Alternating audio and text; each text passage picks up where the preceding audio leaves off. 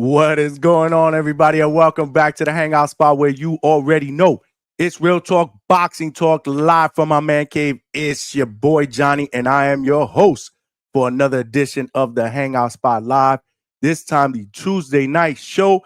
Let's get it popping with Michael Buffer.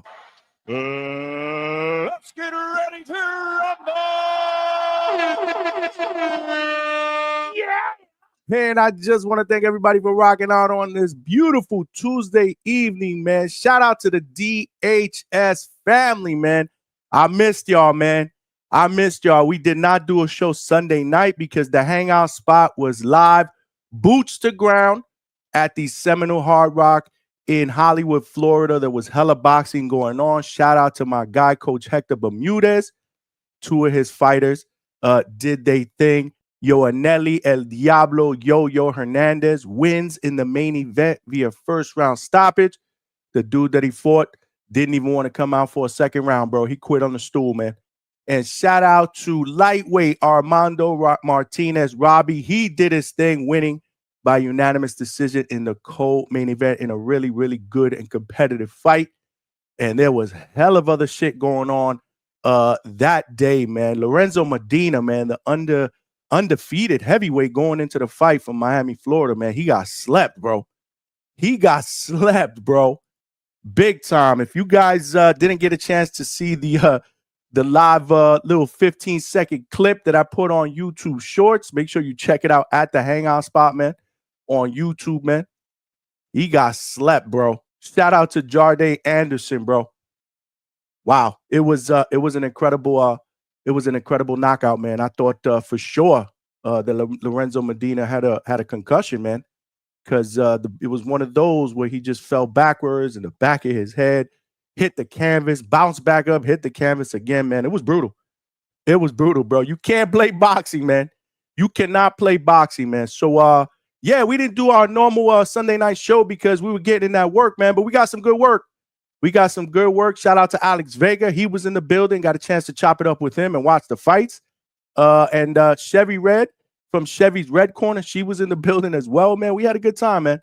We had a good time, man. Last week we had epic shows. Tonight ain't no different, man. We're going to take callers. There's a hell of shit going on in the world of boxing. You got cancellations. You got fights moving. You got a really good card that is being put together for December. We will talk about that in a second.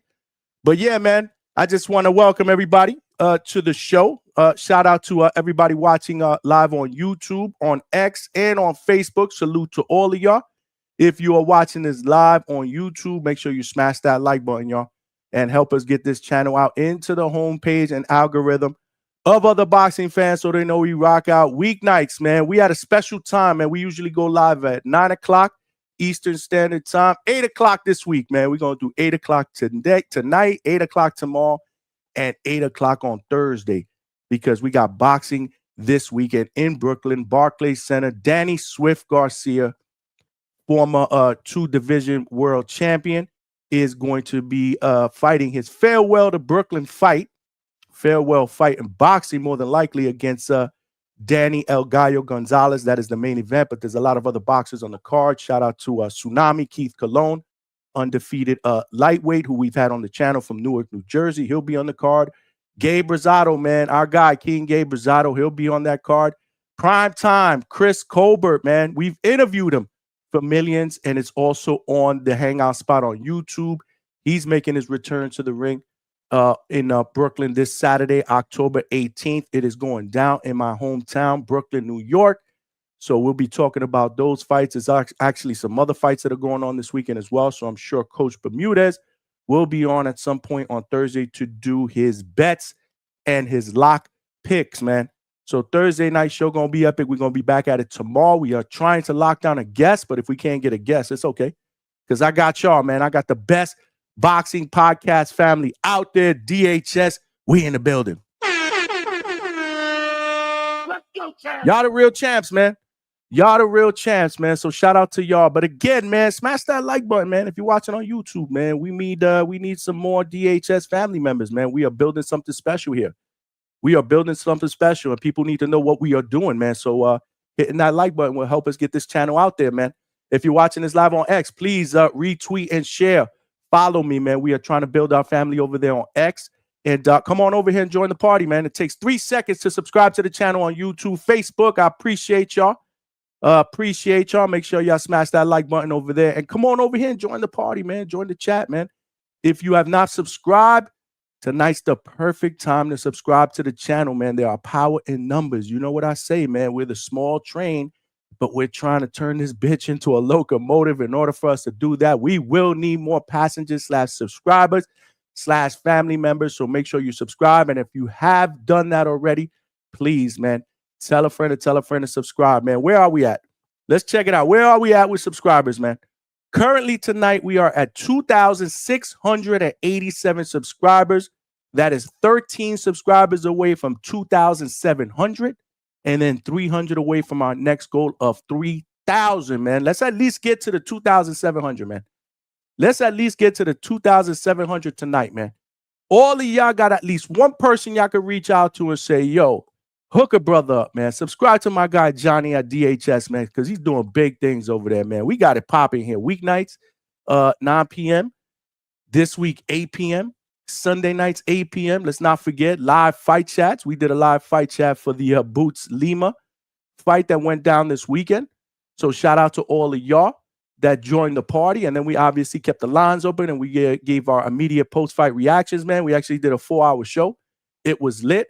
We did a hoodie raffle. Shout out to Iceman Kings Parsons. He has not sent me his information. So if any of you guys see Iceman King Parsons in any of the other chat groups that you guys pop into, whether it be TBV, whether it be the Hatrix, whether it be Marco's channel, whatever. I don't know if he's on any of those channels, but if you guys do see him in the chat, please let him know that he has to send, come on over here. He has to send me his information so that I can get him his hoodie. He was the winner of the hoodie raffle. We will be doing another hoodie raffle very, very soon.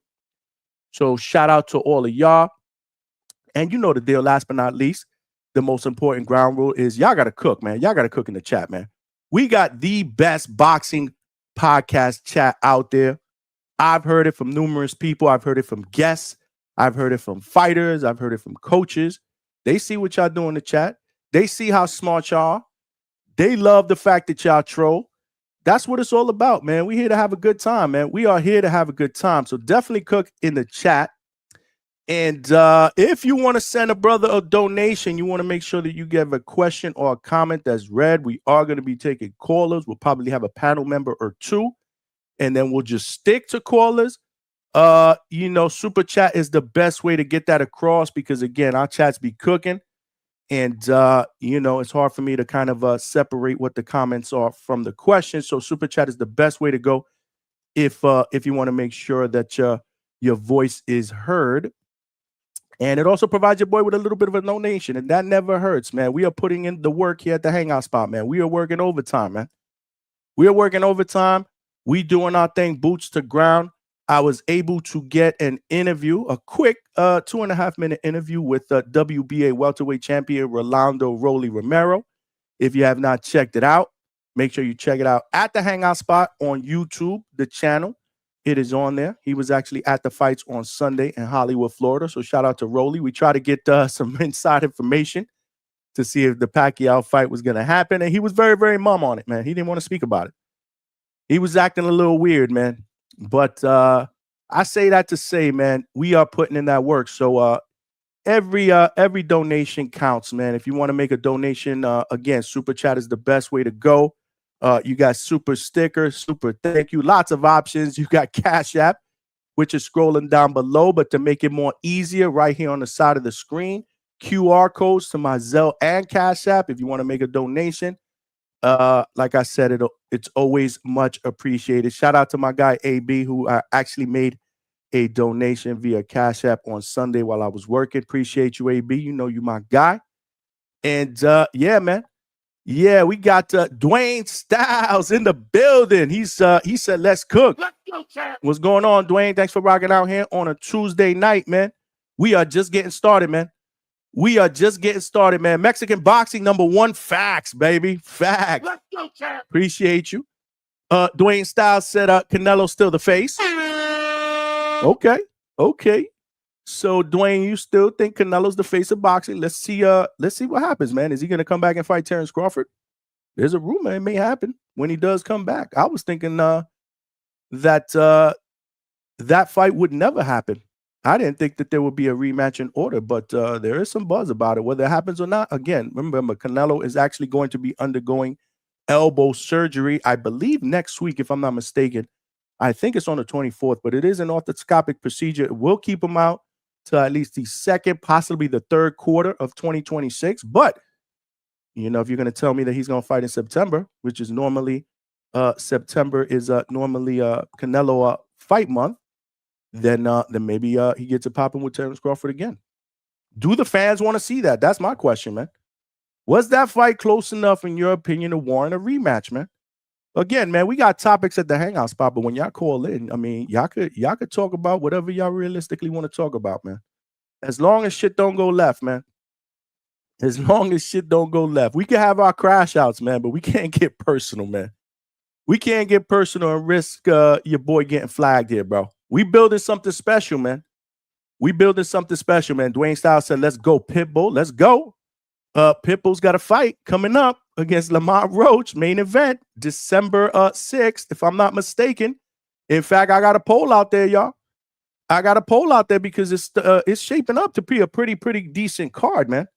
I got to admit, man, it is shaping up to be a pretty decent card. And it better be a decent card, because if you're trying to charge me pay-per-view prices for Lamont Roach versus Isaac Isaka Pitbull Cruz, well, we ain't having that. We ain't having that. That shit is a 2-pack of ass. So you got to give me a decent undercard. I like the fight. Don't get me wrong. I'm not shitting on the fight. I actually like this Lamont Roach Pitbull Cruz fight. But I don't like it enough to pay $79.99 for it. And again, this is being put together by PBC. So more than likely, that is usually what they charge for their pay-per-views. Plus tax is usually about $83, $84, $85, depending on where you live. But good news is it's starting to shape out into a pretty decent card, man. It was announced that Janibek, man, the unified champion at 160, man, he has the IBF strap and the WBO strap. He's going to be unifying those titles against the WBA champion Arislandi, the American Dream, Lara from Cuba. So that fight has been added to that undercard. Very good fight.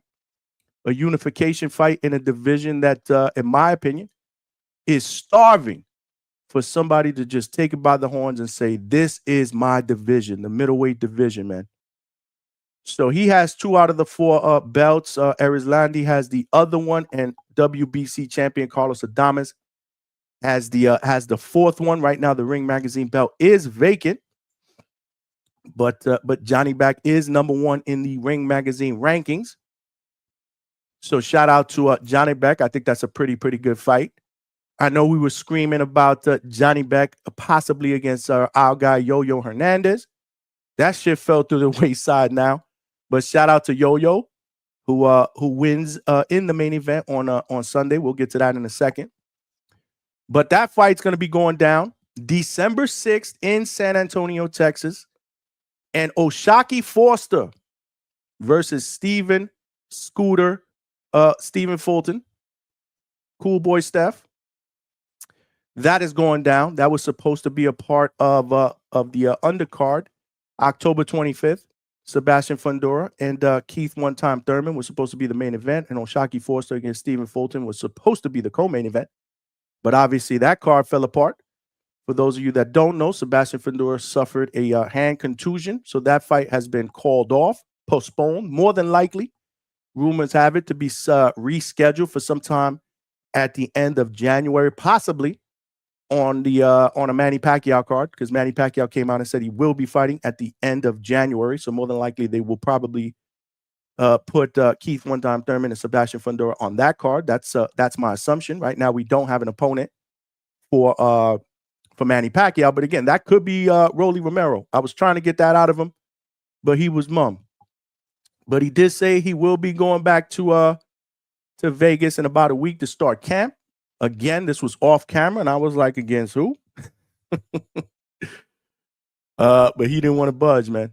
He didn't want to budge. He did say that fight is very, very possible, but again, money will be the deciding factor on Pacquiao's side, I guess. On Pacquiao, he said they want a lot of money over there. So, hey, it'll be a good fight for him, man. And I asked him that question: what would fighting a legend like Manny Pacquiao mean for your career? But again, he didn't say much. But he did give his little bit of a breakdown on the Devin Haney versus Brian Norman Jr. fight, which is upcoming November 22nd. So make sure you check it out, man. Again, it was just a quick one. I caught him, after the fights. It was in the casino, so it was a little bit noisy. But you get what you can get when you're doing boots the groundwork, man, and you're trying to get any type of content. More importantly, man, just making that connection. Just letting people, fighters, trainers, know who you are, what your platform is, what you all about. We are also looking to potentially get fighters and trainers when we were out boots to ground to come on the channel, because that's what I want to do. I want to bring them on here, do interviews. That way we can get the DHS family involved as well. You guys can ask questions. I did put a 10 super chat goal up. If you want to hook a brother up, we do have a 10 super chat goal up. It could be a super chat of any denomination, $1, $2, $20, $50. I don't care, man. Every buck counts, but help a brother get there, man. We're working overtime tonight here at the Hangout spot. Dwayne Styles said, hit the like button on your way in. That's absolutely. And while you're in here, stay in here, because we are rocking out Tuesday night. We got a lot of different topics to cover. 619 Cali Factor in the building. Salute to you, my brother. Let's go, champ. Salute to you. Thanks for rocking out. My brother Wax is up in the building. What up, Wax? Appreciate you. Clarissa's in the building. What's good, Clarissa? She said, rest in peace, D'Angelo. Word, man. Rest in peace, D'Angelo, man. Gone too soon, man. Gone too soon. Great R&B voice during my prime. Yeah, man. Shout out to D'Angelo, man. Rest in peace, man. Lost his battle with, from what I read, pancreatic cancer, man. That's just crazy, man. You never promise tomorrow, y'all. Live every day till the wheels fall off, man. That's my saying. El Consejero in the building. Let's go, champ. Johnny, salute. How about the Mariners? Yo, shout out to the Mariners, man. We're about to go around the sports world in just a little bit before we get started with boxing, because remember, we usually start our Sunday shows with a little bit of a sports recap with what happened around sports, especially in the world of football and the NFL. But yeah, man, the Mariners are cooking right now. They're up 2-0, and they putting the beats on the Blue Jays. I guess the Yankees. I guess the Yankees were the Blue Jays World Series, bro. Because they went out there and they pulled out a can of whoop ass on the Yankees. But now the Mariners are spanking that ass. That's what I'm talking about. Shout out to the Mariners. I said it before the series started that I want the Mariners to win, because the Mariners have never been to a World Series, have obviously never won a World Series.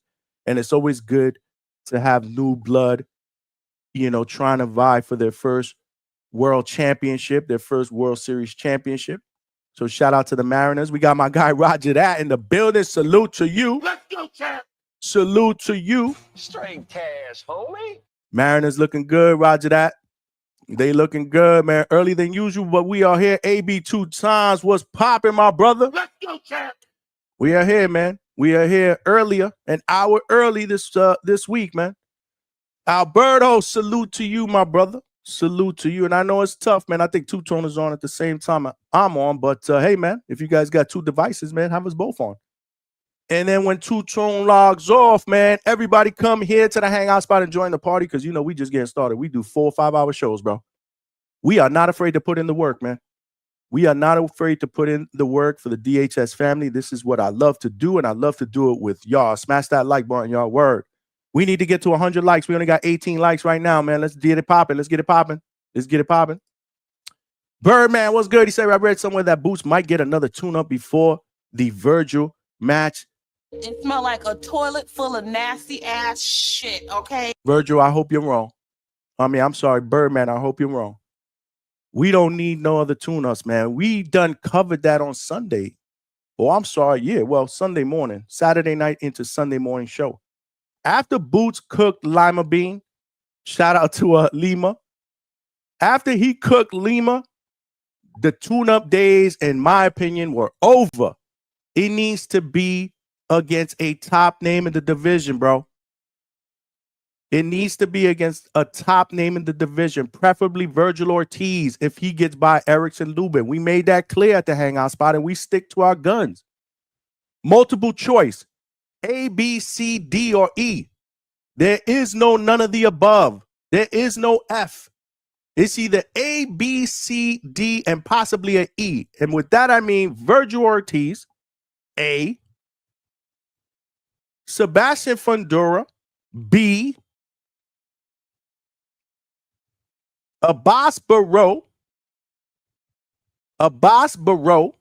C. Bakram, D, who is the IBF champion, Murtataziev, and possibly E. Zandazai, the WBO champion at super welterweight. A, B, C, D, or E. That's it. There is none of the above.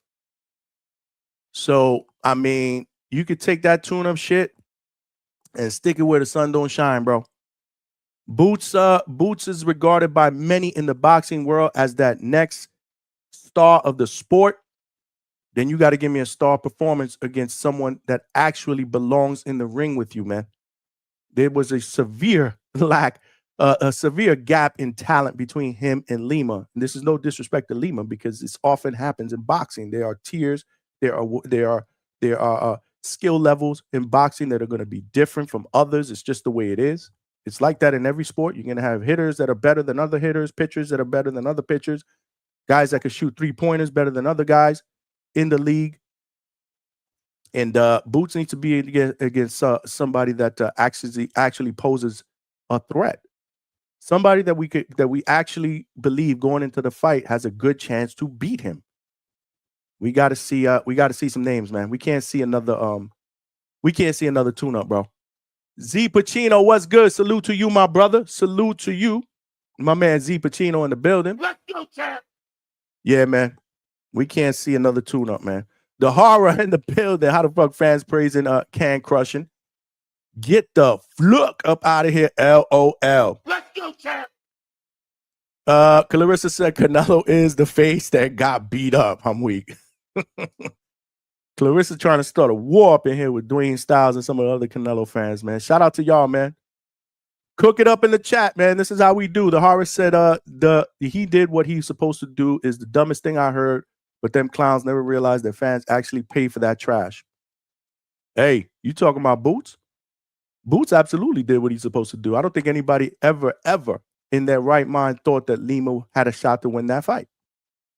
This was Boots' debut at 154 pounds, a division that people say is better suited for him because he grew out of the 147-pound division. And he looked good. I mean, he looked really, really good. He looked fast. He looked strong. He hydrated well going into that fight. This is supposed to be Boots' division.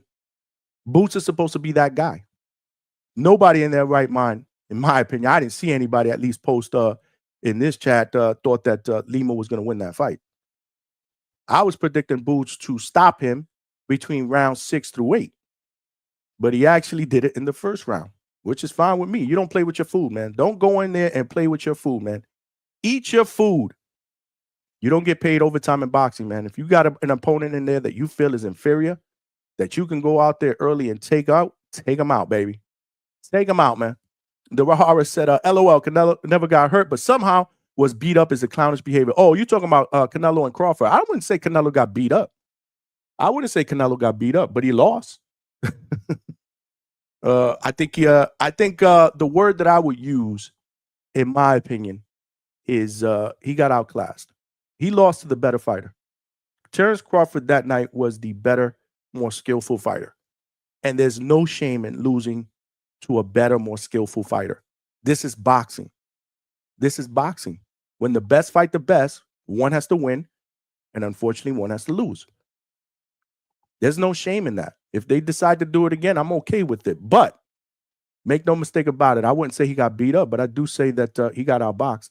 That's just my opinion. But I love Canelo. I want to see him back in the ring, bro. I don't want to see him call it a career, bro. People lose fights all the time. Again, when the best fight the best, you're going to have an outcome where one guy loses. But we're not ready to throw anybody in the trash. We don't do that here at the Hangout Spot. Y'all know that. Y'all know the rules here. We don't throw fighters in the trash. We don't call fighters bums. That shit is sacrilegious, bro. These dudes risk their lives for our entertainment. Look at what happened to Lorenzo Medina, man. That dude got up from that knockdown where his head bounced off the canvas, bro. And he was literally walking to the corner and it looked like he was stumbling over, telling people he was all right. I'm like, yo, get this dude to the hospital, bro. Looks like he got a concussion, man. That shit ain't nothing to play around with, man. Boxing, you can play baseball, you can play football, you can play all other sports. You cannot play boxing, bro. So you get the ultimate respect here at the Hangout Spot. All fighters, y'all know the deal. Janibek came up to Adame's side of the street. Now Adames ain't want that Janibek smoke, bro. So shout out to Lara, man, at 42 years old. Stepping up to the plate, man. Lara is stepping up to the plate, man. Shout out to all of y'all, man. We got over 20 some odd likes, but we got over 40 people up in here. We got about over 50 all together with X and a few on Facebook. Again, we are just getting started.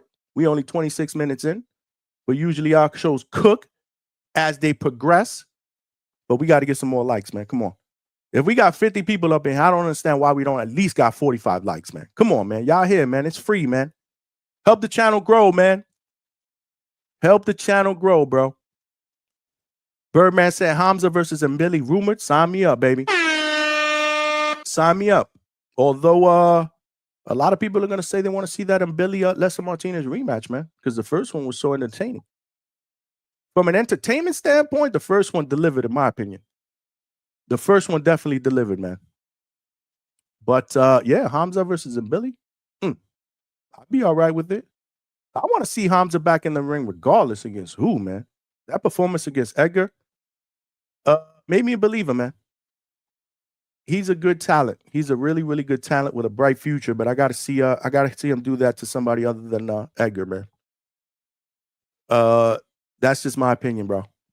That's just my opinion. Boots Vega in the building. He said, came in real quick to say, what's up? I'll be back later. You know, you're always welcome. My brother had a great time with Vega at the fights, man. Vega's a real one. Although I didn't even recognize Vega. So, you know, Vega got that beard, right? This dude, you know, I guess he was shaving Sunday morning and jacked up his beard, decided to cut the entire beard off. This dude looked like a totally different person. I kid you not, bro. Let's go, champ. He looked like a totally different person, bro. If he wouldn't have told me before I met him in the casino that he had chopped off his beard, this dude would have came up to me and said, yo, what's up, Johnny? What's good? And I would have looked at him like, yo, I don't know you, bro. Who are you? Totally different person, bro. Shout out to Vega. This is nasty. But, man, we had a good time, man. We had a good time talking shit during the fights, man. Yeah, man, we got a chance to hang out with Coach Bermudez before his fighters fought. We chopped it up with Coach Bermudez. Shout out to Coach Bermudez. His fighters did their thing. Before we give you a little bit of a recap with what went down this weekend. Nah, man, we can't wreak havoc. We can't sing in the D'Angelo chorus, bro. We can't do that here, bro. Let's go, champ. Because it would sound really, really bad. It would sound like that shit is a 2-pack of ass. It would sound like a 2-pack of ass, bro. Brown sugar, babe. Brown sugar, babe. That's the most you gonna get out of me, bro. T-Mac 149 in the building. What's good? Salute to you. Salute to the chat, man. Shout out to the family. Shout out to the family. Speaking of family, Attorney Bailey, I salute you with both hands, my brother. Thank you for the continued support, man. I appreciate you. Falcons, Johnny beat the Bills. Absolutely. I was loving that shit. In fact, shout out to the Normans, Coach Brian Norman Sr., the WBO welterweight champion Brian Norman Jr., my guy. They were actually at the game last night.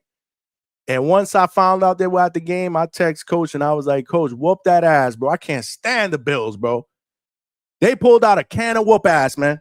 Shout out to the Falcons, Attorney Bailey. That's what I'm talking about, bro. That's what I'm talking about. For those of you guys that just came in here, I am not singing Brown Sugar again. If you missed it, you missed it. But talking about football, man, let's go around the league, man. Let's go around the sports world, actually, real quick, man, real quick. Shout out to my Buckeyes, man. They continue to be the best team in college football, man. They took care of business this Saturday afternoon. They took care of business this Saturday afternoon. They continue to have the best defense in college football.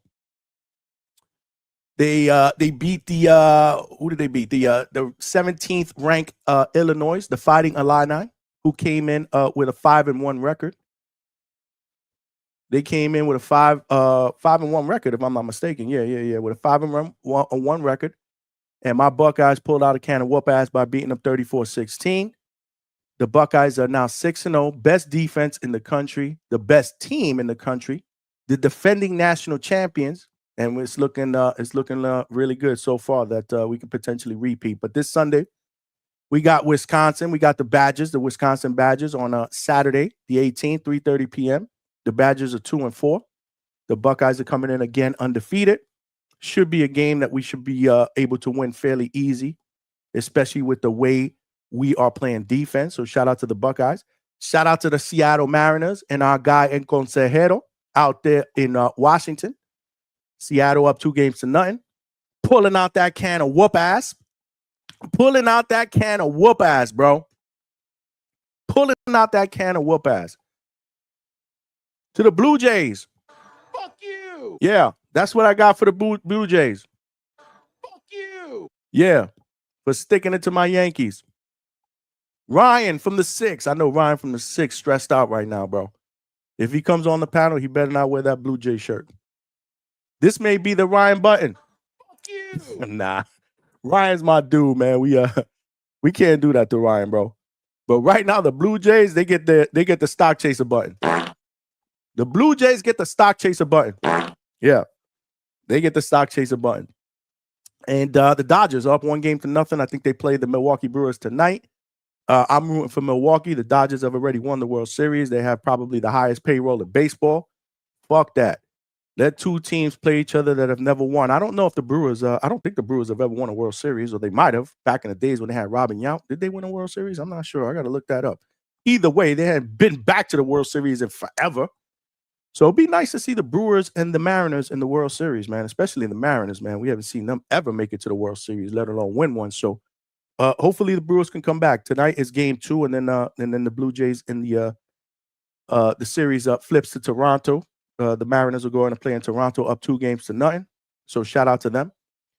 NFL football, the Donkey of the Day award. The Donkey of the Day award goes to Aaron Glenn, head coach of my shitty New York Jets. That shit is a 2-pack of ass. The Jets embarrassed themselves this time in London, bro. And shout out to all those Jet fans that actually took that trip and wasted all that money to fly across the pond to see this team play one of the worst football games I've ever seen in my entire life. And granted, I didn't even see the whole game. I told y'all I was not getting up in the morning at 9 o'clock in the morning to watch this team. We went to bed late. We didn't finish the live fight chat till 1:30 in the morning, I believe. I didn't get to bed till probably about 3 in the morning.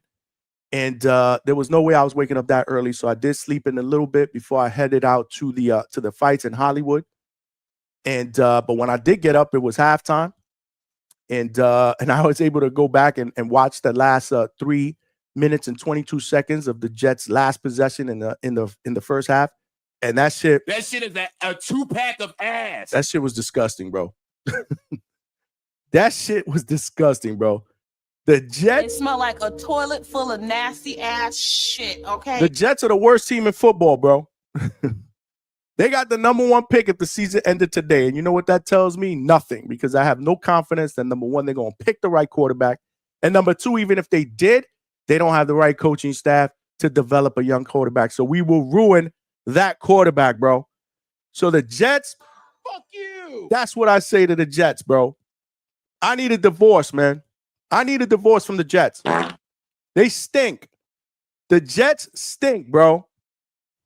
The Jets stink. That shit is a 2-pack of ass. Aaron Glenn stinks. That shit is a 2-pack of ass. Pack their asses up and move to Alaska. That shit is a 2-pack of ass. Terrible. Shout out to everybody that actually roots for a football team that has a heartbeat, that actually plays competitive football. The Jets belong in the XFL, bro.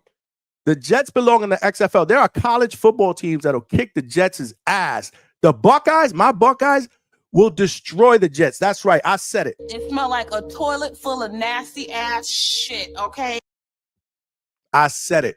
The Jets are 0-6, and I really don't see any game that they are going to win in the near future. This weekend, they play the Carolina Panthers, who just whipped on the Cowboys, who whipped on us the week before that. This is nasty. The Jets are disgusting. I don't even want to talk about them. But that's my rant for the week. Shout out to the Falcons. I got to give the Falcons props for doing their thing and beating the crap out of the Bills. I can't stand the Bills, so that actually worked out well. This is what I do every year. Since my team is garbage, I just root for the other teams to beat the teams that I hate. The Chiefs are now 3-3. They beat the Lions.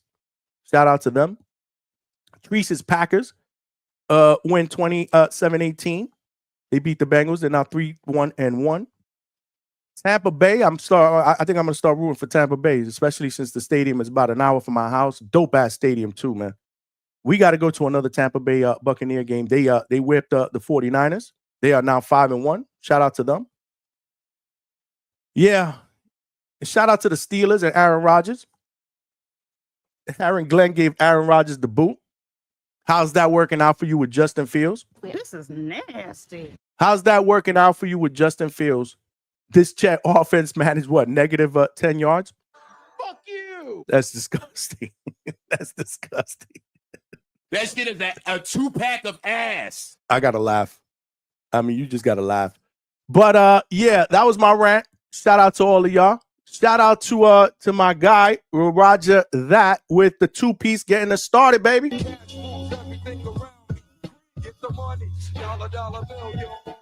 Straight cash, homie. Appreciate you, Roger. The first super chat of the night. He said, Johnny, stop the singing. Let's go, champ. Why you hating, man? Why you hating? Yeah. Brown sugar, babe. I get high off the love. Let me stop, man. I'm practicing for my karaoke, because I be doing karaoke, man. When we go on these cruises, I do karaoke. I ain't scared. I'm there to have fun, man. Shout out to Roger. That was the first super chat of the night. We need 9 more to hit our goal, y'all. We do have a 10 super chat goal. Help a brother get there. We are just getting started. And you know the deal here at the Hangout spot. We are working overtime. And we will be taking some calls. Really want to get everybody's take. But yeah, man, Janibek and Lara announced for a middleweight unification. 3 straps on the line. That's going to be a good fight. Sebastian Fundora hurt. Hand contusion. Fight canceled against Keith Thurman, which was about to go down next week. This weekend is the 18th. So Danny Garcia headlines in Brooklyn in his farewell tour. Farewell fight, farewell to Brooklyn, whatever you want to call it. Don't expect to see Danny Garcia back in the ring. But shout out to his opponent, Danny El Gallo Gonzalez, who we interviewed. Great interview, by the way. Good dude. He's from New York. He's from Queens. He's from Woodhaven. We had a lot in common. If you didn't check out that interview, make sure you check it out. And, he's working hard, man. So salute to him, man. Salute to him. Stephen Fulton. Cool boy Steph, as he used to be, used to be nicknamed. Now it's a Scooter Fulton going up against Shockey Foster, man. That's going to be a really good fight.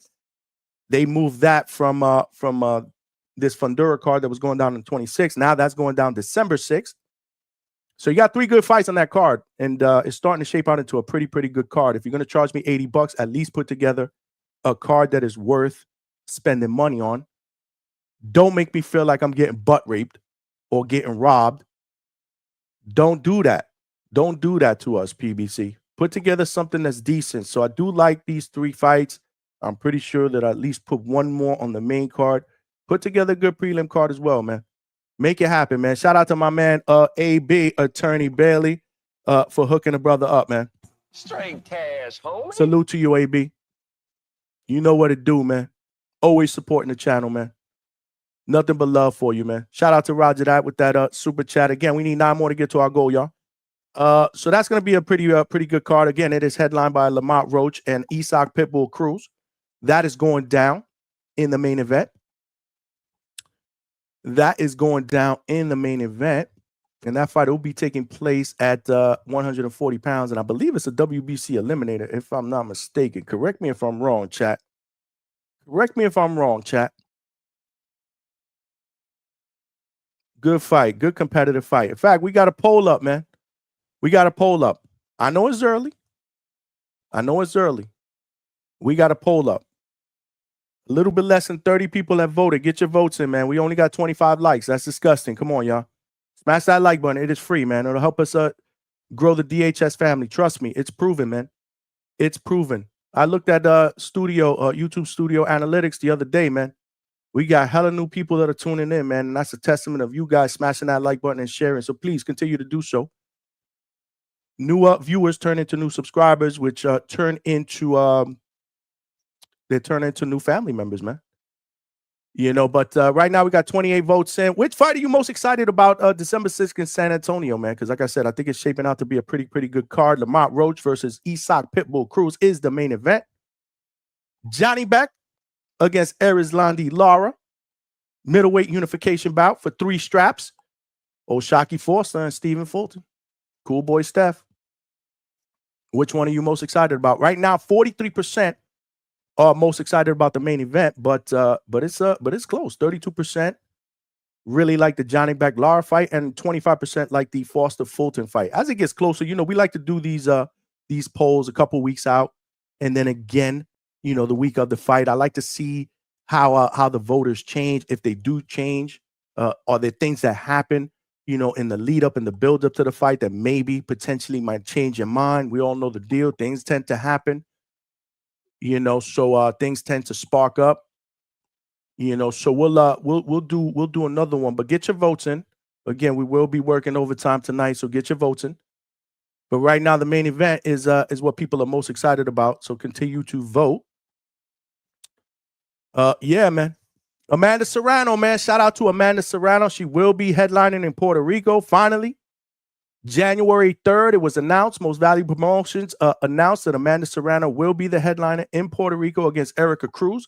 And this will be men boxing rules, 10 rounds, 3-minute rounds. Shout out to the champ. Let's go, champ. She will be defending her unified, her undisputed featherweight titles, if I'm not mistaken. Normal weight division. Shout out to Amanda Serrano. I saw that through the airwaves. 10 rounds, 3 minutes, man. Shout out to the females. Or the women. Like Chevy Red. She gets offended when we say females, which I still don't understand. Like, what's wrong with that? But shout out to Chevy Red, man. She was in the building, man. She was putting in that work on Sunday, man. We was working. The hangout spot was working, bro. That's why we couldn't do a Sunday night show, because we was working on Sunday, man. Coach Hector Bermudez's guys, they did their thing, man. Yo-Yo Hernandez. It was a late replacement. This dude had like 100 losses. I think he had like 40 losses. But again, it was a late replacement, man. The dude that Yo-Yo was supposed to fight pulled out. Pause. But the show went on. Yo-Yo was the main event. And he did his thing in the first round to the tune of a first-round stoppage. The dude didn't even want to come out. He didn't even want to get up from the stool. So Yornelli Yo-Yo Hernandez, the Cuban beast El Diablo, trained by our guy, Coach Hector Bermudez, managed by my guy Big Rob from Dream Big Management. Shout out to Yornelli. Now what's next? We did want a Janibek fight. But that's not going to happen. At least not in the near future. He got Lara problems. So who do we see? Well, they called out Carlos Adames, WBC champion. What's going on? Adames didn't want that Janibek fight. So let's get it popping. Let's get it popping with Yo-Yo, bro. Make no mistake about it, man. Yo-Yo's a beast, bro. He's a problem. He's going to be a major fucking problem at middleweight, bro. So let's see that fight. Nonetheless, man, shout out to my guy Brian Robles from Square Circle Fighters, man. And the family over there at Miami KO Fitness Gym. Treating me like family up in there. Giving me access. Shout out to my guy, the Alien King, Aaron Aponte. This is actually his t-shirt. Shout out to my guy Brian for hooking the brother up. Revenge Tour. Aaron Aponte did his thing. He won by stoppage. Shout out to my guy Aaron Aponte, who did his thing. Andrew Garcia, who also fights under the Miami KO Fitness Gym banner over there. He did his thing. He is now 2-0. My guy Carlos Velez won his pro debut. He's 1-0 via stoppage. All these dudes that you hear me talk about will be on the channel. We will be bringing them on the show. They are family. So we are working on trying to get them on the show in the near future, as well as some other big names we're working on behind the scenes. Once we start nailing these interviews, I'll let you guys know. But in the meantime, make sure you guys hit your notifications, because again, today we went live an hour early. We usually do 9 o'clock, but we decided to go an hour earlier today. Might be the same tomorrow. Definitely might be the same on Thursday as well. Lots to talk about. Tomorrow, I want to spend a lot of time talking about Danny Garcia and his career. I think it's a very, very intriguing question. Do fight fans consider Danny Garcia a Hall of Famer? So again, homework, guys. Homework. Tomorrow's show, we will be taking callers. We'll have a panel member up here, and we'll be talking about it, and we'll be giving our take, and we'll be debating. Is Danny Garcia, based on what he's done in his career, a Hall of Famer? So that is homework. That is tomorrow's show. And then Thursday's show, we will break down the card and do our picks with either Coach Bermudez. Maybe we'll get Claymore Rain up in here because he's a big betting guy. Alex Vega, from what you guys tell me, Alex Vega's parlays are usually on point. So yeah, we'll have a good time. We got some options with the bets.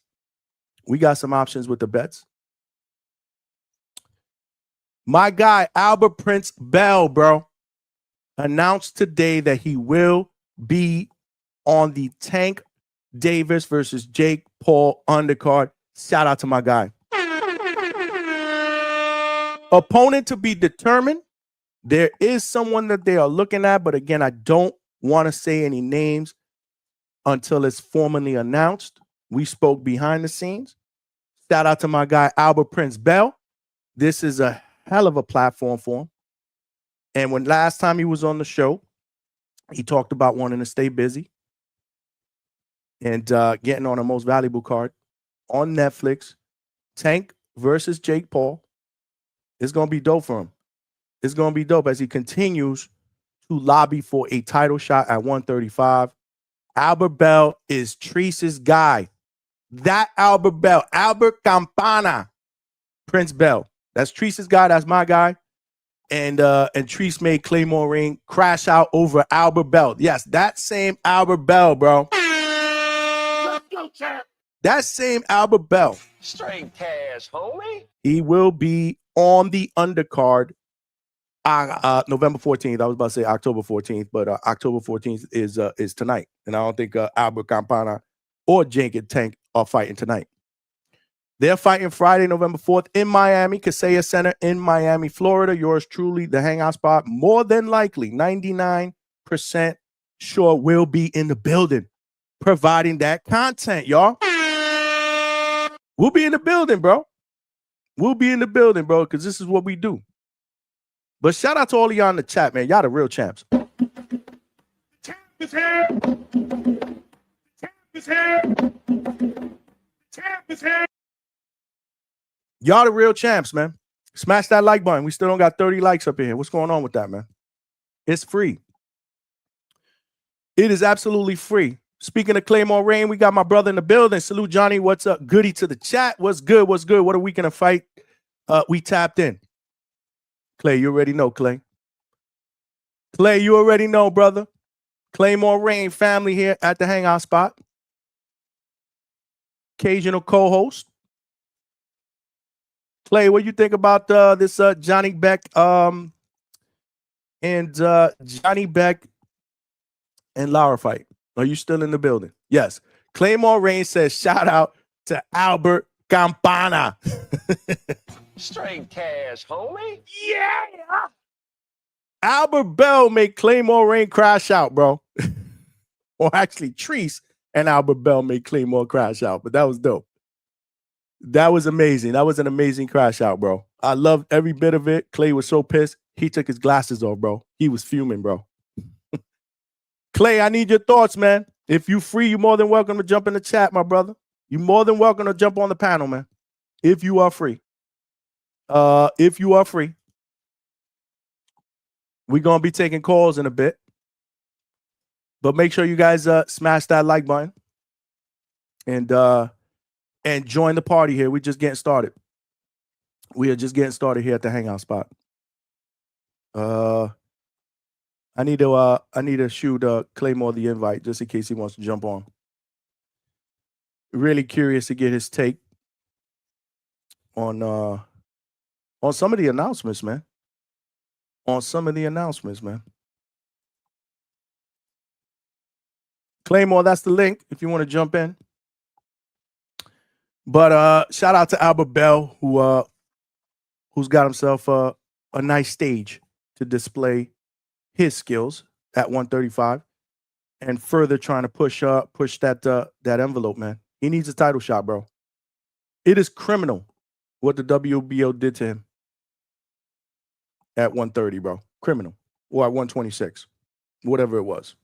This dude was the number one contender for over a year and never got a shot at Navarrete. That shit was a 2-pack of ass, bro. That shit was a 2-pack of ass. That shit is a 2-pack of ass.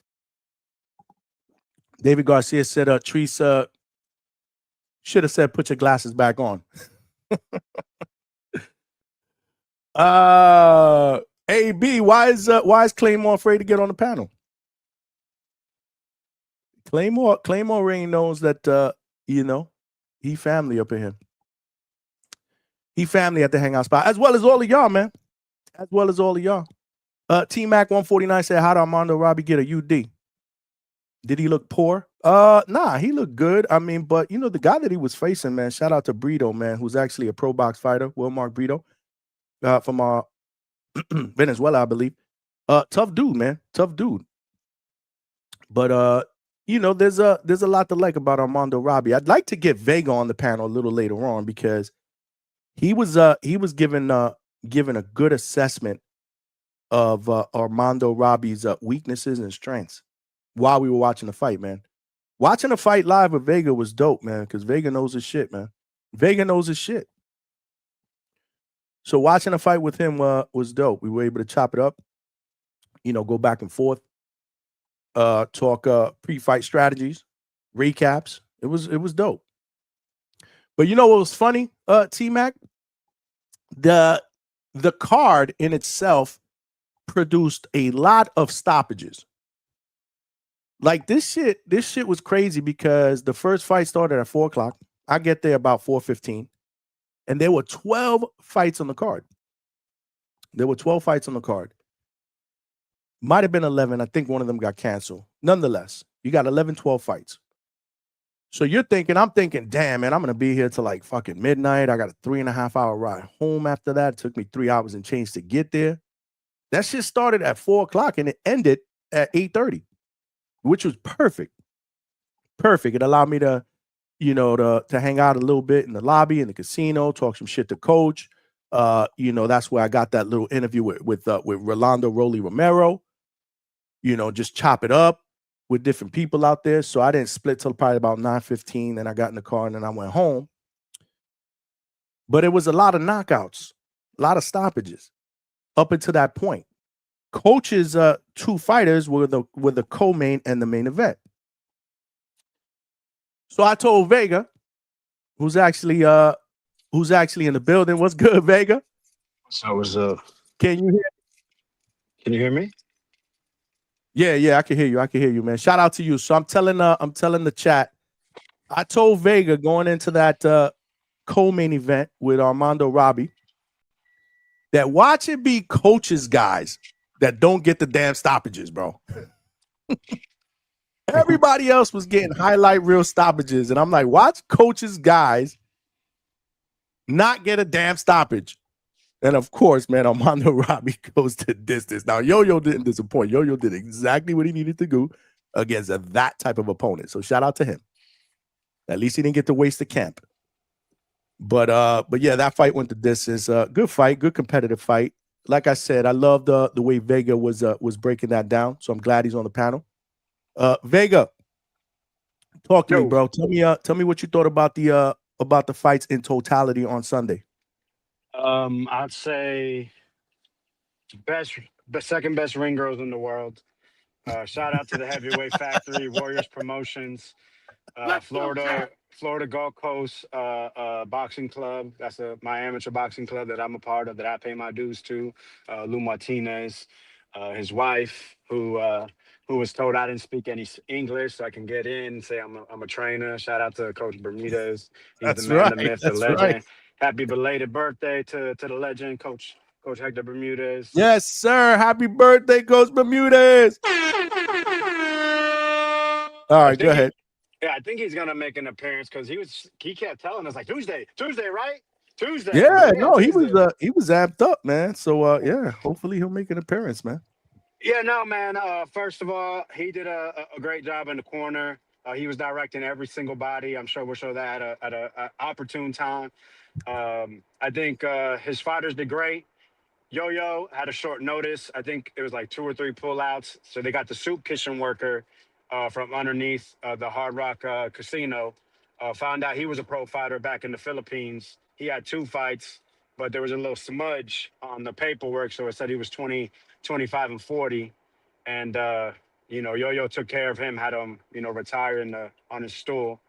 And Armando, man, real ballsy by him and his team to have a big fight coming up on a Riyadh season Night of the Samurai card and have them fight that level of guy.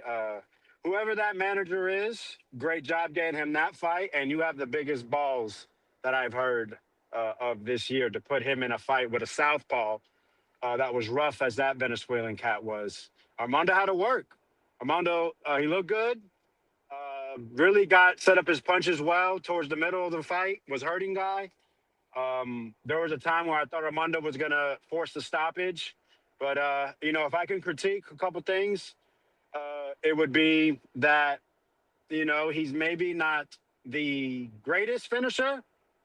And that, maybe his motor just doesn't go off at the right times, which that can be worked out. Like I said, there's a big fight coming up. Maybe there was a bit of distraction.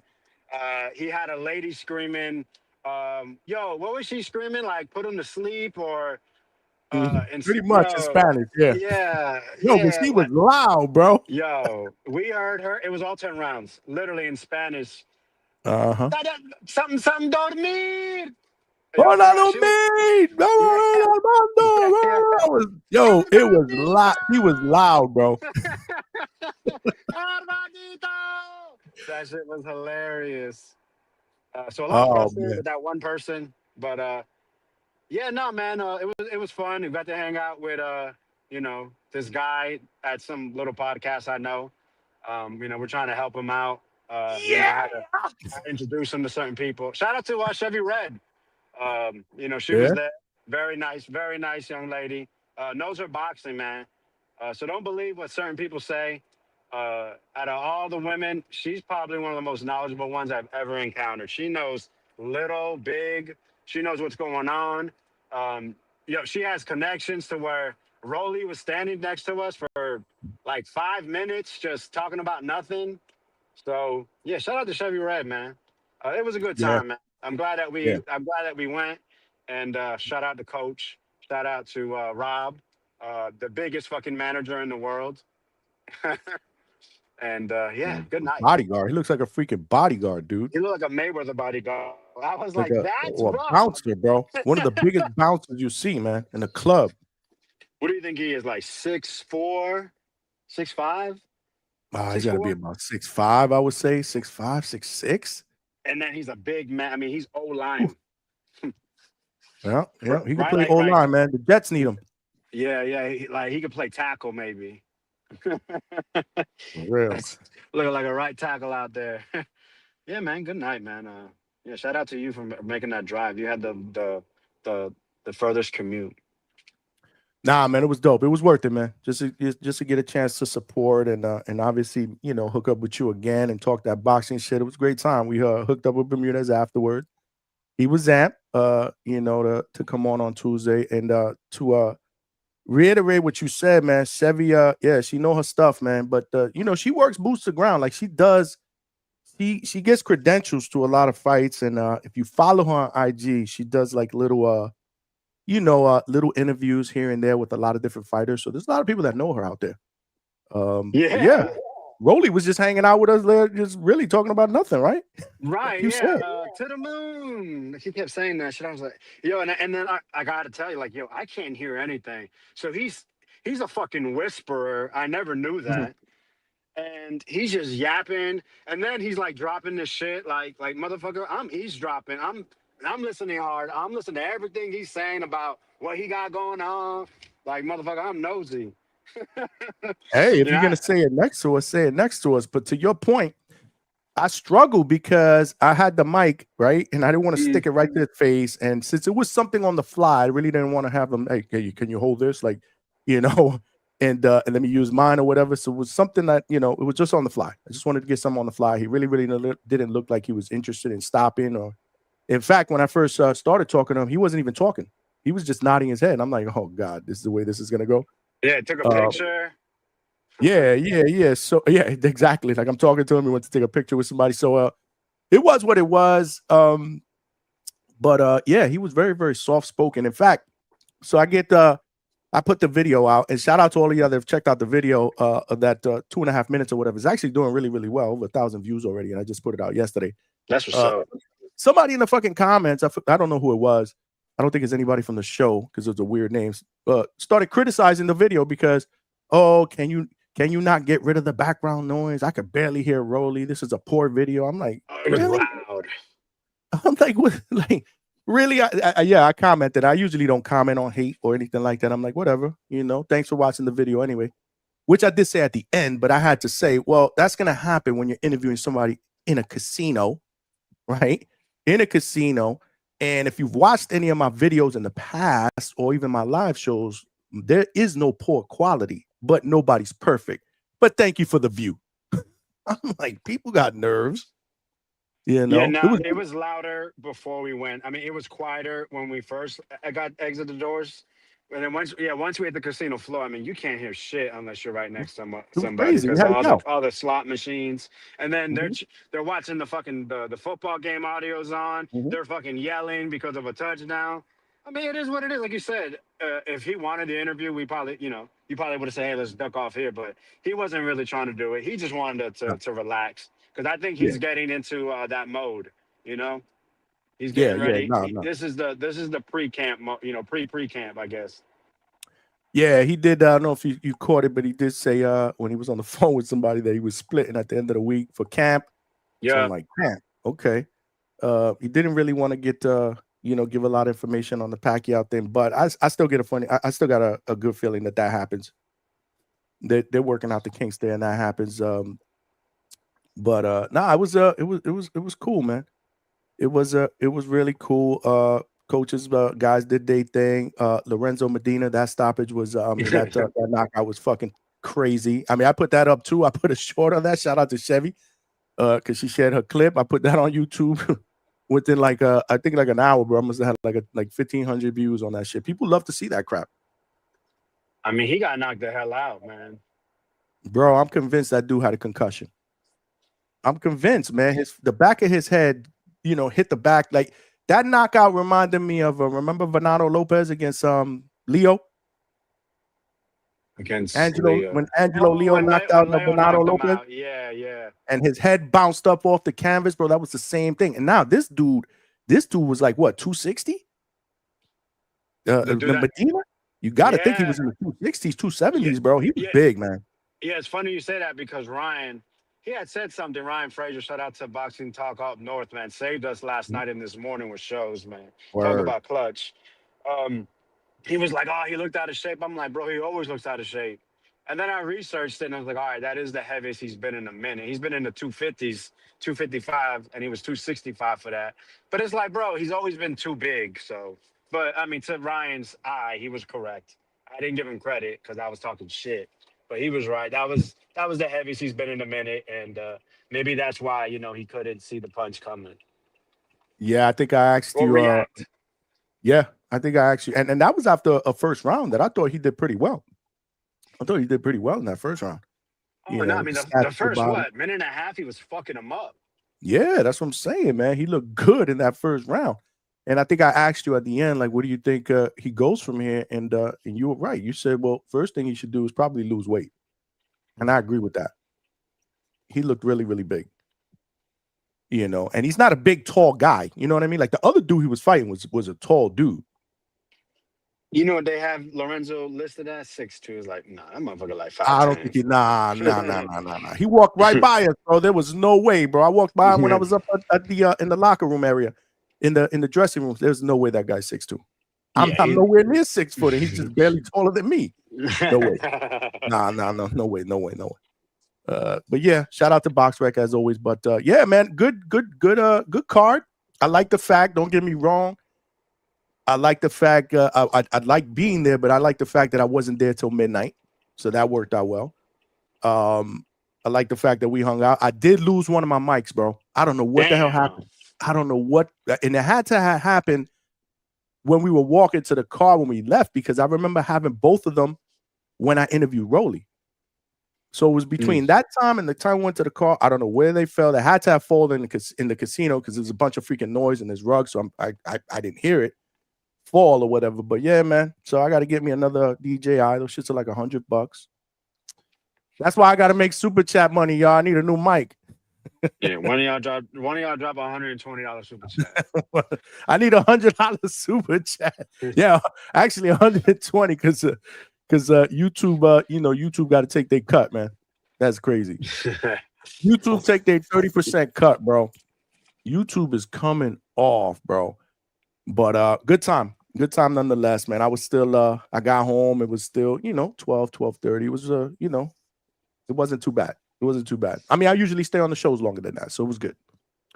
But what do you think about this Janibek Lara fight, bro? 160 has been a dead zone, and really there's only one way to get things popping. And that is the easiest way: get guys to fight each other, right? He's 1,700 years old, but you see that he still has, he still can crack. He still has that technical ability. And Janibek is one of those guys that's like, yo, you put him in there with a scrub, he dusts them. What's gonna happen when he faces somebody of actual? You breaking up, Vega. You must be in a bad place.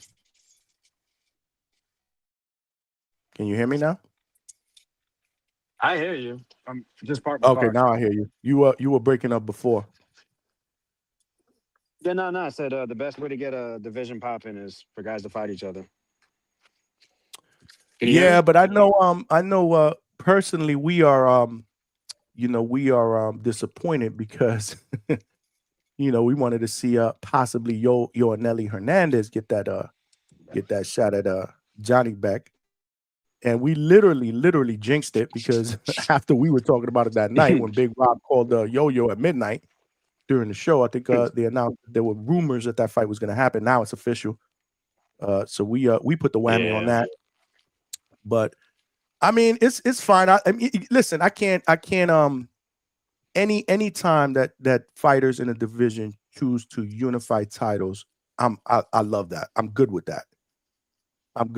But I got to be honest. I mean, I didn't think that Lara would fight again. He's 42 years old. We really haven't heard anything from him after the Danny Garcia fight, right? The Danny Garcia fight was the last time we saw him in the ring. Am I correct? Yeah, that was Canelo Berlanga. Right. So I was like, is he even going to fight again? But he's going to fight. I'm sure he keeps himself in tremendous shape. I would love to know if 42 is his real age. And I say that respectfully. Shout out to Two-Tone, because you just never know. But he keeps himself in tremendous shape. So, I'm sure he is. I'm being more sarcastic than anything else. But it's good. It's good. It's good for the division. But that division, like you were alluding to, it really, really needs someone to kind of stand out above and beyond. Like, this is my division. Every other division potentially has that guy. And this one doesn't. I mean, it could be Janibek. We'll see. But this one really does not have that. And now, if he has, the winner will have 3 out of the 4 straps. Maybe that guy, it could potentially be Janibek or even Lara if he wins. Who would you favor? Again, we're not breaking it down. This is just initial reactions. Who do you favor in that fight? I'm gonna go Janibek. Just being You're gonna younger, go Janibek? fresher. Yeah. Yeah. No disrespect to Lara, but yeah, I gotta go with the guy that is just, I think he's hungry. I think he's been waiting. And I think he has serious skills. Agreed. Yeah, initially. And again, like I said, I mean, this guy's 42 years old. He's got to start showing his age. He hasn't really, I mean, he's not the Lara of the mid-30s, but Father Time is undefeated, man. How many times are you going to go against the grain? This dude is in his prime, man. So yeah, I like Janibek, but I also like the fact that they put it on the Roach and Pitbull card because they trying to charge. I'm sure they're going to try to charge $80 for that. I'm sure that's going to be a $79.99 or $69.99 card. If you are going to try to charge me that, then at least put some good fights, good competitive fights on the card.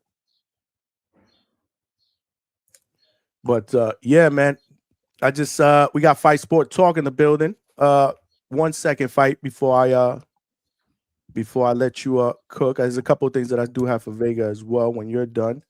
But CJ Rich, boxing and BS with the $5 piece.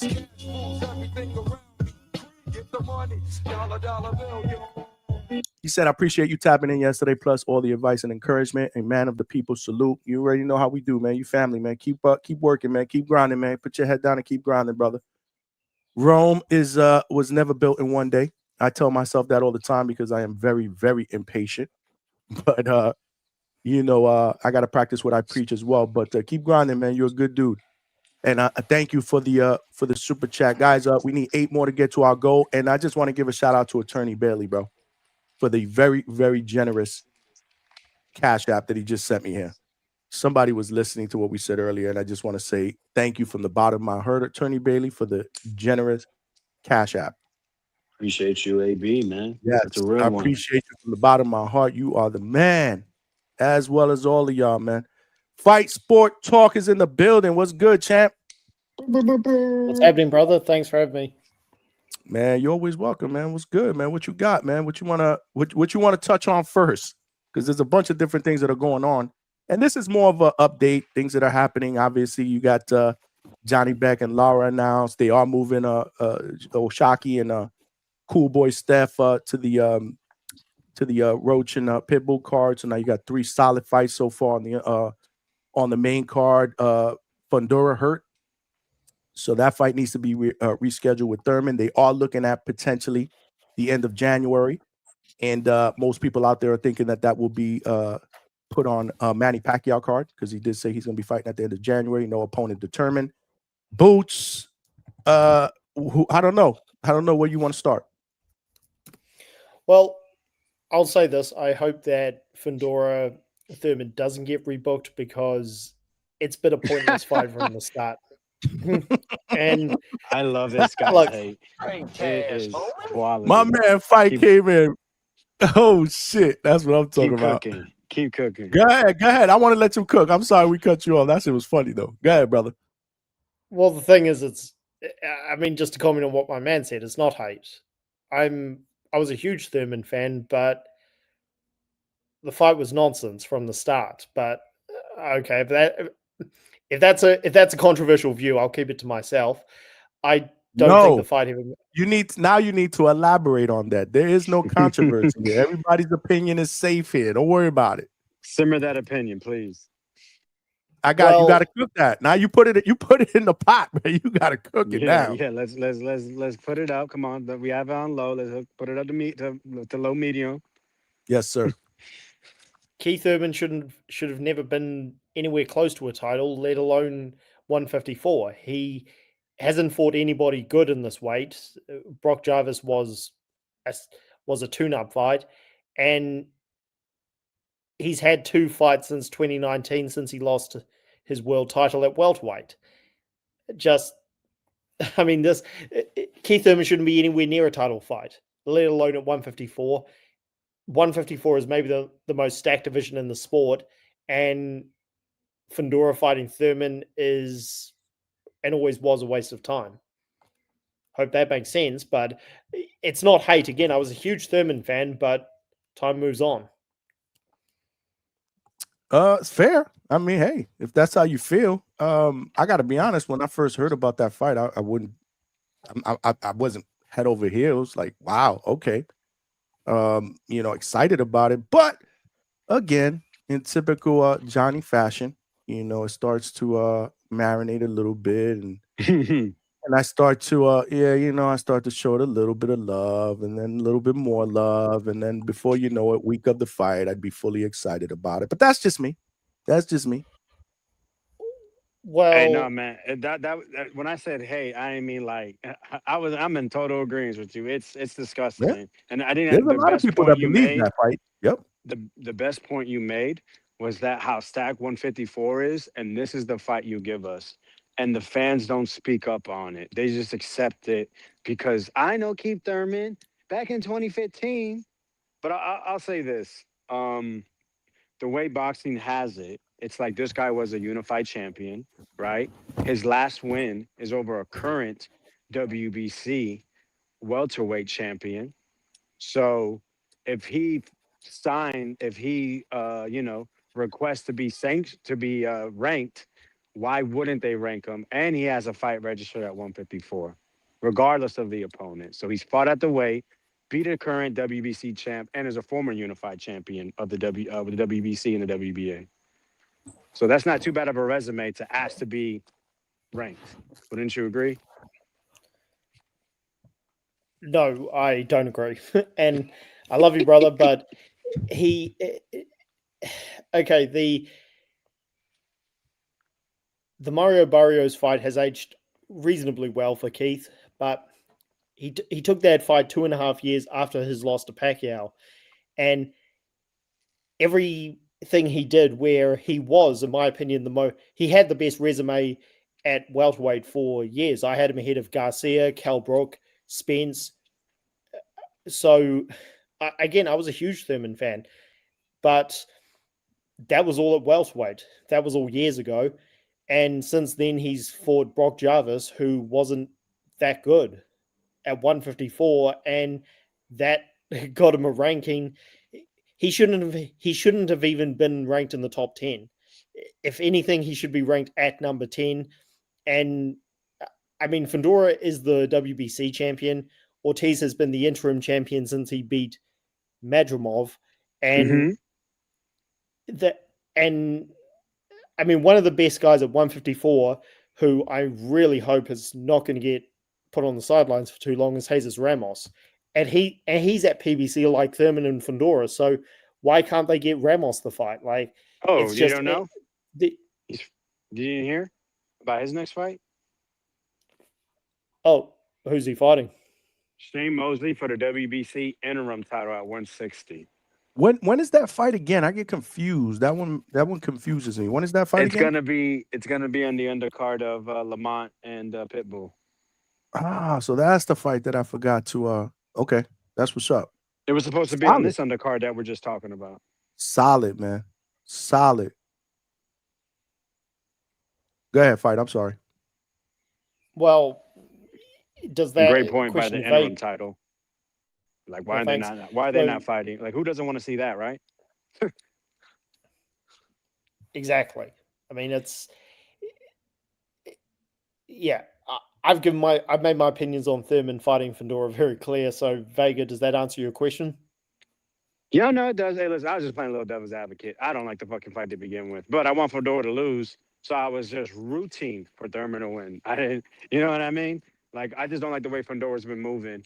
You know, the Cordell Booker fight was ridiculous to me. Nothing against Cordell. Cordell, he's a nice guy, great story. But I mean, he's been fighting at 160, hasn't made a weight at 154 in years, and he gets a 154 title shot. And then it was obvious that he, was going to get stopped by Fundora. I mean, that fight was a complete waste of time, just like this Thurman fight could be a complete waste of time. And I was always worried that Thurman was going to be hurt, and it's funny that Fundora is the one that has a reported injury. Yeah. Yeah.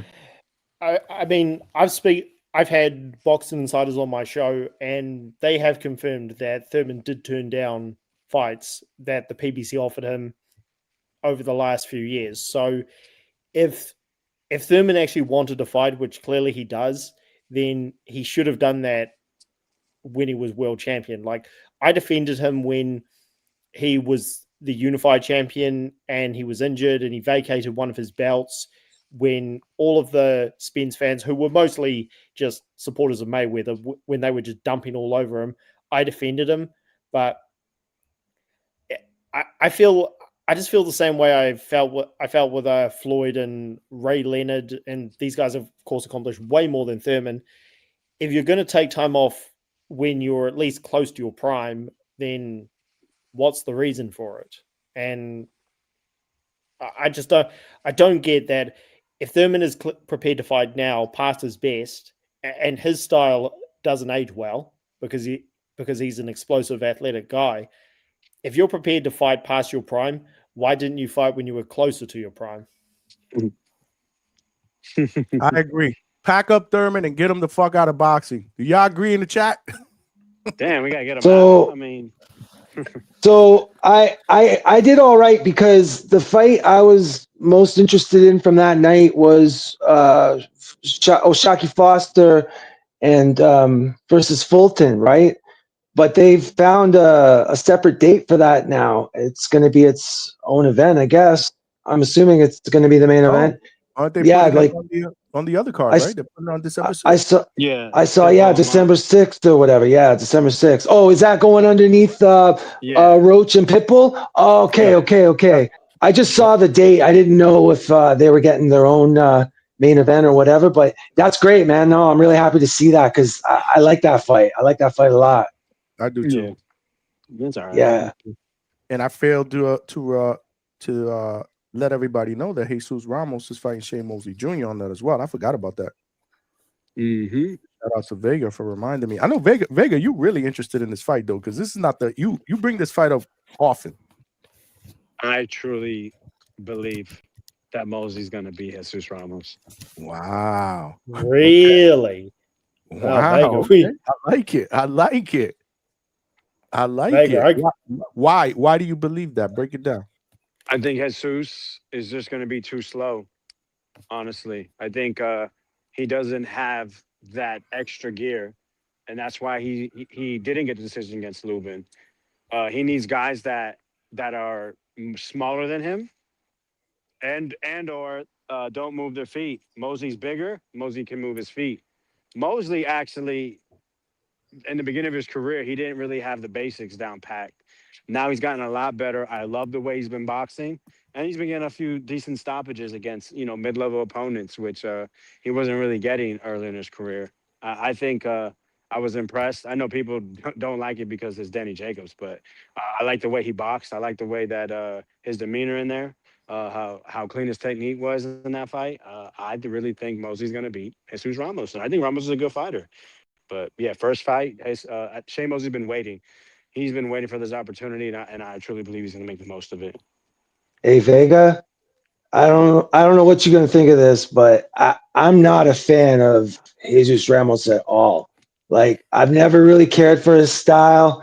I don't find him to be a great fighter. I thought Lubin did enough to beat him. It was a close fight, but I felt confident that Lubin had beat him that night. Like, there's something about just his boxing that I don't care for. And I mean, anything beyond that, like, I'm not seeing it. If there's some great amount of heart or something happening in there, I'm not feeling it. I don't know. I feel like a lot of people like Jesus Ramos, and I'm kind of in the minority on that. What do you guys think? Chad, first of all, welcome back, my brother. It's good to have you on the panel. Good to hear you, man. Thanks, Johnny. And I know you're always watching, but I'm saying it's good to have you up here talking your shit, man. I love it. So welcome back. And Alberto and a couple of other people in the chat agree. I gotta be honest, bro. I've always felt like there's been something left on the table when it comes to Jesus Ramos. Like, there's always, to me, I've always felt like there's something left to be desired with him. Like, Hey. I've never felt like, what was that? Who said that? No, my bad. I was talking to the dog. Apologies. Oh, Johnny, no. Johnny, let me just say one thing that I feel like as much as I don't care for him, it's like his name comes up a lot.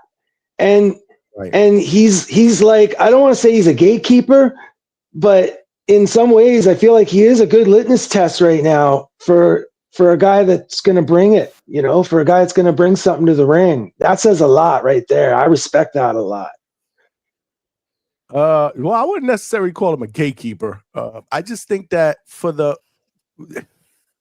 he gets talked about a lot, and I just feel like there's just something left to be desired. Like I've always had an issue with him. I feel like putting performances into the second and third gear. That's what I exactly. He doesn't to that extra gear he's a safe fighter. He's good though. And he's good. I'm not saying he's like I wouldn't say he's ass, but to Chad, to piggyback Chad, I'm not a big fan of Jesus Ramos. In fact, I thought a fight that would happen, that would be inevitable. I won in that division would be him, and I would have loved to see him and Xander Zayas mix it up. Shit. Yeah, I think that would be a good fight. I remember I told Xander about that last year, and he was all for it. But now this is he's fighting at 160, right? This fight is at 160 against Shane. Yeah, no. How we started here with Fight Sports Talk, I literally the Virgil fight was there according to the sanctioning body. Like, we don't need an interim titleist when this guy's being active, right? And then Jesus Ramos, they're both on PBC. Jesus Ramos, if you guys, the team, the PBC organization, felt like he was robbed, what else does he have to do to get that title shot? You know what I mean? He's beating everybody else y'all put in front of him except for Lubin, and Lubin's in title contention. So that fight was close. If you're gonna keep it within house, why not Jesus Ramos? Why do we have to go through this Thurman shit? Exactly, and Fundora's title reign has been disappointing because I'll say it first. I still felt Tim Tszyu was the better fighter after the first fight, because that cut should have ended the fight, and there was still questions about whether Tszyu won or not. Then he shut me up in the rematch, where he had the Booker fight, but the Booker fight happened because Spence kept delaying, and Spence wasn't honest. If he wasn't ready to fight, he should have said it. He shouldn't have dragged this whole thing out. So Fundora was inactive because of that. And then the Booker fight, that was nonsense. I was the biggest fan of Tim Tszyu and still am, but Fundora did his thing, and so that put him back at the top. And now they're just going to another pointless fight in Thurman, when, like you said, Ramos is there, Ortiz is his mandatory, and I don't get this whole interim title thing, because one, there was no need to make an interim title anyway. Ortiz, in some ways he's got the best resume because he's beaten Bochuk and Madrimov back to back, but he could have fought Murtazaliev. He didn't do it. As you said, Vega, the Fundora fight was there, a unification technically, and he didn't take it. And now there's talks of him fighting Boots, and it's a weird situation where Boots has turned down the fight with Ortiz twice, technically, but Ortiz has turned down 2 title shots. It's weird. It's like, can we get these fights going? This is the most stacked division in the sport. Can we just get these guys fighting each other? Agreed, man. Agreed. I didn't like the move Fundora did, with the whole Xander Zayas deal to go and fight Tim Tszyu. That kind of rubbed me the wrong way. That one stuck in my craw, but it's okay. It's okay. Hey, Johnny. How many fights has Fundora had since he's become champ? Can you look it up? Because I'm not able to. Yeah, we can. I'm not clear on how many fights he's actually had since he's got the strap, right? But I feel like my impression of Fundora is more upbeat than from Fight Sport, because I feel like he's developing. He's improving in real time, Fundora. You can see Yeah. each fight. Yeah. He's gotten better on the outside. agree He's with able to fight off the end of his jab. And moving moving in and out, switching from the two. And man, he's so gritty inside. Like he loves it. He loves fighting close, and it's great to see. Like you can just tell when a fighter does, man. The body language is there. But he's gotten better with his length, and so he should. Man, the guy's a freak. He should be using his advantages, right? And he is. And now I feel like he'll be tough to beat. He'll be tough to beat. He wants to defend those belts. I do believe he does. And that's the mark of a real champion in my mind. So I'm big on Fundora right now. And as long as they keep feeding him good, top-notch opponents, I think we'll get some really good fights. I think the future's good for him. Did you say belts? Me? Did I say belts? You said belts? I might have. I don't know. Like what specifically? I forget. What did I say? Yeah, I think you said belts because last time I checked, he gave one up because he didn't want to defend it. Oh, he doesn't have belts anymore. That was the Oh, sorry. Okay, yeah, sure. All right. No. Just I'm on a screw you Fundora, fan club. He doesn't want to give any unnecessary credit to Fundora if he doesn't have to. And Chad, to answer your question, the Thurman fight would have been his third title defense. He defended against Cordell Booker. Okay. And Tim Tszyu. Nice. So yeah, he's really just getting going as a champion. He's just getting started. It's going to be Spencer Charlo next, man. It's going to be a great reign. Oh my God. Like if they just put all the good ones in front of, I just want the champions to fight the best possible opponents. Are you saying, Vega, you don't believe Fundora intends to do that? Like, I understand you don't like how he moved there. I get that. But are you saying that's what it looks like for the rest of his career? You don't think he's going to try and get in the real fights? I'm telling you, Mario Barrios is in his 3-fight plan. Mario Barrios is in his 3-fight plan, you said? Correct. Okay.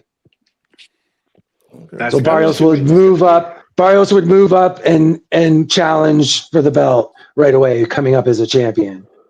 In other words, that'd be a dope fight. Or former. Look at this guy. Could I just mention the kind of forgotten champion at this division? You're gonna say the guy whose name we don't even know. Bakram? No. Bakram. We know Bakram. Well, I wasn't gonna mention Bakram. I mean, he was the forgotten champion. Who? Abbas Barrow? Yeah, that guy. Yeah, Abbas Barrow, because I was not expecting him to be Tellers. Like, I'm not saying I expected Tellers to be. Sorry? You and I both. I wasn't expecting that either. But this is boxing. I think he'll get served up to boots. Yeah, I thought Tellers was going to be one of the better guys in this division, and he still might. But yeah, that Baraujo, because Crawford finally vacated, Baraujo is now a prop world champion, and he's definitely top 10 now. But who's he going to be fighting? Like, Jaron Ennis is his mandatory, but the fight that makes all the sense in the world, and it won't matter that they've turned down other fights. It's him versus Ortiz. If they get that on, I mean, that might be the biggest fight in the division, even though it won't be for a bout. But Ortiz could go after Fundora now. Ennis could go after Baraujo now. They could both be world champions. And Bakram has pretty much got the entire division ducking him. Like, he could be fighting Lubin instead of Ortiz and Zayas. I don't think Zayas beats any of the guys right now because he's too young. So he's got time to build into that. But the fights are there. It's a weird situation where Ennis and Ortiz are mandatories, but they're talking about fighting each other instead of for belts. Fuck the Scampson. belts. I think Scampson has a lot to do with that. Like I said before, man.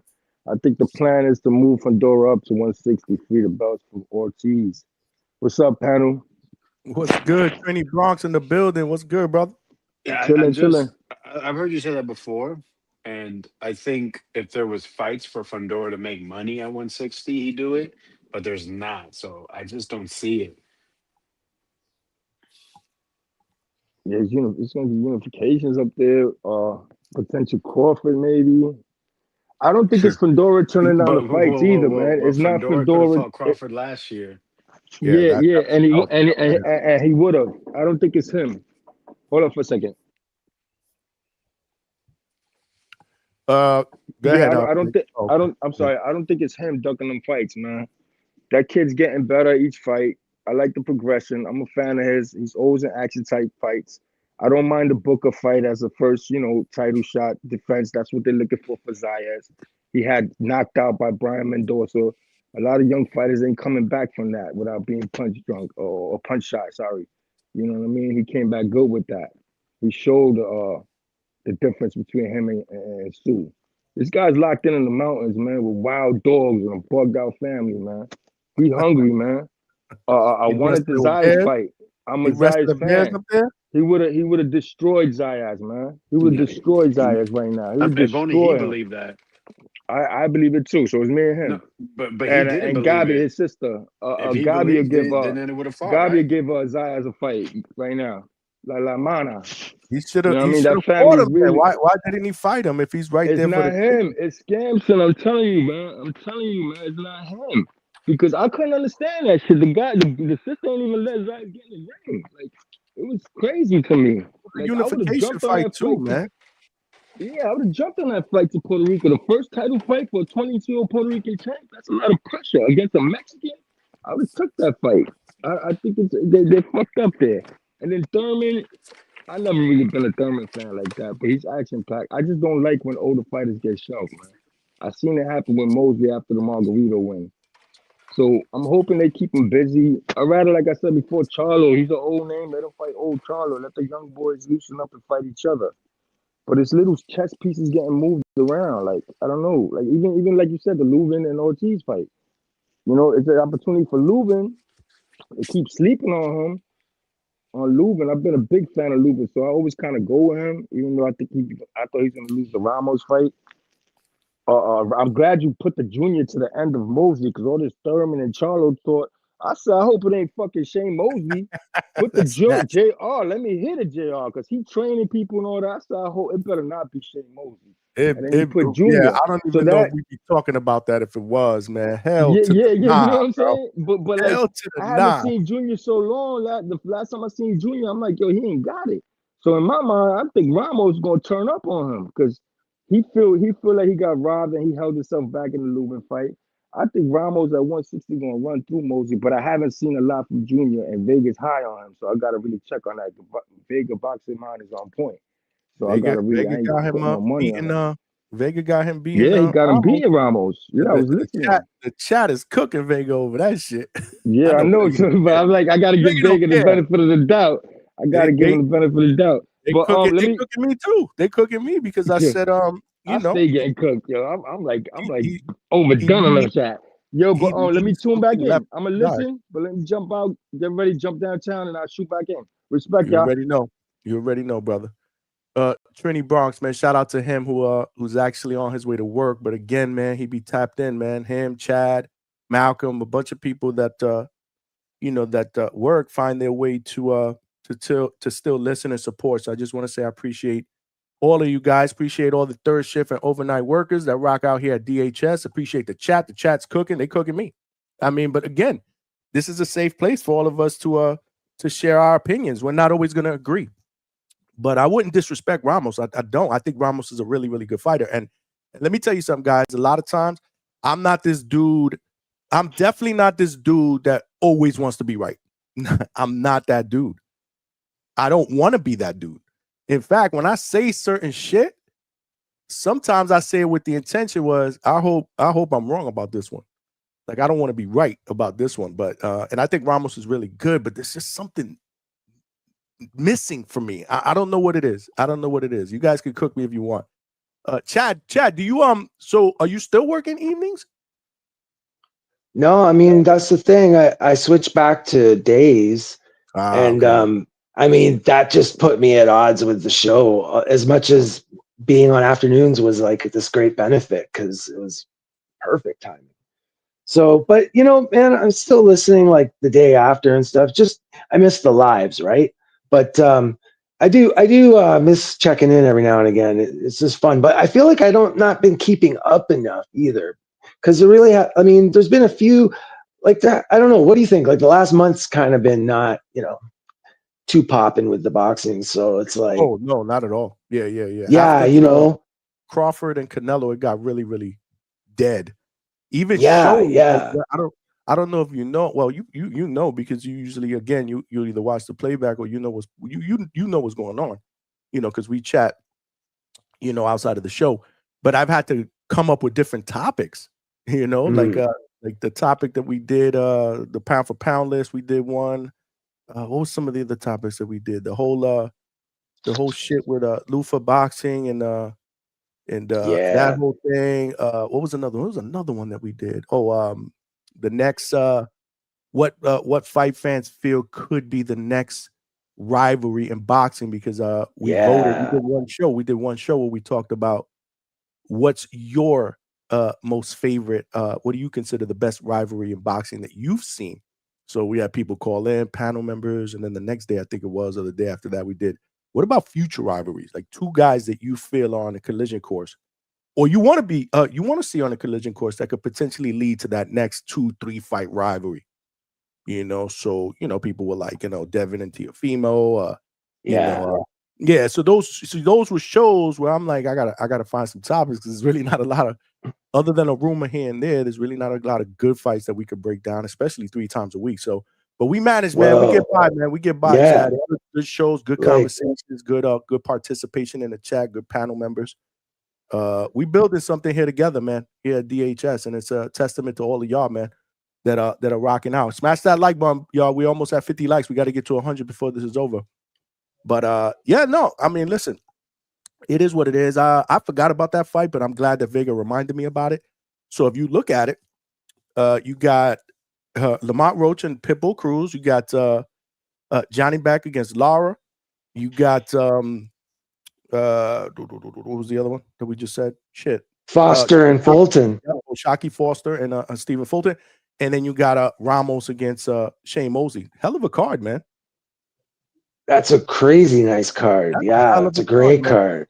Yeah. And I remember when it first broke that this Pitbull and Roach was going to be a pay-per-view.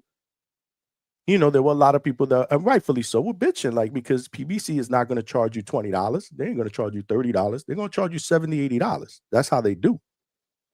But this is a good card. If you want me to pay, at least make it worth my money. You know what I mean, Chad? Yeah, oh yeah, man, absolutely. I mean, you want value up and down. I mean, like, to me, it's the same idea, maybe a smaller scale as what they're doing November 22nd, like just like hitting you with like bing, bing, bang for like undeniably great, bouts. So yeah, I think that card's really strong, that PBC, man. And as much as like, I never harbor any ill will to PBC any more than any other promotion. Like, I feel like there's definitely people on, Team PBC and otherwise other teams. But like, for me, like, they're all the same, the promoters, from my point of view. And as long it's about the product, like, and PBC knows how to put on fights, man. Yeah. Like, so that's the thing. Like, they might have you saying, oh, I don't want to pay, but at the end of the day, their events that move well, that go smooth, they bring you some good fights, So that's it. That's enough for me. Yeah, I wish PBC was a more consistent thing, like my impression of PBC is like hit and miss, up and down. And right now, like, do they even have a network? I feel like they don't have one either, do they, Johnny? Like, is it them and Top Rank without a network, or is, I guess, PBC is got Amazon, right? Prime? Amazon. I don't know. Yeah, Prime. Yeah, Prime. Yeah, Right. Prime. But let's be real. Said this is a pay per view fire stick time. Really, you don't like this card? Wow. I don't know. Like, I mean, just like when you look on the value just from on paper, like, okay, you could maybe say it's not worth 80, but I mean, man, there's been some really weak, like they might look strong ahead of the first bell, but then at the end of the night, everyone's like, what the hell did I just watch? Right. So, I mean, at the end of the day, you got to ask yourself what's important, right? Like, I don't want to pay for one fight. I don't want to pay for a main event. I know that. Facts. We want multiple fights. We want multiple fights, good fights, and right now on paper, I think this is a good 4-fight main event card. And let's not forget, you're gonna get free prelims. They're not gonna charge you for the prelims. You'll probably be able to see the prelims on YouTube. Yeah. So if you get good prelims for free, and then you get something along the lines of what we're seeing here that they put together, I think that's fine. Now, don't get me wrong. I would prefer not to pay at all. I'm sure all of us will say that. We're not paying for the November 22nd card, which is absolute. Like, stacked is not even the word for that card. Well, we actually are, because you have to have a subscription to the zone. It's not free. But what I'm saying is we've been charged the zone fee and pay-per-view prices in the past. So at the very least, we're not being charged a pay-per-view fee, and that card is going to be fucking fire, Chad. Yeah, and when it comes to all that, I mean, as a fan, every fan's just got to get right with it, however they need to, as far as like paying for pay-per-views or not, fire sticking or not. I don't know, man. It's crazy time. So I think though, supporting the individual, I try and like buy a few pay-per-views every year for sure. Do I buy them all? Probably not. But I think you got to support a little bit. Like, shit, man. Everybody wants something for nothing. Well, that's not how it works. If you're not going to actually go to the show, like put your ass in a seat, I think paying for it is totally reasonable, man. And there's some good ass cards worth paying.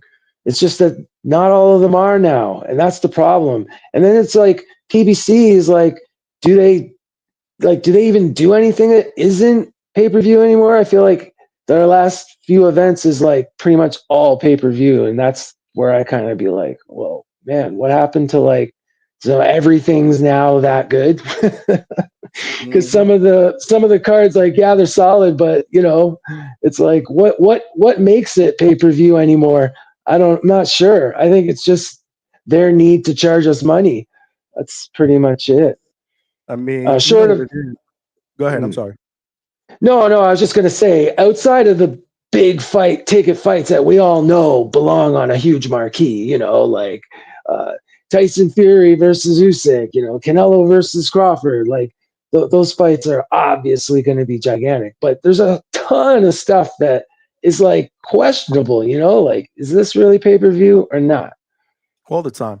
I mean, all the time. I think, people want to get to a point where pay-per-view is dead. Like, they want to get rid of pay-per-view altogether, especially with what they're seeing with what Turkey's doing now. All these Ring Magazine cards. If you have a subscription to DAZN, again, you don't pay for those. I understand. Listen, as a consumer, I'd love to keep my money in my pocket as well. But to Chad's point, and shout out to T-Mac. I see you there. He said, I support boxing regardless, so I don't mind paying for cards. I don't do bundles, though. So I don't blame you. Let's Be Real said, I like the card. It's still a hardcore boxing card. And then T-Mac said, yeah, paying for Times Square card was something I regret. LOL, terrible card. Absolutely terrible. But listen, this is the way I put at it, right? And you don't have to take my rationale. If you want to go to one of these fights, it's much more expensive to get a seat.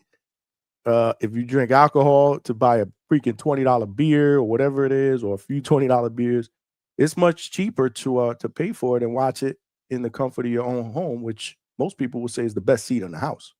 You know what I mean?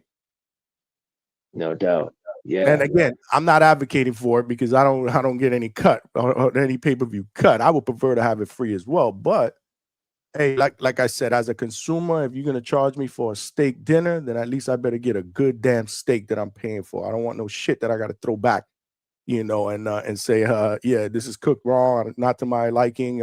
Send it back. So Yeah. it is I what it is. mean, Paper.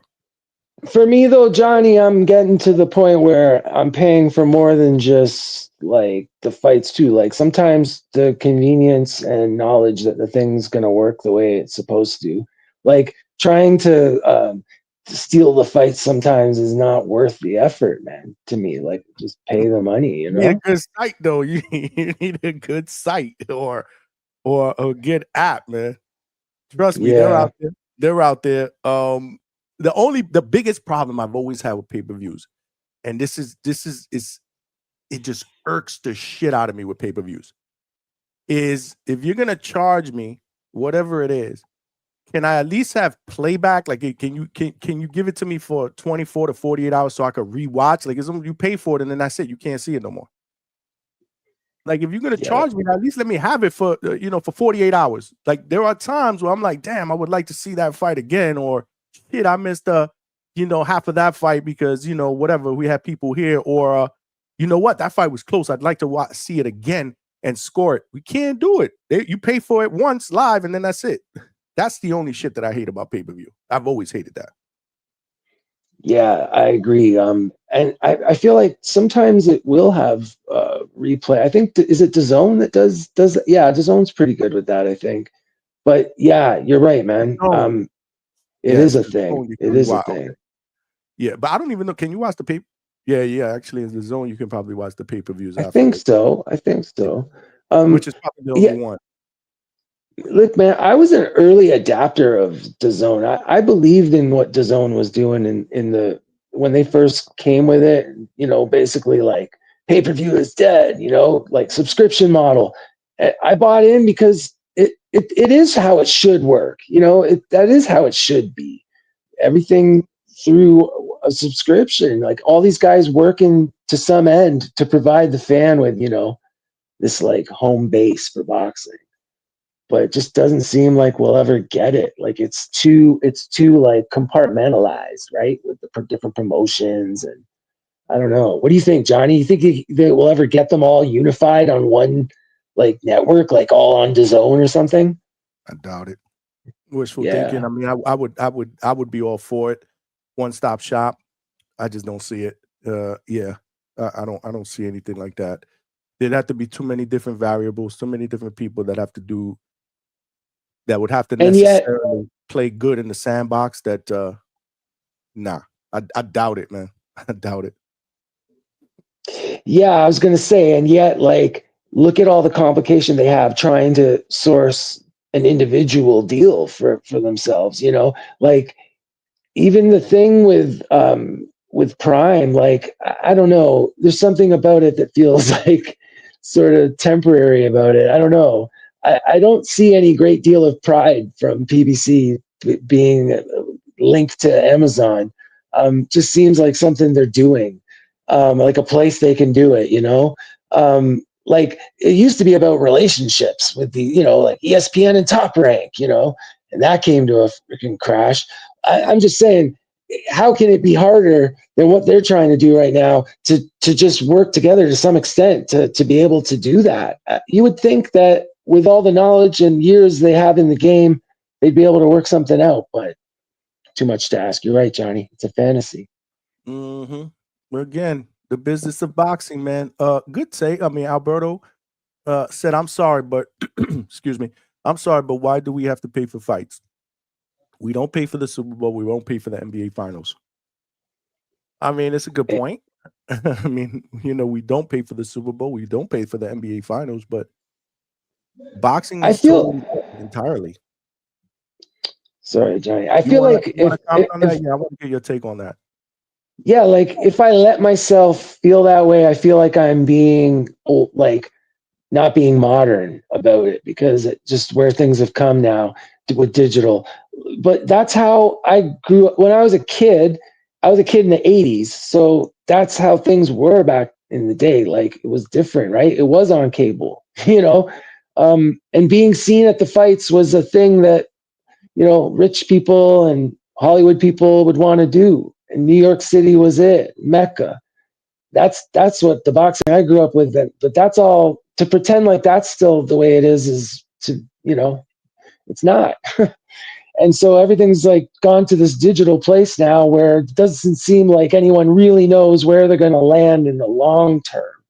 Just like trying to like just go with whatever the trend is, whatever the flow is, I guess. But yeah, I don't know.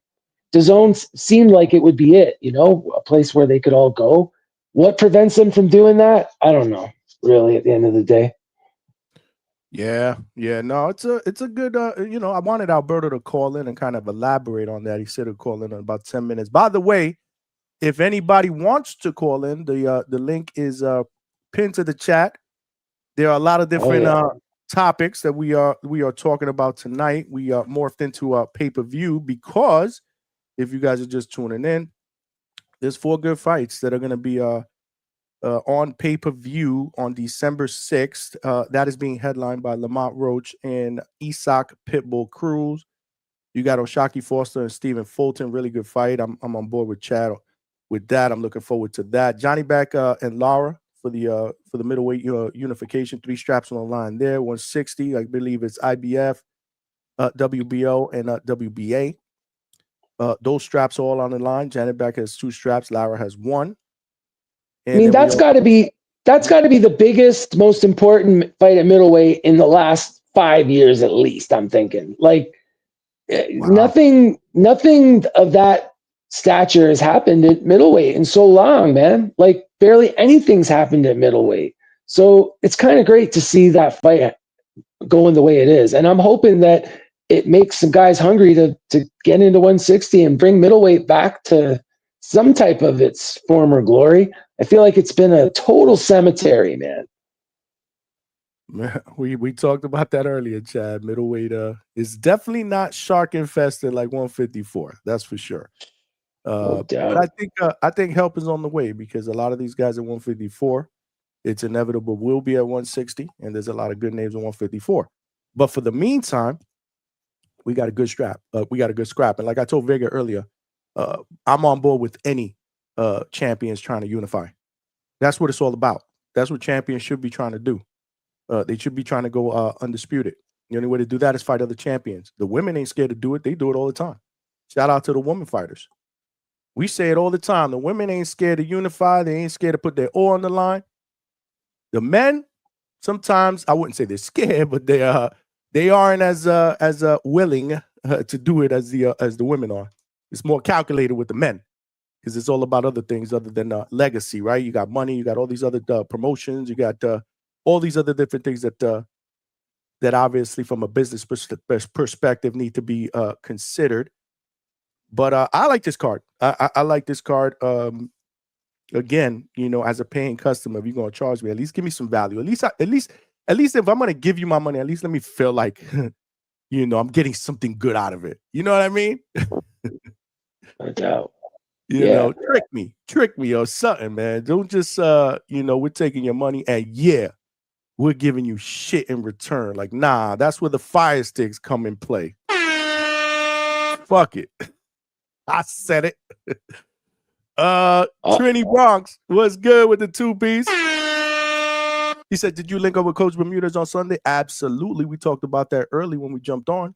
Shout out to Coach Hector Bermudez. 2 of his fighters won, including a middleweight who we would have loved to see Janibek fight. We actually talked about it. So there was one show, Chad, just in case you did not see it. We had Coach Hector Bermudez on. It was about midnight. And we were talking about Yo-Yo Hernandez. Shout out to him. He just won on Sunday via stoppage. I was there. And he actually called his manager like at midnight on the phone and had him on the phone while we were on the show. And then they called Yo-Yo, So we were like, after this, where do we go? Like, who do you want to fight? And we're like, dude, we would fight any of these guys, Adamas, Janibek. So we were like, you know what?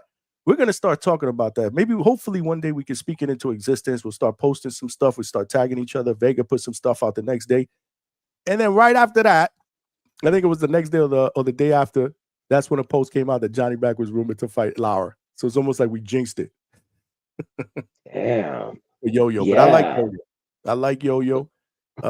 I think he could be that guy. He could be that guy that eventually people say, wow, that's the best middleweight out there. But we got to see. Obviously, we got to see. Yeah, for any fighter that wants to distinguish themselves at 160, the opportunities are there right now. Absolutely. Correct. Absolutely. I expect I'm giving the edge to Janibek, and mostly because Lara is really unproven in the last few years as a champion. He hasn't been pushed to fight the best of the best. So I don't know. I don't know what to expect with this fight, to be honest with you. I just hope both guys bring it. That's all I need. Like both guys just to bring it and figure it out on the night. But and that's if that happens, we're gonna get a good fight for sure. You're talking about Lara and Janibek, right? Yeah, Lara Janibek, yeah, for sure. Definitely. I agree with that, and I do think so. Lara's a different fighter. I think he's in his 40s. He's he's willing to trade and sit down on his punches, a lot more. He was more of a mover, earlier in his career. So I like this fight, man. I like it. And as it gets closer, I'm gonna get even more excited about it. But Trini, appreciate the donation. Guys, we need 7 more super chats to get to our goal. Help a brother get there if possible. My sister Cal Mempo, call me what was that chat? I'm sorry. Oh man. My brother called me MPO. I just wanted to read this real quick. It's because those leagues those are leagues. Boxing don't have no league representation, so he must be answering the Alberto question. Shout out to my brother, call me MPO. What were you gonna say, brother, before I rudely interrupted you? Oh yeah, nothing, man. Sometimes I just like blurt. I'll just forget that there's like people listening to us talking, But I'm sorry, man. I shouldn't have interrupted. Go ahead, Johnny. Yeah, Good, brother. You part of the panel, man. You good. Shout out to my guy, Cal Mempo. Call me MPO. I call him Cal Mempo. Nathan said Ness was one of the biggest proponents of shaming people for streaming substandard pay-per-view. Now he changed like a clown. I told him that one time. I actually told him that on the panel one time when I jumped on TVB. I was like, bro, wow, has the tide turned? I remember a couple years ago when I would feel guilty because of shit that Ness said. I'm like, damn, man, he's right, man. We shouldn't be doing that. We got to support the fighters. But man, you can only push that boulder up the mountain on your own for so long, and then eventually you stop and it comes back and just crushes you. And I get it. Like I feel like Ness he did his part with the platform available to him. He pushed it, and I feel like it's fair. Like at the end of the day, he is a fan, like where he sees himself fitting in, I don't know, but I see him as still a big fan at heart. So I let him get away with it. I don't care. That was funny. But it's funny, Nathan. I told him that one time. I was like, damn, how I said, look at you. You used to make me feel guilty. Now look at you. And he was like, yo, I'm just what you said. I'm tired of it. I'm tired of being smacked in the face and enough is enough. So, I get it. I mean, I get it. Trini Brown said Roach putting up a masterclass, $100 on Roach for the shit talkers. Anybody want bets? Trini is in the building. He taking bets. Yeah, I think that's a fight I think's really great. Like it's not a fight I ever thought about, but as soon as I saw it on paper, I was like, damn, yeah. Roach and Pitbull. I don't know why. Like technically Pitbull has been fighting at a much bigger size, and has that experience factor. But I think size-wise, they'll be kind of similar in a lot of ways, and I like it. They're both kind of gritty. I think it'll make for a really good fight. Yeah, man. Yeah, for sure. Trini's taking bets, y'all. If y'all want to bet $100 on Roach for the shit talkers, there is a blueprint on how to beat Pitbull Cruz. Just ask Rayo Valenzuela. I was gonna call him Rayo Gonzalez. You hear me? Rayo Valenzuela. There is a blueprint. Literally the next thing. If the fight gets too hard for Pitbull, he can take a knee and get a draw, right? Shout out to Chad, man. Shout out to Chad. Boots Vegas said, yeah. So literally the next day after that show, it was funny. They announced that Janibek was now off the table because he was negotiating with Lara. We were like, well, that was fun while it lasted because the plan was for us to post shit like, every day or every other day or whatever and tag, each other. And, we wanted to kind of, because Big Rob, his manager was like, help us out, speak it into fruition, wherever you could talk about it, the shows, your IGs, whatever. So we were like, we're there. We'd love to be able to see that fight, man. I think Yo-Yo is he's exciting. He has all the tools, in my opinion, as a fighter, he's got some swag. Shout out to Vega because it's true. His ring walk was great. I mean, he did that dance and he had the V for Vendetta mask on, and then he was doing like this dance. Like he was savoring the moment, right? He's a showman. And then he went in and did his thing. So I think he's good. I love this performance against Kyron Davis on that Plant Resendiz undercard. We need to get him on more of those platforms, and that's what we were talking about with Coach Bermudez and his manager. Like we got to get him on more of these cards, man. That's why it would have been dope. It would have been dope if they would have put him on that Canelo Crawford undercard. That's what they were trying to push for. Remember, when they did that whole Ring Magazine event, the sparring event on a Friday in New York City. Remember that? Oh yeah, right. Yeah, we were. The talk around the town in the boxing world was, whoever impressed in those sparring sessions would probably lock themselves a fight in the Canelo Crawford, either the undercard or the what was that card that they did on the Wednesday or the Thursday? The hell was it called again? I don't know, but I know what you're saying. So And, what would you have got? Like a 4-rounder or something like that? Like how would that work? That's crazy, man. That's awesome. Yeah, Shit. he did. Supposedly he was a beast in that sparring session. So was Kurt Scooby. We put somebody to sleep, and neither one of them got on that card. It would have been a really good showcase, man. For either one, Janibek versus Lara. Laura, he said, well, you mean Lara, not Laura, on a Pitbull undercard? Yes, it was just announced. What was it? Friday? Yesterday? We didn't go live yesterday, so one of these days, man. It was announced. Good card so far. And remember, there's still going to be putting together some prelim stuff that we will all be able to see for free on YouTube, more than likely. Tony Bailey said, did the atmosphere, Johnny, remind you of USA Tuesday night fights back in the days? You talking about Sunday? Yeah, it kind of. Yeah, it kind of. I was a little disappointed though because man, there was nobody there. I don't know what it was. I want to say it was because the card was on a Sunday, which was weird. It was on a Sunday. I don't know why they did that. I think they had an event going on Saturday there, and being that Monday was Columbus Day, maybe they felt like we can treat Sunday like a Saturday because most people are off. The casino was jam packed though because it was football Sunday.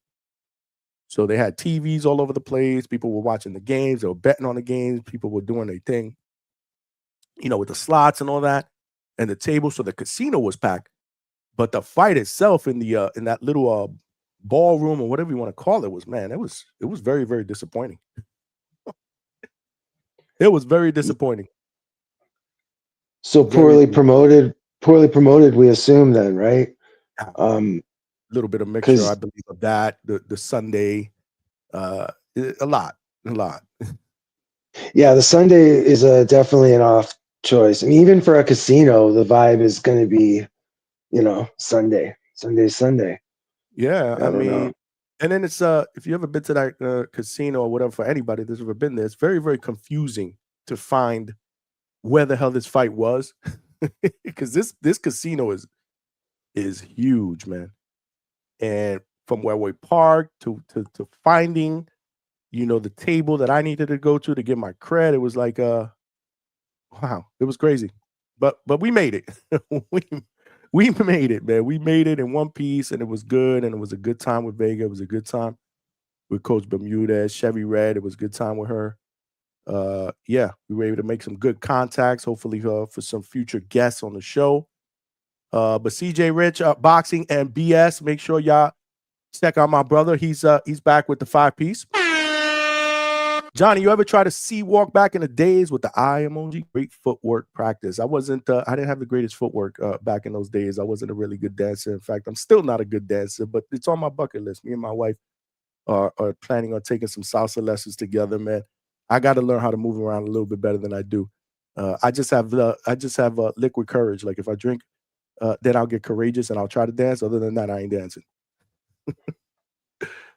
So to your point, no, CJ, I never did, but I appreciate the donation. 6 more super chats, y'all, and we will get to our goal. Dwayne Styles wants to do a hoodie raffle tonight. If we get to 10 super chats, I'll do one. If we get to 10 super chats, I'll do one. Dwayne, that's what's up. In fact, Coach Walker said that he would donate a hoodie if we did a raffle. So if we get to 10 super chats, we'll do a hoodie raffle. I like it. Nice. Yeah, Roach, go to the reach and higher boxing IQ, more layers.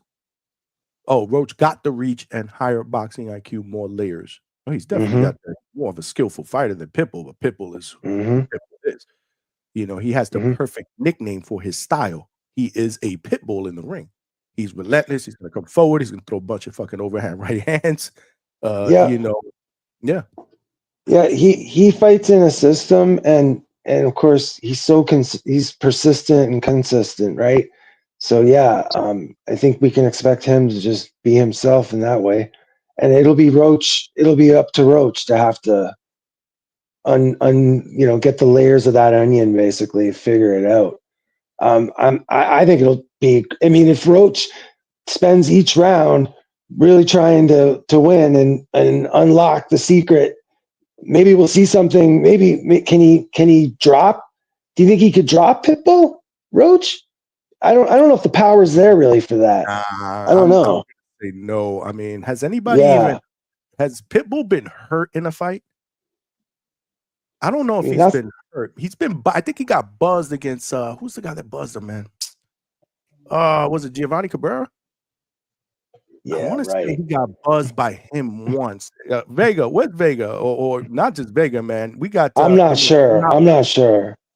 We got the most knowledgeable chat in boxing podcast. Y'all know y'all shit. Who did Pitbull get buzzed against, man? I mean, who buzzed Pip? Somebody buzzed him, but nobody's even gotten close to putting him on the ground. I believe. Somebody did. I want to say it was Giovanni Cabrera, because he did fight Giovanni Cabrera, if I'm not mistaken, right? Half boxing was good. He said, I think the music depends on the culture to train to. Y'all still talking about music? That wasn't my strong suit. Chad is a music guy. I didn't even know Chad is a music guy. I am. What talk to me about so what so you're still a music guy? Like when I say music guy, what do I mean by music guy? Like break it down. How are you a music guy? Well, I think I'm passionate about music.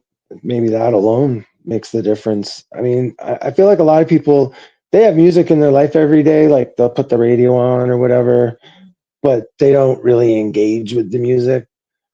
For me, music's like a part of my life like that. So just having that much to say makes me maybe different than a lot of other people about it. I don't know.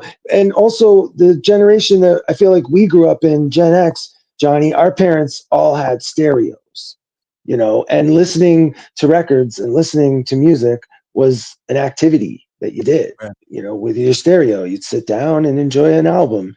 Like, just that idea of sitting and listening to music is foreign to some people. Like, they don't understand, like, what, so you just sit there? Like, what do you do? It's like, yeah, sort of, like, you just listen to the music, enjoy the music, enjoy the record. But yeah, times have changed in a lot of ways, man, how people consume, Absolutely. You had 45s, the records, 45s. We had the record player growing up. Hell yeah. But I think that's the reason why I was asking. I was like, did you DJ or something? Like, were you a DJ or something? Maybe that's what I was thinking. Maybe you probably did back in the days or something. No, but I play electric bass. So that's like another side to that for me. Yeah, like jamming with guys and playing with people, and yeah. Good for you, man. That's what's up. Yeah, thanks, man. Thanks, man. Yeah, thanks. yeah. They said Angel Fierro, heard him a couple of times. Okay, I remember that. Okay. Oh, you know what? That really links up for me. Fierro. Now that links up for me. I think it was Fierro. Something happened. That sounds familiar to me. Well, those guys were going back and forth. Yeah, I mean, we were supposed to get a rematch, but then that fell apart. But yeah, Angel Fierro. But I'm telling you, I want to say before that, it was Cabrera in that fight that he barely won by split decision. But I could be wrong. But yeah, Fierro. Yeah. So David Garcia said Cabrera got him too. Yeah, I'm telling you, I remember that. And Cabrera got no power. Manuel LG was good. Hey, man, sometimes if you hit somebody right in the button. Hey, Bruno Sarasa, they said they ain't had no power coming in that Humungia fight with 5 knockouts. How'd that work out? It happens, man. This is boxing, bro. This is boxing, man. Half boxing. Speaking of boxing, we got half boxing in the building.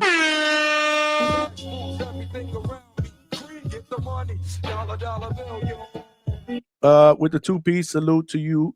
He says, salute, Johnny. Salute to you, my brother. I haven't seen you in the chat in a minute, man. I was like, yo, where's half boxing, man? But you're back, man. How come like nobody? Where is everybody, man? Nobody's calling in. What's going on? Well, what's going on with these guys? The chat, but nobody's calling in, guys. I got the link up pinned to the top of the chat. If you want to call in, boxing, there's a lot of shit going down. Janibek against Lara announced. That's a unification. At middleweight, 3 straps on the line is going on the Roach Pitbull card. This is what we were talking about. Good card, by the way. Fundora, obviously, Fundora and Thurman is off for now. But talks are that they will go ahead and fight at some point in January. That's what they're talking about now. So again, nothing official. Yeah, man. We spoke a little bit about the Boots win. After the fight, we stood up. We did the live fight chat. I thought you were going to jump on for that, chat. You didn't jump on for that, but we did the live fight chat, and then we opened up the lines after that. We didn't end the show till probably about 1:30 in the morning, talking about Boots and what we potentially think could be next. Treese's guy, for those of you guys that missed it earlier, Treese's guy and my guy too, Albert Prince Bell, Albert Campana, which is what Treese calls him. He's going to be fighting on the Jake Paul Tank Davis undercard. He announced that on his social media today. I saw that and I reached out to him just to get confirmation. I wanted to make sure it wasn't no stupid hack or something, because we live in a day and age where people want to hack shit and do all this crazy stuff. They try to hack us a couple of times on a few shows in the last couple of weeks. And so he will be on the Tank and Jake Paul undercard. I don't know if Treese knows. Alberto Campana, yep, as you guys affectionately are saying in the chat, that's what Treese calls him. He's fighting November 14th. Opponent to be determined. There is someone that they're looking at that I do, but I don't want to say anything until that's official. But True Power Media, salute to you. Hit them likes. Let's see what we got. We got about 60 likes, and we got over 100 people with YouTube and X, not counting Facebook. So guys, hit the like button, man. What's up, Chad? I was gonna say, like, that's a huge achievement, man. Getting that fight, like, that's crazy. Man, him and his team must be so happy, like, yeah, man, that's huge. Oh, he's had his fair shares of business woes and not getting fights and not staying busy and being a number 1 contender for over a year on the WBO side and not getting a title shot at Navarrete. Like, he's had his ups and downs when it's come to the business of boxing. So I'm glad he just fought too. He just fought recently. I mean, we had him on the show after his last win, and it had to have been maybe not even a month ago. I want to say about a month ago, maybe a little bit more than a month ago. I'm not sure, but I say that to say this is great. This is a great opportunity for him on a big stage. They're going to be hopefully he's on the main card. I don't know where he's fighting yet. Maybe not the main card, but it's okay. He's still on that card. There's going to be hella people in Miami, so they'll sell out the arena for that. And obviously, the prelims and all that stuff will still be, I'm assuming, on Netflix, or if not, Netflix, YouTube, or Most Valuable Promotions YouTube. You'll be able to see the prelims there. So good stage, man. Great stage for him. I'm happy for him. Hopefully, we'll get him back on. Whenever he gets his opponent announced. Kenyo Taylor with the 2-piece. Appreciate you, my brother. He says, salute to you, man. And salute to all of y'all in the chat. That is 6 super chats. We need 4 more to go to hit our goal, y'all. Let's help a brother get there. We are working overtime here at the Hangout spot. But first and foremost, again, Likes are free, man, and they help the channel grow. They help us all grow, man. We need more DHS family members who turn into potentially people that can call in, that are not scared to call in, because people are scared to call in tonight, Chad. What is going on? What? Scared of what? I What? don't know. Am I Oh, a scary man. dude? Am I a No, scary dude? it's not me. It's definitely not me. It's not, no, Chad must man. be a Can't be scary us. dude, bro. Is It people can't be scared of us. Chad? No. Chad, I don't know. It might be No. you, man. It might be you. People might be scared of you, bro. I'm just saying, like, my opinion's not the last word, man. Somebody's got to call up in here and add something to this. Come on, guys. I want to hear from everybody. For real, man. We gotta call it back there. Manuel OG said body versus belt. No, that I don't know about. Manuel OG said body. I don't know, man. I can't say nothing, man, until it's official. I can't say nothing until it's official. So more to come on that, man. This is not how we do. That's why people out there in the boxing community trust me, bro. I keep it a buck. We don't do that here. We don't do that here. We respect everybody's privacy. El Consejero, is that you in the building? That's me, Johnny. How do I sound? I'm on the road. You sound good. You sound fine. You was good, Yeah, bro. cool. Congrats on your Mariners, man. Hey, man. It's good that it's an awesome time to be a Mariners fan, man.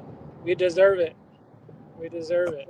I'm rooting for you guys, man. You guys has never been to the World Series. We need some new blood up in here. F the Yeah, for Dodgers. sure. They've already won. They got the highest payroll. F them. I'd like to see you guys face the Brewers. Plus, I'm getting joy out of this because the Blue Jay fans, they were going in on me, man. Because they spanked my Yankees. So I'm glad y'all spanking the hell out of them for me. Man. I mean, I was just gonna say that. Go ahead. Not really you, Chad. Not really anybody. Like even Ryan. I Ryan came out one wanted time to with cook a Ryan last night. I wanted to cook Ryan, but I was nice, on his show last night. But Did you? So you didn't call in and cook him? Nah. I'm just knocking on wood, man. Like, Stay humble, man. You still got 2 more to go, man. Don't get crazy. I know. used to do shit like that back in the days, and they used to bite me in the ass, and I'm like, yeah, I here think we go. isn't Chad, you're from Canada, right? My bad, Chad. My bad. I mean, Nah, Chad Yeah, is it's from okay. Canada too. That's why Johnny's so happy for your Mariners. That's why he's like your best friend right now, because you guys are shutting down the Blue Jays. I caught the whole play, Johnny. I see the whole thing. Bro, the Blue Jays put a can of whoop ass on the Yankees, bro, and it was, we couldn't get Vladimir Guerrero out, and now he can't he can't get a hit. Yeah, like where'd that team go? I'm telling you, man, their World Series, they wanted to beat the crap out of the Yankees, but what they failed to realize is that wasn't the World Series. Yeah, there's more to go. But one thing about the Blue Jays is they show up in Seattle, man. So right now in the Seattle sports world, a lot of our fan base is getting shit on. We're shitting on each other because we sell our season tickets to the opposing teams. Yeah. We're seeing with the Seahawks, the Huskies. Hopefully it's not the same with the Mariners. I hope not, because it's been such a 20 plus years. We've never made it to a World Series, so I hope not, man. But I mean, yeah. Go ahead. Well, I was just going to say, when things are down for a team, that usually means attendance will be down. And so that's sometimes the position a team finds himself in. And so, yeah, you open up maybe tickets for the traveling teams, and if you're lucky, the fan base of those teams will fill your stands up a little bit more. There's always an allocation of tickets to the opposing team, but it's just the season ticket holders who, if you're gonna sell your tickets, like I get it, right? Times are tough, but at least shit, try to sell it to Mariners fans, But yeah, we'll see. Yeah, man. I hope all the Jet fans that got season tickets, they sell their tickets to everybody from the opposing team. It's disgusting, or not even go. Like they shouldn't even go, but it is what it is. But you guys got a big one on this weekend against Michigan, right? Yeah, Michigan, we're away. We're not playing too good away, but after we came back and beat Maryland, I mean, who knows, man? We're gonna see what Huskies show up. We'll see. I think you guys are fine, man. You guys showed me something against the Buckeyes, man. You're tough. You just like you said, you said it perfectly. We still got a ways to go, but I like where you're headed. Put it that way. I like where you're headed. And do me a favor, take care of Michigan. I can't stand the Wolverines. You know, that's our rival. Man. You got to pound on Michigan, man. I hate Michigan with a passion. Put them in the dirt, man. Put them in the dirt. I can't stand me the Michigan Wolverines. Shout out to my guy, the Boxing Maniac. That's his team, and he's also a part of a Michigan podcast. Okay. And yeah, he does a podcast with a couple of dudes. It's legit. The podcast is legit. I don't watch it obviously, but it's legit. They cook. They be having some of the things that I see, they be having Michigan players on there every now and then. Like it's dope. And he's actually on there, but I'm like, nah, man, I can't support that, bro. I wonder if he's had on his podcast what's his name, the sign stealing guy. What's he said the sign stealing. I forgot the name of the podcast. I gotta find it. I gotta find it. It starts with a. Is it Michigan? It's Michigan something with an M. Stallion, something Stallion. No, I would have remembered that. It's something weird, but yeah, man. Shout out to the Maniac, but yeah, he be trying to give me a hard time. But yeah, man. What you wait before you go, Dwayne Styles with the 2-piece. He said, "Hoodie, let me cook." Let's go. We got 3 more. Let's get 3 more super chats and we'll do a hoodie raffle. Courtesy of Marcus Walker. But what you got, Echo Tejedo? A lot of shit going on in boxing. What I called in for, right, is it's the topic of why boxing isn't free. Why should we get free boxing, right? When if you really look at it, no sports are free, right? The NFL, we still have to pay for certain games, right? If you have ESPN, NFL, or Amazon Prime, you have to, for the playoffs, right? You still have to have these networks where you have to pay, which they're on a streaming network. So nothing's really free. I mean, look how big the UFC is, right? That's not even free, right? You have to have a subscription and it's pay-per-view. So I think the era of free sports, I think that's, I strongly believe in the near future, the Super Bowl will not be free. We're going to have a streaming platform to watch it. Wow. Really, right? I don't think wherever it's getting closer and closer to where no sports are going to be free, like, to have where now we're going to have to pay, especially for why would it be free, right? Why would these championship fights be free? I was kind of hopeful, like with the kind of looking at the glass half full with Dana White TKO.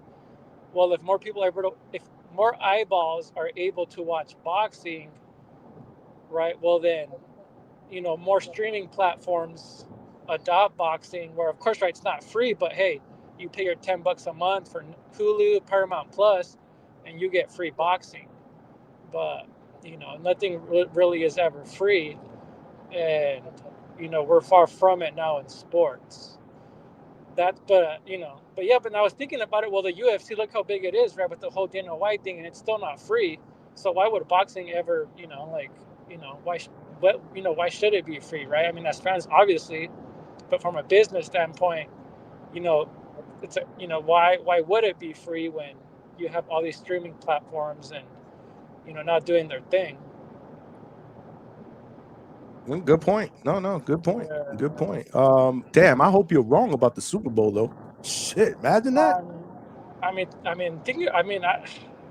That's what I believe. I mean, I'm all for it. These super fights, like what Netflix is doing, like Canelo Crawford, that's like that's the Super Bowl right of this year for boxing. So and why not put why wouldn't you put, like in football, right? I mean, who would tune into that if it was free on a big network? I don't know. Yeah. That's why I'm seeing the way the NFL is going to be in sports, right? Those, these big, the Super Bowl, the World Series championship, NBA finals, it's going to be on a streaming platform. It's not going to be free. Well, to your point, yes, you got to get the NFL package, right? The season to watch the games. On YouTube. What are they doing? You got to buy it on YouTube now, right? Yeah. Used to be on, if I'm not mistaken, I think it used to be on DirecTV. Now I think it's on YouTube. Nah, I'll be streaming those. I ain't pay. Imagine me buying the NFL package to watch the shitty ass Jets. No. That's not happening. That shit is a 2-pack of ass. That's not happening. No. That is not happening. Shut your damn mouth. Exactly. Anybody that tells me I got to pay for that, shut your damn mouth. Ooh, you got a lot of background noise now. Yeah. I mean, Must be windy or something. I'm just on the road. It's a bumpy road. But I like the Lamont Roach. I'm definitely gonna buy that card. My brother has a Fire Stick, man. That shit lags. Like, we were watching the Mariners game on it. I was like, man, that shit kept loading, reloading. I don't get people. I haven't watched yet a boxing match on a Fire Stick. But if you guys are all cool with the lag, I'm like, damn. I don't think it's worth it. Yeah, well, it all depends. Again, if you got there's a million either sites or apps. I don't know. I don't know really a lot about that, but there's a lot of people that say they got apps and sites that are legit. But yeah, I remember back in the days, the buffering and all that stuff. Yeah, I can't stand that. Not to mention that you could be watching, like, for example, let's say I'm doing a live fight chat. I'll be like a minute behind. I don't believe I kept when we did the live fight chat Saturday. I don't know if you guys were tuned in. I was watching the fights from the DAZN app. I have it on my TV. I had it on my iPad, and I don't know what the hell Vega was using, but he was always ahead of me. And we try to pause it so that we can both be at the same time stamp so that we could. And for some reason, his shit was always ahead of me, and I was using the app. Like, I wasn't using a Fire Stick. It felt like I was using a damn Fire Stick. I think people in the chat were like, Johnny got a Fire Stick. I ain't had no damn Fire Stick. Hell no, I pay money for that DAZN app, man. I'm going to get my money's worth. Vega say he's hating on all platforms. Look, see, there's people like Malcolm out there. Shout out to Malcolm, my brother, Malcolm Flex, a.k.a. Bag Beater in the building, as I affectionately call him. He going to curse me out, though. He said, I'm going to have to put him on. So, you see, there's people that got some legit shit. Legit shout out to Halfway Boxing for gifting me a TBB membership last year. Oh, okay. Shout out to Half Boxing. I'm sorry. Not halfway, Half Boxing. Yeah, look, Johnny was shitting on my internet, yet my DAZN was running better. He ain't kidding. Shut your damn mouth. That's the Vega soundbite. But, yeah, man, I listen, in totality, I think the card is good. What do you think about the card now, the way it's shaped out? I like it. Pitbull has a big Mexican fan base. Like, he's big in Mexico. You know, my family in Mexico know about Pitbull. My father-in-law, you know, he's a lot of people are, you know, well, no, I wouldn't say a lot of people, but he's one of those guys that's done with Canelo, and he's like, yeah, I think Pitbull's the next superstar. I think if he beats Lamont Roach, he's unofficially, right? I think he's just obviously Canelo hasn't retired, but Canelo's still the face. But I think Lamont Roach has the potential to be that dude for Mexico if he beats Lamont Roach, which I think it's a 50-50 fight. So, even I could honestly, the undercards, it's good, but just because of that fight, what it means, I feel like my perspective, my opinion, the way I see it is as, he could be potentially the new face of Mexican boxing, like just the main card for me. Like, I'm sold on it, and I'm going to buy it. The popularity is there, man. People come out. He's an exciting fighter. People like to see fighters that come to fight. He's a come forward fighter who has the perfect nickname for his style. Pitbull. It doesn't get any better than that, because that's exactly what he fights like. In fact, he looks like his neck is like a pit bull. He's built like a pit bull. And I'm not saying that in a bad way. Again, I'm saying that respectfully, more of a compliment than anything else. But right now we got 76 votes. Make sure you guys get your votes in. And while you're doing that, smash that like button. We still don't have 70 likes. We're almost near that. We need to get to 100 likes, y'all. It's free. Right now, which fight people are most excited about on December 6th, 41% are excited about the Roach Pitbull, 32% Janibek against Lara, and 28% Oshaki Foster against Stephen Fulton. And that's 76 votes in. I'm sorry, I cut you off. I was just gonna say, I mean, so was the yo-yo fight? Was that televised? It was on YouTube somewhere. Yeah. It was on YouTube because somebody had texted me and asked me, and then I was like, "Damn, I'm gonna find out or whatever. Let me ask." And then they text me again and say I found it on YouTube. So it was somewhere on YouTube. Yeah, it was somewhere on YouTube. That. I'm about to rewatch. Yeah, I'm about to watch that. Yeah, I wish I could tell you where. But solid. A lot of listen, if you like stoppages, there were a few. There were a few on that card. And then, Yo-Yo at the end, did his thing against this guy was a late replacement, man. I mean, the guy that he was really originally going to fight, something happened. He had to pull out. They pulled this guy in last minute. He showed up again, saved the people that came out to see Yo-Yo, and again, didn't waste the camp, but he was nowhere in that class. Nowhere in that class. But he did what he needed to do. That's at the end of the day, that's all we ask, right? You don't get paid overtime in boxing. Don't play with your food. I say that all the time. Don't play with your food. Eat your food. So that's exactly what he did, man. Vega, I believe that Vega put something in the chat. It might be the link to the fight. Vega, is that the link to the fight card that we saw on Sunday? I think that is, because he just put it in there. And it's something YouTube Live or something. So you might have the link in the chat if you want to go back and check out the playback of the fight. All right, Johnny, I'm going to hop off, man. Appreciate having me on. I'll keep tuning in.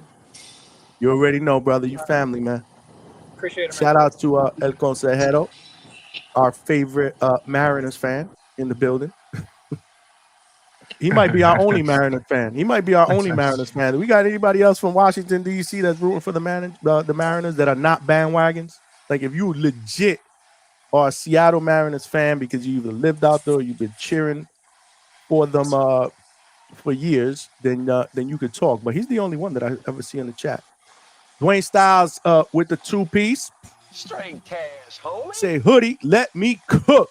We got you. Another entry. Two more super chats, and we'll do a hoodie raffle, y'all. Get them in. Malcolm said he's gonna send me a virus for calling him back beater. Alberto, what's good? Hey, what's up, Tony? What's up, Chad? Chilling. What do you think, man? I need to hear your take, man. You were like, yo, they shouldn't be charging us. I think, like as the sport in general, Johnny, it's a really like niche sport, like there's only a couple of us that really watch boxing for real. That's why we're always on these panels together, just because most of the people we interact with don't fuck with boxing like that.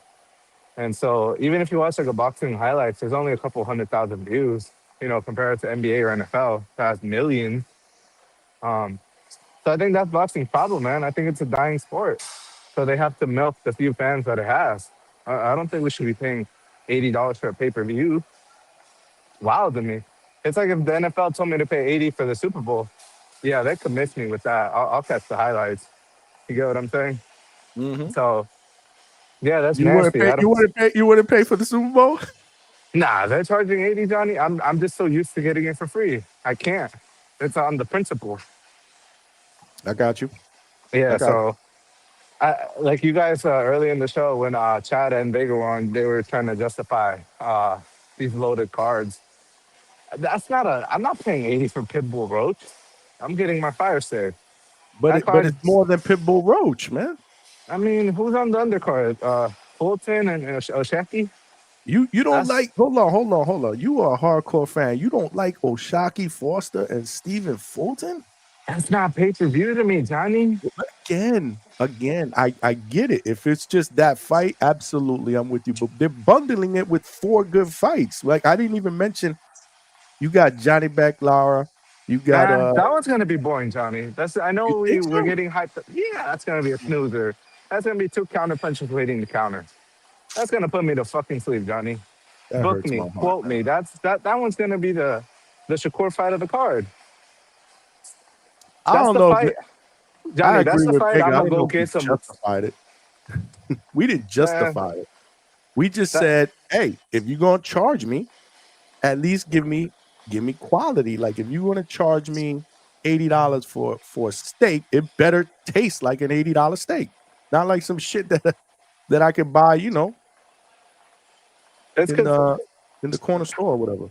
from the gas station The gas steaks. station, yeah. Nah, Whatever. but Yeah, that's all. That's what I'm saying. That's all. But yeah, I mean, I'm not trying to sit there and tell you, yeah, absolutely. This card is definitely worth $80. Go and buy it. I no, would never do that. I Johnny, would let never me do say that. this. We know when a card is worth money. It's organic. A pay-per-view is organic. When De La Hoya fought Fernando Vargas Feroz, we all knew that was a pay-per-view. Same in this, and it still holds true to this generation. When Ryan and Tank fought, people brought the money out. That was a fight that we all deemed as pay-per-view. It's these Tom Brown and Bob Arum trying to get us to pay for, shit cards. They're manufacturing pay-per-views. Like, cause even Turkey, he stacks up his cards, but they don't really live up to the hype. You know, Yeah. like Well, everyone. again, I Mhm. mean, living up to the hype though, I'll let Chad go in a second. Living up to the hype, that I understand. I mean, again, you can only put good fights on paper. Doesn't mean that it's necessarily going to materialize. Oh, Chad jumped off. I thought he was going to talk. Doesn't mean it's going to materialize. We all lived through that with the Times Square shit, Yeah, right? that was my point, Johnny. I was literally Yeah. about to bring that up. Yeah, we lived through that. We lived through that fucking nightmare and that disaster. We were all excited about it. I ain't gonna lie. I was excited about it. We all were. We were talking a lot about it before it happened. Venue, Times Square, outdoors, free for fans, blah, blah, blah, blah, blah. And we ended up getting instead of a steak, we ended up getting a bologna sandwich. Especially for what happened in the ring. So I get that. But at least, like I said, hey, Alberto, I got to be honest with you. I'm not thrilled about paying $80 for anything either, boxing related. Johnny, it's organic. We know when we're supposed to. I paid for the Ryan and Tank fight. Like, we know when it's organic. Just because they put some marquee name and try to force it as pay per view doesn't mean it. Like what pay per views did that fight even do? They never released the numbers. Same for Jake Paul against Chavez. What numbers did that do? We don't even know. They probably didn't sell shit.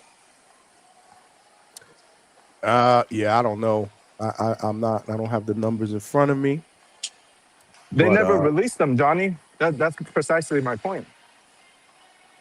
I got you, man. But again, I get what you're saying, and I respect it. You know that. But all I'm saying is, if for me personally, like I said, if you're gonna try to charge me for something, at least give me something decent. Like if I'm gonna take money out of my pocket, at least I don't want to feel like I'm getting fucking ripped off. Like yeah, I don't want to feel like I'm getting butt raped or whatever, man. But and I like it. I think the card is solid. I like it. And I didn't even mention, and I forgot about this fight, or else I would have put it in the poll. I don't know if it would have got really a lot of votes. If Oshaki and Stephen Fulton aren't really getting that many votes. They only got 26% are most excited about that. 35% are excited about Janibek and Lara, and then 40% are excited about the main event, Lamont Roach and Pitbull. But we also got Jesus Ramos against Shane Mosley. Mostly. Yeah.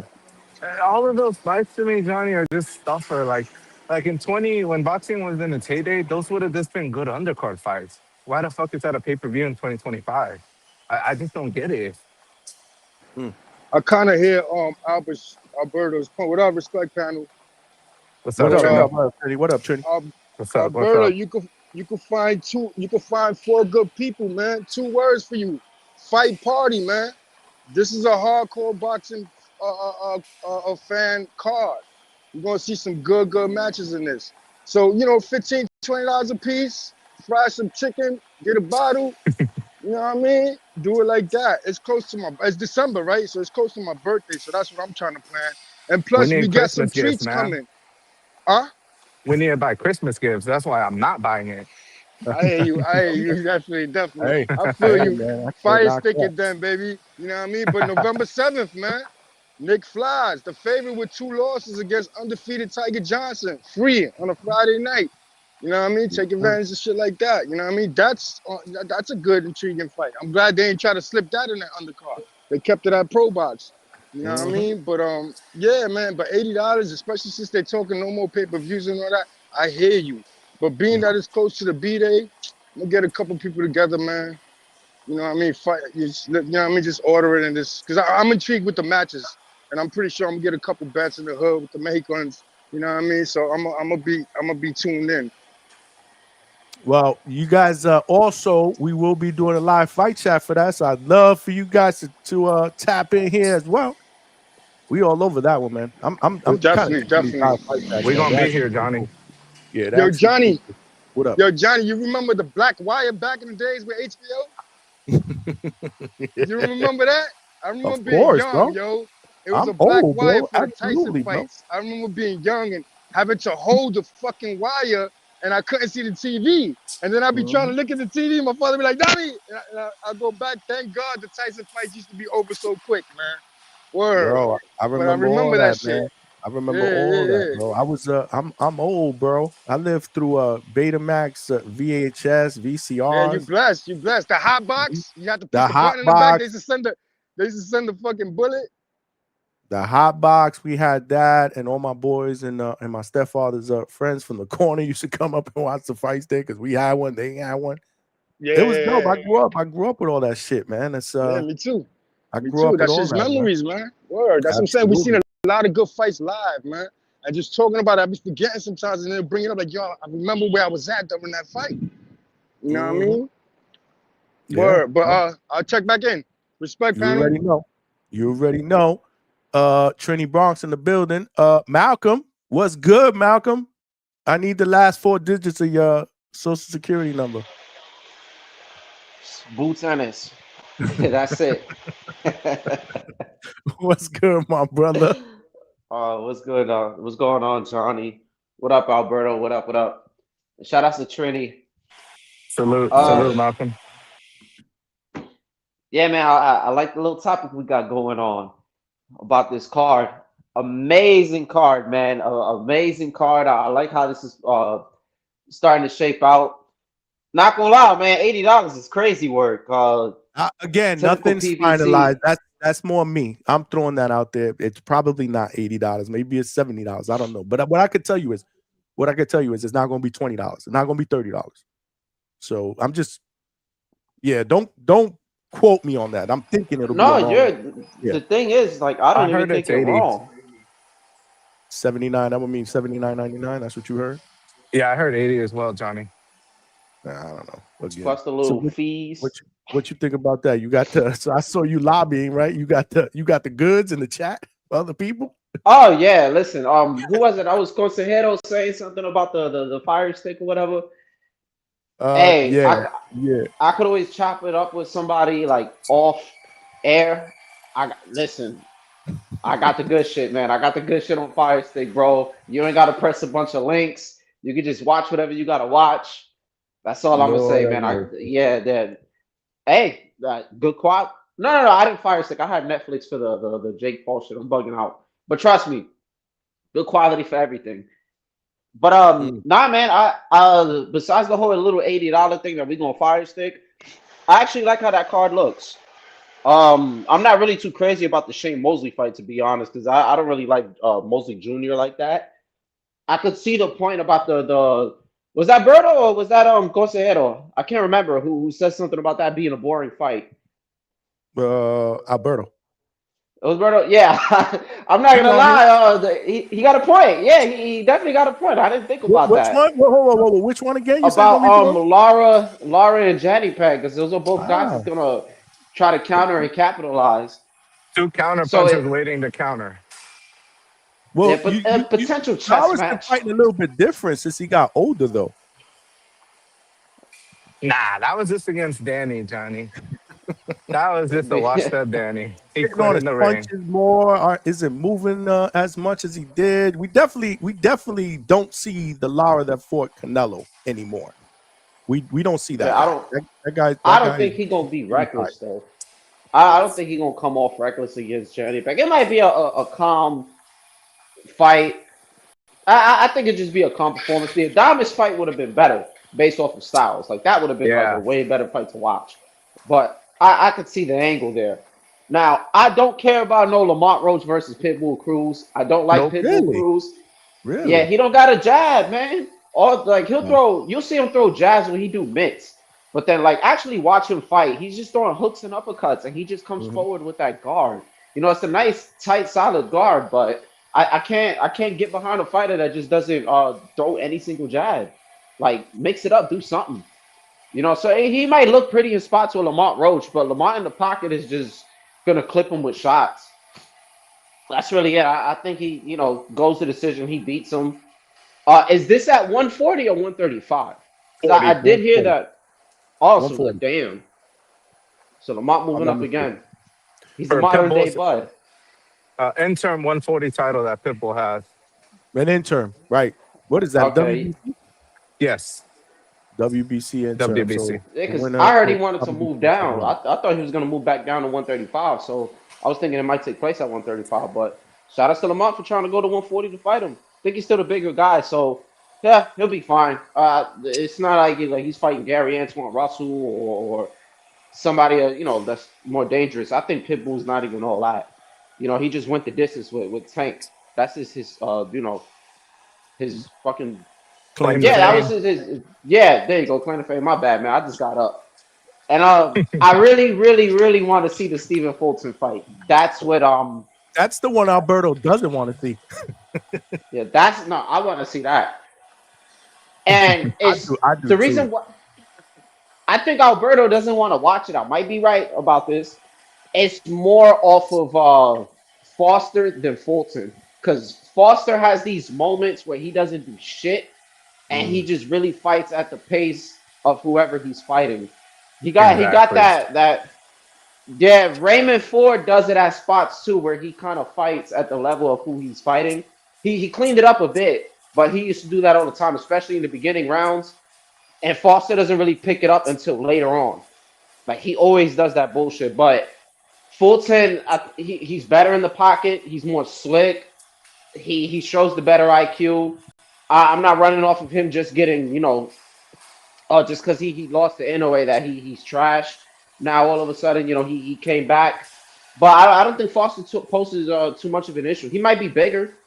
That's about it. But he booty cheeks, man. I don't think he's all that. I don't mean to disrespect like that, but I don't think he all that. Like, get that belt out the way. I want Fulton to win, and then I want Fulton versus Ford. That's my dream matchup at 130. Between them two and Lamont Roach, like somewhere in there, I'd love to see those guys fight. But Foster need to go somewhere, man. I got Fulton on that. Don't you think? And I love the point that you made about Foster and not being busy enough or whatever. But don't you think that things will be different going forward? Look what happened to him against Conceição, a fight that most people clearly won. Most people thought he might have won, but then there were a lot of people that were criticizing him that because he just wasn't busy enough. Yeah, he barely did any better in the second fight. He won the second fight though. He won it fairly easy. I mean, I don't think that there was a doubt that he won the second fight. If I'm right, the scorecards were a little closer, but before that fight, he did the same thing. I forgot who he was fighting. I was watching it, and he was doing the same thing. That Mexican dude, he dropped him a couple times too, I think. Yeah, but I don't know the name. I forgot dude's name. Yeah. Who are you talking about? Who y'all talking about? Fulton. Shockey still out on Shockey here? Oh, Fulton. No, I'm talking about Foster. I'm talking about Foster, not Fulton. Oh, my fault. Yeah. Foster. So but I forgot who it was. You were right. He won by split decision. The second time.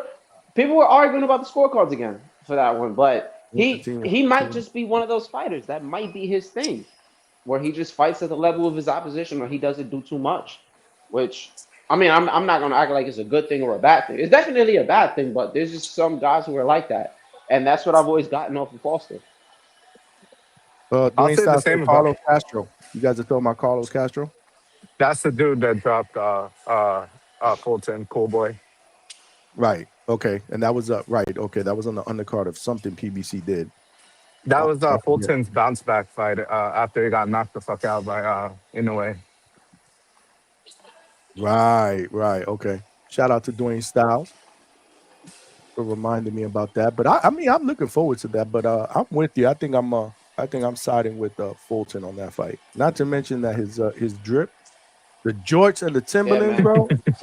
What is he gonna do to outshine that? That shit was That shit was awesome. Especially me. I come from New York. That shit was awesome, bro. He looked like he looked like he was coming out the hood in Bushwick. Hey, just after he wins, just give O'Shaquie Foster a Philly cheese. Do the boots treatment. Get a nice little Philly cheese. I saw that. I think Tone did a show on that, if I'm not Yeah, that mistaken. was Shout out to crazy. Tone and the Hatrix. Yeah, I think he did a show on that. This dude, how the fuck this dude sparks this guy out and then gives him 2 Philly cheesesteaks after the fight, and then he took him. Yeah, like you gotta microwave it too. Like that's the worst part about it. I wish I had a Philly cheesesteak right now. I miss those. That's one thing I do miss from living in Pennsylvania. The Philly cheesesteaks. There was a ton of different spots out close to Philly that you could get a really good Philly cheesesteak, and you know it was even better than Pat's and Geno's, which are the famous spots out there. Yeah, no Miss Philly them like cheese over crazy. here. People never heard of that over here. What's the signature? So what's the signature? Like, what's the Philly cheesesteak of where you live at in Arizona? Carne asada, bro. Like literally that. Oh, You get some carne asada fries, fire. That's like the Philly cheese over here. really? With fries? Man, Carne that sounds asada fries good. are different. Wow. You It's gotta just send me a different. screenshot when you get one of those. You gotta take a picture and send it to me. I gotta see how that looks. I'll show you, Whenever but you it do. just depends where you go. Like, cause you can go to a regular commercial spot and then it's just trash. But you can go to like a jet restaurant or like one of those food trucks and it's some fire. But I got you because it's like a plate. I think it's like a $12 plate, bro. It'll have you good. Mm. It sounds good. It'll put you to Oh sleep, no, Johnny. it's That's a yeah. lot of Oh, carbs. man. My kind of meal. My kind of meal. Shit, my kind of meal, man. Speaking of carne asada, the Señor Sabor cashews, the carne asada is pretty good. Shout out to Coach Does Bermudez. He sent me a care package does it of actually the taste like Señor it? Sabor. What? Does it actually taste like carne asada? Well, I mean, not just like it, but it has like an after flavor of it. Yeah. You know, Okay. all of the flavors, they're actually pretty good. I was eating them on the show the other day. Who was crashing out while I was eating Treese them? Trees. and Clay. It was Treese and Clay. Yeah, they were Claymore. crashing out. I was like, these are actually pretty good. You So could shout out. actually taste the meat, Johnny. Pause. I was trying. Pause. Holy Yeah, pause, shit! He pause. Yeah, got it. pause. You did. It smelled Y'all like know a what I meant. toilet full of nasty ass shit. Okay. Lord have mercy. That was nasty. Not really. Not like that, but it's like an after flavor of that what you just said. You know the chat's gonna be cooking you for that, right? Yeah, no, I deserve that one. Oh, okay. Even if those are one of those. Even if you say pause, that shit don't even matter. You can't It save don't, that. and You I don't can't come even. back from that. Yeah, and I don't even do that pause shit. But I thought that was fucking hilarious, bro. I'm too old for that pause. I'm way too old for that, man.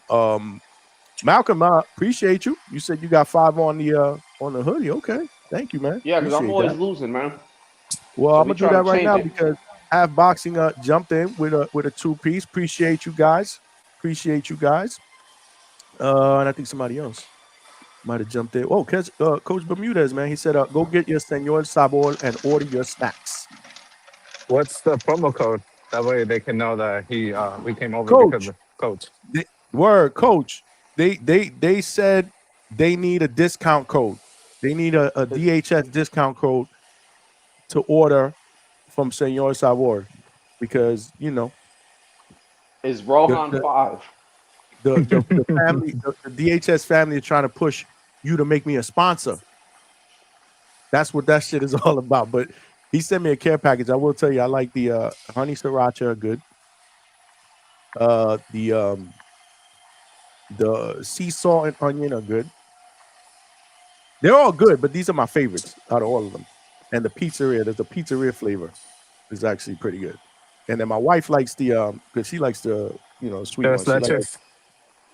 no, it's not a tres leches. It's another Churro. one. Flan. There's a Oh, flan okay. one, and the other one is it tastes like cinnamon. Churro, the churro. I gotta try that flan. Because I love she flan. likes. I'm not really into like sweet because I'm not a dessert guy like that. Like I don't eat cake. Never have when I was young. I was the weird kid on the block that all my friends came and they ate my birthday cake. I never ate that shit. I don't Yes. like cupcakes. I don't like. I'm not a dessert guy. Never really been a dessert guy. Yeah, yeah. So she likes all that stuff, but she said they were good. So she's been. I gave her those and I kept the other ones. I gave her the. I kept the, but they're good. They're good. I will tell you guys if you guys ever want to order any of these and for real, like they're good. If you like casuals and snacks and they're good. They're really good. I like them. I enjoyed them. In fact, I'm gonna go Nah, get I'm me gonna some in definitely just a try little the bit. flan. Yeah, I'm I gonna had to get try me the some in a little flan. bit. Coach, they need a discount code, man. You holding out. You definitely holding out. Look, Boots Vega put the website up, senortabor.com. Get your order in. But yeah, no, they're really really good. Let's do the raffle real quick, man, for you guys. Let's do the hoodie raffle. We got 10 people up in here. Shout out to all of y'all that sent super chats. Let me share my screen here. Get the wheel up. We got Malcolm in the building. We got Alberto in the building. Let me share my screen. And let me know, panel guys. Can you guys see my screen? Co-host. I'm sorry. Yes. Dessert. We are good. Names here, and if you send a couple, I put your name in twice. So let's go.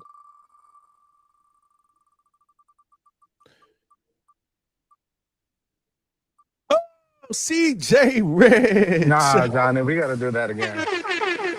Rigged, man. This is rigged. They in cahoots. Y'all better stop the shit because I'm letting y'all see that shit live. There ain't no rig shit here. Yo, it was funny because the last Shout out raffle that CJ. we did, my wife jumped in and I'm like, damn, if she win, they're gonna say it's rigged. But she ain't win. And she said, I wanted to win. If I won, you was getting me a hoodie. I said, I'll get you one regardless. But yeah, shout out to CJ Rich, man, for winning the hoodie. Dwayne said let's run another one. We'll do it the next show. Bro. We got a show. I know you want to win, Dwayne. I know you want to win, man. But CJ, send me your name, address, and size to this email address. When you get a moment, and we'll get that one out to you. And for those of you guys that don't win but still want one, millions.co, man. It's getting cold in them streets, bro.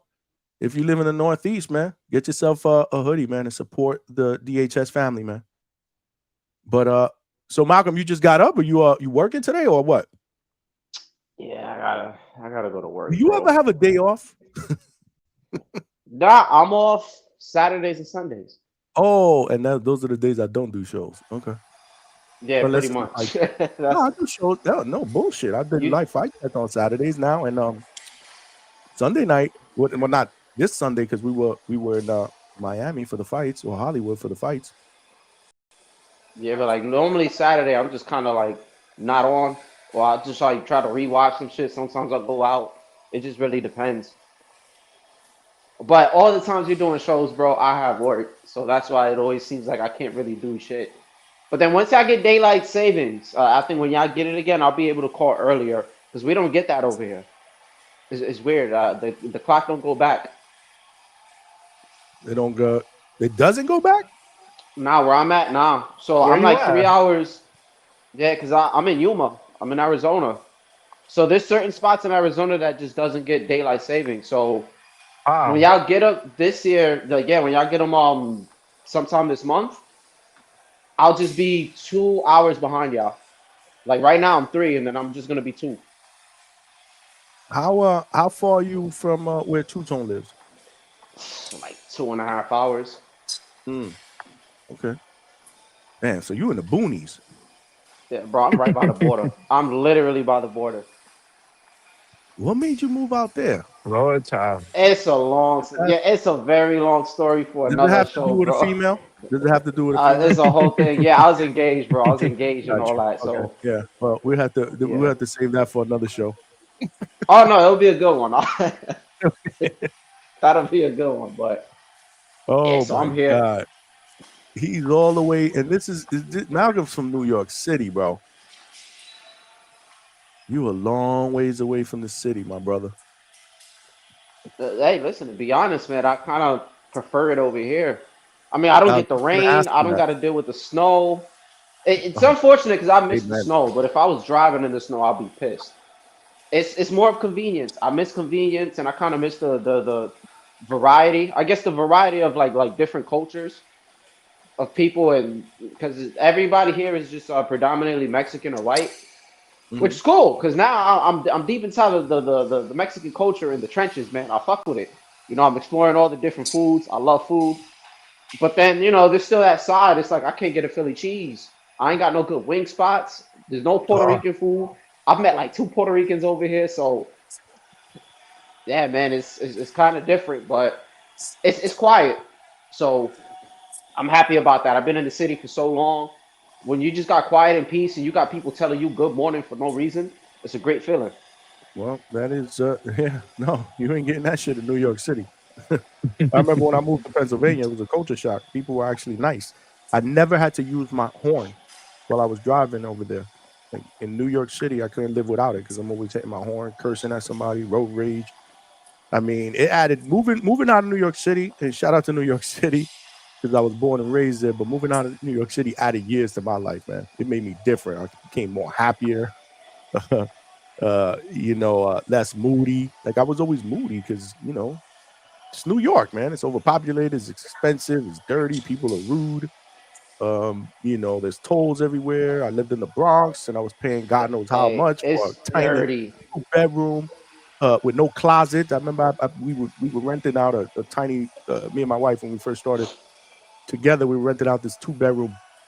It was mad small. The bedroom didn't even have a closet. I had to go and get a closet from IKEA.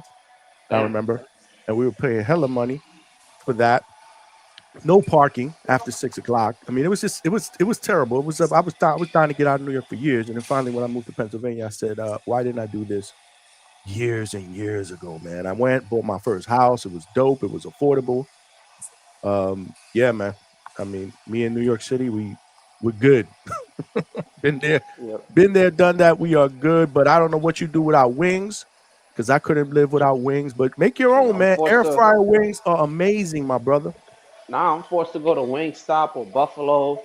Nah, And, go to make your dude, I own. tell Get you, an air fryer and make your own.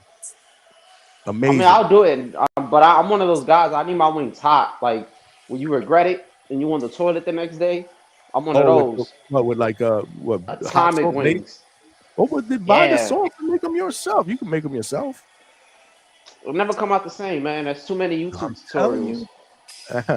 I'll My probably air try it. fryer I'll wings, try it. my air fryer wings are amazing, bro. That's what I bought an air fryer for, and I'm an air fryer wing expert, bro.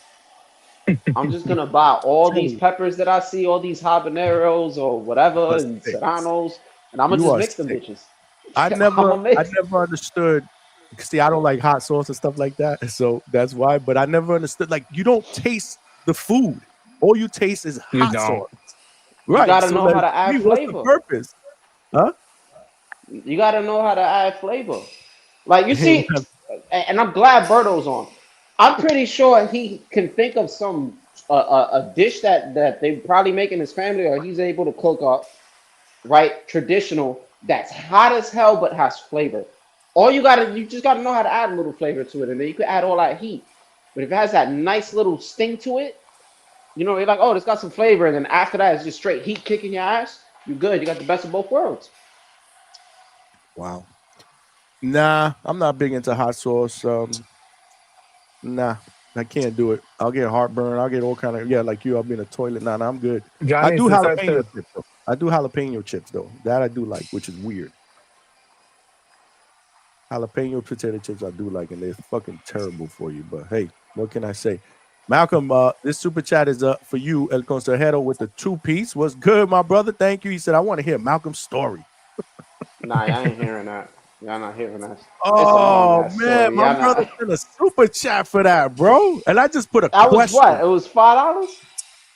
No, that was $2. All right, no. So I got y'all. I'll keep it. Nah, You're the I'll Sparks keep it a Notes. little short. Yeah. You I'm gotta, cause you gotta give us something, man. Look, I just put in the chat. Who wants to hear Malcolm's story? yeah. So just long story short, I was with this shorty, bro. I knew her since I was like 9 to 10 years old. Like it's that long. Went to middle school with her and all that. My sister's friend actually. So you can say I scooped my sister's friend, but Okay. we were tight. Oh, child. You know what I'm saying? Like yeah, this is like a good friend of mine. You know what I'm saying? She did else. She went. She did elsewhere. Ended up having kids. You know what I'm saying? Her man split up. One of those things. You know what I'm saying? I was stepdad extraordinaire. But yeah, we ended up making the move to over here. She has family over here.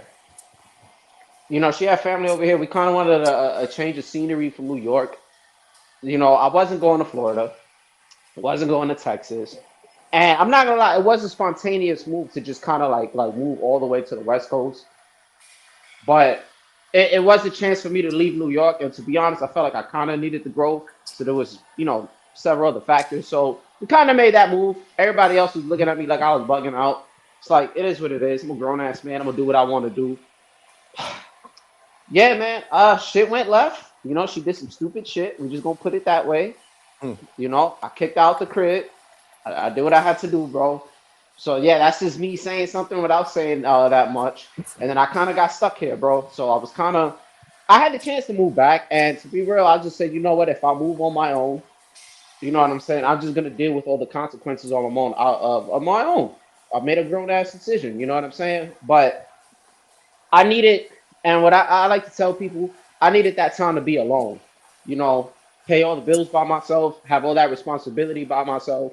You know, there's being alone and then there's being lonely. But I feel like once you're comfortable being alone, you don't tolerate shit from people. You kind of understand your worth a little better. You know, so it kind of made me, much of a better man. There were certain things that I was lacking in that relationship. And yes, I'm leaving out certain details. I'm not trying to put all my public shit out there. There's a lot of shit that happened.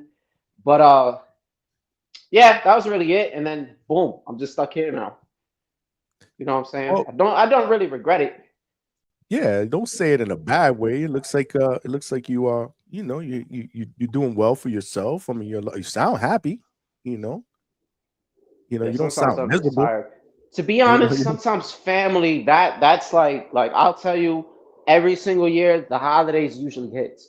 It's kind of Mm, yeah, it's and especially over here on the West Coast because it's a different scenery for Christmas. It's not the same. Like you remember how I was in New York in November? They're already setting up the lights in the streets. Times shit. Square looks crazy. Everybody with the Hell Christmas yeah. deals. It's cold. Hell yeah. You know, you're not wearing a coat over here.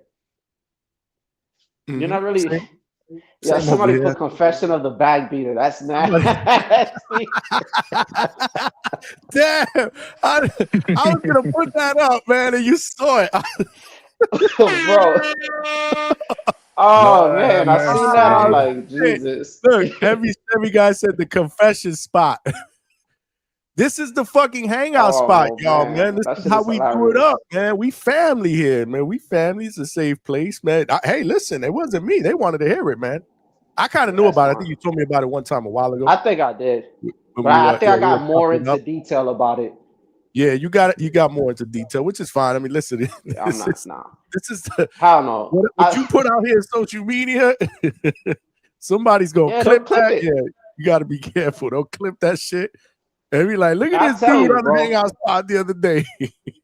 I used to see this shit all the time. I used to see it on TVV all the time, bro. Where dudes will say something personal, and the chat will go crazy. They won't let you live it down. Oh my You feel me? god, I have they'll something to remind say, and you I'm about like, it forever. They'll remind you about it forever. like Tim. Shout out to Like Tim. like bag beater. We said that one time, 2 times. Forget about it. Yeah, and then they just ran with it. And they just ran with it. Salute to you, Mikhail, and salute to everybody. Round one, salute to you as well. Towers, everybody. That's funny, man. Clarence, my guy Clarence from No Doug Song Podcast is in the building, man. Salute to you, my brother. Make sure y'all subscribe to his channel, man. He doing He doing it up over there, Yo, man. Good dude, he be real dude. outside, man. He be outside, bro. He be going in, In man. the New York trenches. I seen him, man. My boy was Oh, in John's boxing gym. Yeah, like he be yeah, everywhere. no. He's big. He's big with the amateur fighters. Loves to spend time in the gym with the amateur fighters, the young fighters. That's why I respect him. Always showing the young fighters love. He's a real one too, man. Throw your link in the chat, man. People could check you out, man. He comes on. I think he does morning shows. That's the reason why I haven't been able to jump on his show, because mornings are hard for me because of work. But we're gonna set something up. I want to go and show some support to my guy. What's up, Alberto? Yeah, real quick. I don't mean to switch up the topic, but have y'all been hearing all the like chattering about, Devin Haney might pull out of the fight? Like, are the Haneys looking for excuses because it's 1 month out? What's going on? Have you heard anything from senior Oh, Johnny? I seen that. I saw something. I don't know who to believe on these social media airways, bro. I don't know. I don't think that there's any truth to that, Alberto, personally. But I just hope that there isn't any truth to this, because this is the fight. This is the fight that we've clamored about. Like, for how long? Since fucking July. Since July. We've been talking about this fight since July. So don't tell me when we're almost at the finish line. Because what are we? A month? Just a month, yeah. Just a little bit over a month. Right? A little bit more than a month away. 5 weeks. Nah, this shit. No. This can't fall apart. They can't talk. Yeah, they can't wiggle out of here. We need this fight. Yeah, I don't know. Malcolm's rooting for Haney, bro. We need this fucking fight. Oh, that's nasty. That's nasty. Malcolm went with the ops, Devin bro. Haney. Malcolm went with the Devin ops, bro. Haney. Man, I don't he's going in understand the dirt. how he went on Stock Chase's side, bro. No. I don't. That should make just this is for you, logic. Malcolm. That you get the Stock Chaser button for going on the op side, bro. Why you have the biggest flip flop? Why? Yeah. Why me? Nobody else is have gonna do it, bro. Nobody else is gonna do it. You know what I'm saying? And I did a little bit of film study, and I said, you know what? I think Devin pulls it off. You know, and if we damn. All right. he's just a better I boxer. respect He's fought the better opposition. You know what I'm saying? And if we were talking about Fulton's drip earlier. Devin got the better drip compared to Norman. Yeah, he got the better drip. Has nothing to do with boxing, but you know what? Fuck it. So you know what I'm saying? Luckily for us, those type of styles don't win fights. But Devin, I seen him come out one time with Gucci. Didn't he come out with Gucci a long time ago? That was pretty dope. I don't even know. Like, I try not to pay it. I'm just chatting. The shit that he came out with Ryan with those Uggs, that was nasty work, bro. Yeah, that was a nasty fit. Did not like that drip at all. Brian Norman is a fighter, bro. We ain't worried about drip. We worried about fighting. But what I wanted to say, the whole thing about the pulling out the fight thing, I had seen D Block had posted it up. Yeah, I don't know how it came up. Oh, yeah, but he put up yes. I didn't know, like, dude's a little bit unhinged. I don't know if he made up the screenshot, but he posted a screenshot on Twitter. Yeah, the dude's off the rocker sometimes. Like, I didn't know if he made up the screenshot that he texted Bill. I don't know how tapped in he is with Bill. I think he tapped in because I was on wasn't that screenshot from like Twitter? It looked like an X screenshot. Yeah, it was like a screenshot that Bill told him that Dev is healthy and the fight's still on. I don't know, man. I again don't know. Don't even want to think about it. Definitely don't want to speak it into fruition. That's for damn sure. We need this fight. That's just these fans, man. All it would take, and I'm not like saying like y'all, but it just takes like one Norman fan on Twitter or somebody, somebody with a really good following, and they could put up a post and it could just be this alleged rumor, and they'll just put inside sources and don't credit somebody. Somebody else sees it, they retweet it. It starts to, get a little popular, and then that's how the rumors always start. Yeah, it just spreads. You know what I'm saying? And nobody ever had a credible source. It happens all the time. So I didn't really pay too much. My bad, go on. No, go ahead. Y'all can go. I was just gonna say real quick, like, I could see them trying to pull out because Devin's not going to outweigh Brian Norman on fight night by 40 pounds like he did against some of these other guys. You know, Brian Norman's not Jojo Diaz, Jorge Linares, who he got rocked by. He ain't Lomachenko. Norman's a full-fledged welterweight, so the clinching's not going to work. You can toss that out. Devin has no inside game at all. And lastly, Devin leaves himself wide open for a counter when he does that bow and arrow jab. So I think he's going to get knocked the fuck out. Malcolm, what you got to say about that? You know, it sucks, man. Like, You November believe it? 23rd. No, November 23rd. This man going to have to sit here with an L on his birthday. This is nasty, bro. Ooh, wow. Hey, Damn. Dev, man, Dev taking that W, man. Shout out to the Normans, by the way. You know, ain't no malice, but Senior's probably listening to this right now. I'm surprised he ain't calling. yeah, He's not I listening. hang up. He called in. I'm hanging up. He would have texted me already, told him to send me the link if he was listening. But Stand on hey, your look, square, I have Malcolm. Devin. Nah, I'll stand on it. I got Devin. Like, yeah, Norman's I love it. bigger guy. That's fine. You know, y'all can say something about the bow and arrow jazz. I didn't see too much of it against Ramirez.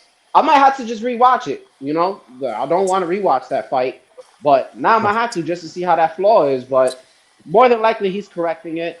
He might slip up here and there, but you know, it's going to be hard for you to land when you got to go against somebody with some solid feet like Devin Haney. You feel me?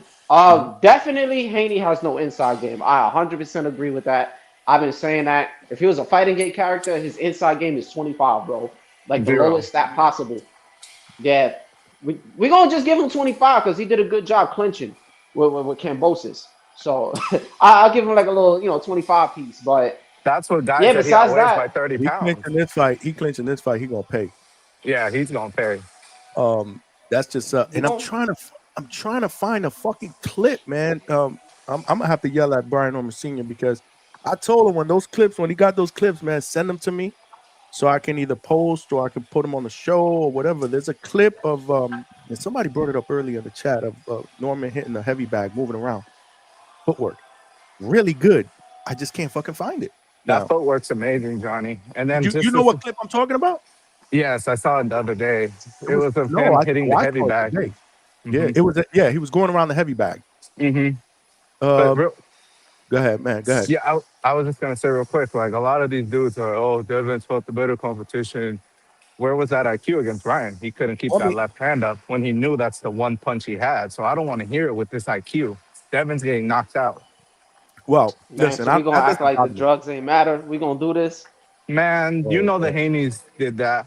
How the hell Devin's little brother know before the commission? And come on. Nah, come on. That's some snack shit. We're not doing that. Shit. Wow. Hey, nah, he cheated. You know what I'm saying? We're not gonna act like that didn't matter. Now, granted, there was still some flaws with the hand was still down. with the hand thing. Yeah, for sure. But just remember, all I'm saying, if you rewatch it, there were times where Devin Haney adjusted, but he kept getting hit with that left hook and he was catching it. But Ryan also adjusted, and then that's why I like to throw in that the odds 3 matter, because that just gives you a little extra thump. Was Devin on his knees on that fight multiple times? Was Devin on his knees on all fours? That he got dropped multiple times? Yeah, he was on his knees a lot of times that fight. Yeah, he went knee to knee. Yeah, hey man, he underestimated Ryan. That's all it is. We're not going to underestimate Ryan Norman. And all that bag work and jump rope look nice, but when you don't do it in the elite level, but we can't see, we haven't seen you do it at the elite level in the ring. That's different. My comparison, like I always say, Tio looks so lovely doing all this shit on Instagram, but he can't cut the ring off for jack shit. You know what I'm saying? So I like to use the same concept for Brian Norman. I haven't really seen him do it, so I'm not going to expect for him to just magically be cutting off the ring like he's prime Canelo Alvarez or Julio Cesar Chavez. I highly doubt it. He is going to get frustrated at some point. All y'all niggas is going to be mad, and I'm going to call in, and we're going to have a lovely time, man. And then, I'm not going to crash out. No, I'm going to probably grab a beer. I'm going to sit there. I'm going to drink, and then I want to hear everybody's reasoning to why they doubted me. Are you jumping on that live fight chat with me? I got you, man. November 22nd, right? And then I won't go crazy on you, bro. Like I'll leave That's you a alone. morning I'll card, leave bag you alone. beater. That's You gotta What? be what up time is early. that card, man? That's a Saudi card. Ah, Oh, it's somebody actually told me. ooh. That's like 9 a.m. our time because we're on the West Coast. No. Well, what about the main? The main card probably will start 10 later. a.m. for us, 10, usually. yeah. It's Damn. early. It's early. Do you Wait, 10 know? a.m. in the West Coast? Yeah. Yeah. Well, I'm from Cali. I don't know where you're at. So Yeah, I'm what like an time does hour. it start Okay. in Cali? Do you think, or do you believe? I don't know. I haven't seen the time for this thing. It's gonna start at 8 o'clock in the morning in the West Coast. The undercard for sure. They usually do when they're in Saudi, Wow. the Riyadh. Damn, that sucks. You see Well, the over here it'll early probably be noon. Riyadh cards? Over here it'll probably be I noon or something. 1, I 2, the catch main them card. I'm at. assuming. We'll figure it out. It We'll has to find be out. like 4 or 5 o'clock. I always The main catch them event around 4. Yeah, but like the main event is usually around 4 or 5 o'clock over here, and is Cali's about usually like 6 an o'clock over hour here. ahead of me. Yeah. Yeah, usually here where I'm at, it's about the usually main event's around 6. So you do realize if I do a live fight chat and we open it up after that, because I'm sure there's gonna be crazy people that I want to talk about, not just that fight, but the card in general. We'll probably do a 12-hour show. Johnny, Lord have mercy. this what basically solidified my choice in Norman was Coach Cam Walker. He said that he called Bud the school Canelo. I don't know if y'all remember that, but he literally said Bud was gonna make it look easy, He and did say he's that. putting up 10,000 on Norman. So, his eye, I trust it. If somebody wants to bet him, that is. He's trying to get Bermudez to bet him that day they crashed out on each other. See, this I like. Nathan, shout out to you. Boxing Gems, which Boxing Gems is legit. Boxing Gems is legit. Broke down Haney versus Norman. I got Norman by KO, TKO, Devin. Can you send me that, Nathan? If you can find that. Is that somewhere on YouTube where he breaks it down? Because I have not seen that, but I would love to see that breakdown. You saw it? Anybody in the panel saw that? I haven't seen that one. No, I got to I've see seen that one. like several others. I really, really respect Boxing Gems, bro. I mean, I'll tell you. trainers, a lot of people use Boxing Gems for research, breakdown. Boxing Gems is good. Yeah, I seen some of it. You seen? Where is it? Where can we find that? On YouTube? On YouTube, he points out the in detail that bow and arrow jab, man. I'm trying to tell y'all, man. I gotta see that. Over No, the don't top. spoil it. Don't spoil it for me. I gotta see that, please. Alberto, go back to my cause. I broke down that corporate shit a little bit more detailed than Coach Marcus. You were Okay. he was on point with Crawford as well. I do remember that. The Heartbreak Kid. Damn, bro. Norman gonna cut off the ring just like you cut off Shorty. So you heard that part. So you heard that part. Yeah, and Malcolm missed them Puerto Rican Pecans, bro. You need to pull up to the city one day, man. The Puerto Pecan Rican. The Butter Pecan Rican. The Butter Pecan Yeah, Ricans. Butter Pecan Puerto Rican. That's what he was You trying to already say in know. a nice way. That's what he's trying to say in a nice way, DK. The flavor, the culture. Nigga, you want that variety of pussy, young man. Speak on it, brother. I'm trying. Lord child. Yeah, man, the yams hit different. The yams hit different in the city. You know what I'm saying? It's definitely different. For Sheezy. I remember I went to Medellin. They're like, oh, you here for, I want Colombian toto. I go to Queens. Like, I don't need to come in for that. I'm in Medellin for culture. I get it, I get it when it comes, but you know what I mean? You from the city, you know how I go. Yeah, Single guys, you know bro. what I'm saying? Not the married men. It's all good. I was heavy on the Dominican women, bro. That's where I was at. Johnny, you gotta mute up, Johnny. Oh, my bad. I gotta mute up, bro. Y'all trying to get Johnny on the couch tonight. Nah, hell no. Nah, we respect the queen. We respect the queen. I'm team Mrs. Hangout Spot all day. You know, if it wasn't for Mrs. Hangout Spot, we wouldn't be here today. She was the one that pushed me to start this shit. That's a fact, Johnny. Now the world could tell. Any man over 50 trying to get salsa lessons for his wife, you know what I mean? It's on my bucket doing list, his man. part. I That's got what's to, man. It's on my bucket. You know how many times like I'm out with my wife and we, when we go to places or cruises and they doing this salsa and I see two couples just doing. I mean, it looks beautiful. When a couple can dance salsa, I don't know if y'all in the chat, whatever. It looks like a work of art if they know what they're doing. I'm like, Yeah. that has to be me and my wife. Yeah, We my got to do aunt that. and uncle, Yeah, man, it's crispy just with a it, doing beautiful all those thing, and I extra can't hold moves. my own. My wife dances, but I can't. I can't dance like that. She get down. You know, she Puerto Rican, so you know she could dance. She was born knowing how to dance. But but yeah, I got to do that. I got to do that because I'm like, yo, I gotta be because I love to watch. I've been like, damn, yo, they cooking these two. That's You poetry, know, Johnny. When you see some people do it right. it's a work of What's up, art. doing, bro? It's a work of art, man. It really is. But yeah, we gonna get it in. It's just hard for me to find time. But we gotta figure that out. That's why on Fridays, man, I don't be doing shows, man, because it's date night, man. I gotta date my wife, man. So y'all can talk Respect. about the Respect. yams and all that, what y'all want, have fun, whatever. No, I'm no, no. I don't good. want to get too crazy with it. You know, this is a boxing show. It's a boxing show, man. It's the hangout spot, man. The hangout spot. Yeah, that's what it is. That's what I meant to say, Malcolm. It's not just you, yo. It's Johnny's podcast, bro. You be here Nah, bro, talking listen. on TV like it's just you and me sometimes, man. But it's all good. I try to filter it though. Like if I was to talk how I normally just talk, like a regular, I heard you that know, side. He definitely filtered it yeah. down. Yeah. Then Yeah. it just gets bad. I'm telling you, it's bad. I'm very vulgar. Nah, I feel you. I feel you. But like, there's other spots for that, man. That you know what I mean. This is we dibble and dabble with the bullshit. Bring it back to boxing. But like, yeah, like you said, you hanging with the homies.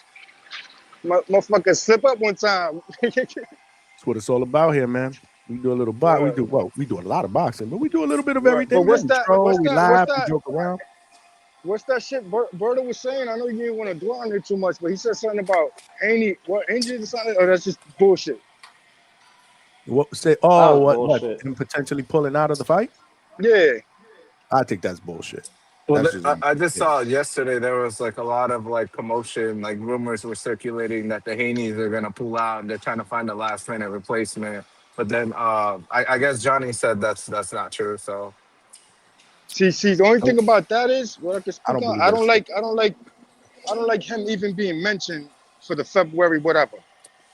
I don't like that. You know what I'm saying? So now it's like What for him to be him on being that mentioned PR because card? yeah, if he wins and all that, yeah, because to me that creates I like love it. something there. I love it.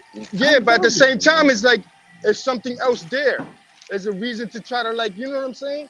Because that shit didn't work out. It didn't work out so well when it came to Ryan and Dev. So No, I know that part. I'm saying just knowing that there's something else out there gives reason to be like, you know what, I don't need this one. they're I gonna feel like shop it's him. backwards. Yeah, You know, I feel like Turkey put this. it's a This is the setup. fight you got to Okay, take. You know what I'm I saying? get what That's you're what I saying. was Okay, feeling. I I get don't what like you're that saying right now. there. You know what I'm saying? I get what you're saying. Footwork and all that. I ain't worried about that, man. I'm telling you, that kid was doing footwork. He had to be 8, 9 years old. He had that shit mastered. Just Hey, saying where he's from and all that. That's gonna come out. But Trini, I get what but you're saying. that's a fact. They're planting the seed for when they do some slick shit. I feel what you're saying. I don't like that. That's the only thing I Yeah. don't like. You know what I'm saying? Because I was like, this fight is done. They locked in. The Haney's got a game plan. Bill Haney's a smart man, and that's his boy in there. So, like I said, it's gonna be a good fight. There's no losers. They're gonna go on. They might unify later on down the line. We're gonna see a whole different type, almost like Mayweather did, kind of like reinvented himself, but kind of like the opposite. We're gonna see Haney a little bit more in there. You know what I'm saying? Because I know what he didn't show to Ramirez, but what Mosey was saying, the way he looked like in camp, that he was in there. That's what Mosey was so upset afterwards. So the kid got it in him. You know what I mean? And it's going to show, and it might be down the line again. I think this is like a virate being brewed right in front of our faces that we're gonna be honored to watch it and be involved with the shit talking and all that. I Yeah, wanted to man. say about the whole scheduling ahead. I don't like it. He's done it already, and then it kind of, I don't like fighters looking past their current fight. But I will say it's kind of smart. Like I don't think Devin and his team is trying to duck. I don't really like that narrative at all. It's been something that's been going on since the fight's even been announced. And mind you, it's like Devin kind of chose this. He could have chose anybody else, So I just think it's a weird narrative. I don't like how Bill moves either. I'm not I gonna don't think lie. he I could have hate. chose. I don't think he could have chose anybody in, but I do think they're locked in and they do want to fight. I do, and Absolutely. they're not looking for a way out. Yeah, because to So be They're real, not looking listen, for a way he out. could have still fought Ryan. Like even with that bullshit performance, he could have just fought Ryan. Like if Yeah, he really that's wanted true. to, but Yeah, then that he, fight, Nah, that fight, yeah. nah, That but but he fight, yeah, Ryan. lost the entrance that fight's because, always on the table. I think win or lose here, that fight's always on the table, man. They're always gonna get up for that fight. and that's the Yeah. thing. I feel like that February thing in the event if Devin loses, he's still fine to fight Ryan. Like let's just say he loses and he don't get knocked out because then you get suspended and all that shit. Like if you just have like a regular loss to decision, they could put you in with Ryan. Y'all both coming off a loss, and then y'all end up just mixing it up. But if you win, you just have a better opportunity. So it's like you got your locked spot, but Yeah. they'll have an option for you either way. But for All sure, right. I know he's trying to get that Ryan smoke again, which I'm not really too, I you already know. hear your boxing mind coming back with the if, because last couple calls you was talking when and he's gonna be tired from partying. That if he win, I like that, Malcolm. When he went, you know what I'm saying? But I gotta say if, because I gotta put that scenario if he lose, man. Malcolm don't believe half the shit he's saying about this. Nah, no, So I think he troll. I think That's he half trolling, man. He half trolling. nah. he If just I was trying to trolling get against y'all, the no. grain, bro. He just we got to We turn gonna see. Malcolm What? But into But you I'm know the telling what? You know y'all. what? But no matter what, because there's gonna be a lot of them. I'm gonna leave some room for you in the bandwagon, bro. Because technically you already got a seat. I'm gonna make sure, like, I'm gonna do everything I can to make sure that you got Yo, a little I don't spot know where there, the man. fuck this shit came from. He was. I remember when this shit first got announced, man. The first few weeks, he said he was rooting for Norman. Yeah, and I'm gonna leave a He little bit flip Listen, of flop. I'm space. He not flip hating on flopping. I'm not hating on Dev like that anymore. Like I don't really hate on him like that But we're anymore. not hating on Dev here in the hangout spot. I We used just to, but I we used just to. saying he gonna lose. I used to hate on him, He gonna get cooked. you That's know, what and we then saying. We it ain't hating on him. subsided. You know what I'm saying? But when I think about it and I think of opposition fought in styles, I just got Dev. But it's all good, Barbecue man. chicken, baby. Hey, you're right. I'm gonna be eating that shit. You know what I'm saying? Barbecue chicken. All I'm saying, November 22nd, after that main event, She it's gonna gonna be be a long night for a you gonna lot of be y'all. you I gonna be got Man, carne asada, fries, and crow. so I got the we list need a lot of already. You clothes. know what I'm saying? Berto, you on that list, respectfully. Yeah, Trini, with the you on that list. with my Fight government. Sports My Talk is name on got my that list. government. My name got the government next. I put an extra stamp on it. Got you, bro. I'm coming for y'all, and then I'm gonna need the Coming for all of us. explanations. He's Brim, looking I for got Brim on that. He's number one. He's like Brim. right there. Wow. I ain't forget. Nah, I ain't forget, man. I'm writing Brim. down everybody's name. I'm gonna put it in my notes. Yeah. Brim, Everybody yo. that's going Oh, against the grain. You know what I'm speaking of the saying? devil. Malcolm, Speaking who of you the got devil, with he just heard you, bro. Bias Brim said, I'm on that list. I'm Brim's on that already on. list. Yeah, man. I got my hit Malcolm, who list. you I got got. for Roach Pitbull? Oh, I got Roach. Yeah, I got Roach too. Yeah, I got Easy. Roach. Yeah. And a good Boxing fight. Yeah, gears good off. masterclass fight. I got shit. I remember I got shit. I went on somebody's podcast and I picked Rayo to beat Pitbull. And I got a lot of shit. And them That was a dudes close was fight, though, all right? like, It was a close. yeah, Ended up being a Johnny was close fight, right. or Johnny was right. That was the first one in a long time I got right too. that was 'Cause I me be with getting it wrong. Roach Tank. I know they're gonna think I'm capping, but I caught that one, man. Oh, I didn't. I got that And one I don't wrong. want to sound like I will be like I'll pull up anywhere and be like, nah, I was a joint. I bet with people who's like family to me that I don't mind losing money to. So it's Right. like, and we watched the fight and they knew what it was, man. With the knee and all that, they're like, yo, here, take your bread, bro. You caught that. Like, you know what I mean? Wasn't like I'm like super, no, I'm gonna get, nah. I only bet with people like, give me that $100 I threw in the chat for the Roach bet. This is family here. I don't mind losing. I bet to anybody that could call me and be like, yo, you got $100? That I could give you $100, I could lose $100 to you in a bet. That's the type of people I bet with. So Yeah. Yes, Shout sir. out to my guy Yancey up in the building. Yancey, get better, well, bro. let me Yancey dealing with a tune. little I'm bit of gonna stay injury. tuned in. I pop up for later. Stay up. You Malcolm, know. stay up. Respect. All right, You G. already Salute, know. salute, You already Trini. know. Yeah, Yancey dealing with a little bit of an injury, man. He's not fighting that border wars, Malcolm. Just so you know. Yeah, I don't know if man. I you know wanted you that guy did to not. fight at Border Wars, man. Yeah, I man. wanted that to see that. Yancey against AB2 would have been a good fight because I've been seeing some really good footage of AB2 times, man. He sent me some clips and stuff, man. He looking good. That would have been a good fight. But yeah, Yancey, get better, bro. You know we rocking with you. You family here, man. As well as all of y'all, man. Y'all all family. We rocking out. We need 20 more likes to get to 100, y'all. Hey, And we round one is got still fighting? over 100 people up in here. What's up? Round one is still fighting? My bad. I didn't mean to cut you off. I guess. I mean, I think so. Yeah, I haven't been. I've been so busy at work, Malcolm. Like with the day job, I haven't really been tuned in to TVB About lately two in like the that. morning. Yeah, no, I haven't here and there for a little while, but I've had a lot of meetings and stuff. It's just I can't, man. I gotta zone in on work, bro. I still got a day job. And it doesn't make anything. It doesn't make it easier when I only get like fucking 4 hours sleep. Because we're on the show or whatever, 5 hours sleep tops, man. So I can't afford to quit the day job yet, man. So I Yeah, still you gotta get there keep that. soon, man. You're gonna Hey get there Hopefully, Johnny, soon. man. Your lips are God's ears, man. Hopefully we'll get there together, all of us, man. What's up, Alberto? you gotta work, man. I heard they said like a Toyota takes like 50 hours to make, but a Rolls Royce takes 5 months, man. So you gotta put Hey, your head down, put that work in, Johnny. I Salute, ain't salute. complaining, baby. I got my head down. We working. We will get there. It's just not a matter of if, it's a matter of when. But we'll get there Yes, one day. sir. We'll get there. It's good. I mean, it's been good. Boxing has been really, really good to me when I go to these cards and I meet all these different people. And it's funny because people now I'm going to these cards and people know me. People didn't know who the hell I was. So that continues to motivate me to keep going. Like, oh shit, okay, I'm doing something right. You know what I mean?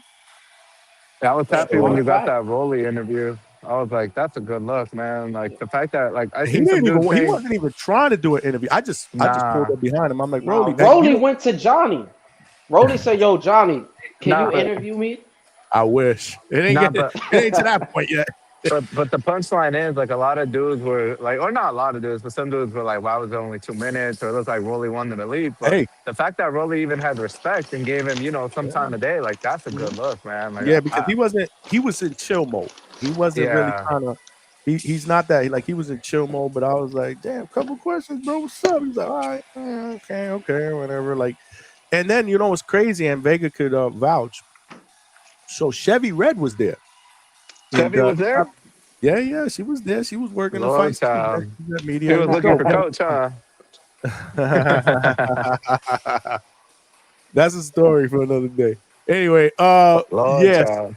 So she was there, and she's because she's worked numerous fights, so he knew who she was. So when we were after the interview, and I turned the camera over there, he stood there talking with us for like a good 5-10 minutes, just chatting with us. Her, Wow. him, me, Vega was there. It was before Coach. It was right before Coach because we were waiting for Coach because it was after we were waiting for Coach to come down. So we said what's up to him and talk to him. But yeah, he was just chilling with us there, like regular dude. Like these dudes are just regular people, but I come correct. I don't disrespect. You know what I'm saying? Like I'm like, people know. I don't do that. I come correct. Treat people the way you want to be treated. That's how I always been. But nah, it was good. It was good. It was quick. But like again, 2 minutes, 3 minutes, it don't matter. A question or two. Look at the views of that thing. People love to see that stuff. Yeah, he People love still to gave see you the that. time of the day, so that's really what And he matters. said, don't sleep on Haney. He was like, he think people are sleeping on Haney. He's got the better Yeah, that resume. was my favorite part of that interview. I was like, It's oh, it's undeniable. Like Alberto, hey, it is what it is. He does have the better resume. It's no use. He has the better resume. He's fought the better competition to this point. He's more accomplished, right? But all of that doesn't win fights. You still got to fight on fight night. It's like you could be the better fighter on paper. Don't mean you're gonna win on fight night. Fights are won in the ring, not outside the ring. And I know experience matters. I'm not saying that, but I'm telling you, man. I'm telling you, Brian Norman is different. That's just my it's, opinion, man. That's just it's my gonna That's opinion. be a a good fact, We'll see fight. what Johnny. happens. We'll see what happens. I firmly feel that, man. Well, Great I I fight think can't for both wait. guys. Great fight for both guys. I give Haney a lot of credit for taking this fight, or for wanting I this fight, or don't. whatever. I don't even care who called it, who didn't. I mean, that's for them. The fact that we got this fight, I give them both credit. You got two guys in their prime that are willing to, just who cares about the olds or whatever? They willing to fight each other. He's moving up. He's facing a puncher. I mean, Norman, who is facing a guy that he's never faced before in a mover, a boxer, good footwork. It's crazy. This is what boxing is all about. Johnny, What's up? the Haney didn't want this fight. Like, if you guys Well, remember, whatever. like But it's here, is what I'm Johnny, saying. they were trying to get Eddie Hearn and Top Rank to overpay for that goddamn fight against what's the dude from Spain that nobody cares about? Um, Sandor Martin. Yeah, against Sandor Martin. Nobody bid for that shit. I think it was the minimum bid. It was like 1.2 million, top rank one, and the Haney's cried about it. And then Bill was finally able to get a sucker, being Turkey, to pay for that Jose Ramirez fight at Times Square. But the Haney's, they're very strategic with their opponents, Johnny. But I think Turkey, he put them in a hard spot. He said, "Hey, you're gonna fight Norman, or I'm not paying you." So they didn't want this fight. So I don't give him credit for taking it, Johnny. I don't, because we already know how the Haney's get down. But they You could have gotta give it won. credit. They could have won another avenue, Alberto. Realistically, right? I believe they could have went, but the fact that they picked up or whoever. No, because Bill is greedy, Johnny. No one else was gonna pay him millions to see his son fight. His son's not an attraction. They don't move tickets in Las Vegas. Like, he had to take this fight. They didn't want to take this fight. Damn. But they took it though. I gotta give them credit for taking it. Who's For the that? money, Brim. Identify yourself. Identify yourself. The brim of all brims. Where's the look? I got to get the look. Where's the look? My guy. What's good? Real quick, before Brim goes, hey, Brim, you got to change your identity. If Norman loses, if he gets knocked out, Lord have mercy. You got to First change of your all, whole identity. saying the word Devin Haney knocking out Brian Norman is almost a comedy to me. But I mean, no doubt. First of all, why would I go anywhere? I'm a boxing fan. Yeah, Norman is my guy, but I'm a boxing fan first. So But win, you lose, went and out the draw, window I'm for gonna the beat it. Norman. Absolutely, man. I rock with them, period. But listen, win, lose, or draw, I'm here. I'm a boxing fan, so that don't change anything. Why would I duck and hide? You know what I mean? I got I respect for ain't hiding. Devin I'm Haney. gonna be here. I'm doing Yeah. live fights. I ain't going nowhere. If it was crow for me to eat, I'd eat it. But I'm not eating crow. I'm eating a steak dinner thanks to stock chasers. Oh shit! So that's the bet. You guys ain't do money. You just did steak dinner, or you No, it's using $100. I'm gonna use the $100 on the steak dinner. Okay, I got you. Took yourself to Bruce But I Palace. gotta give senior 10% vig though.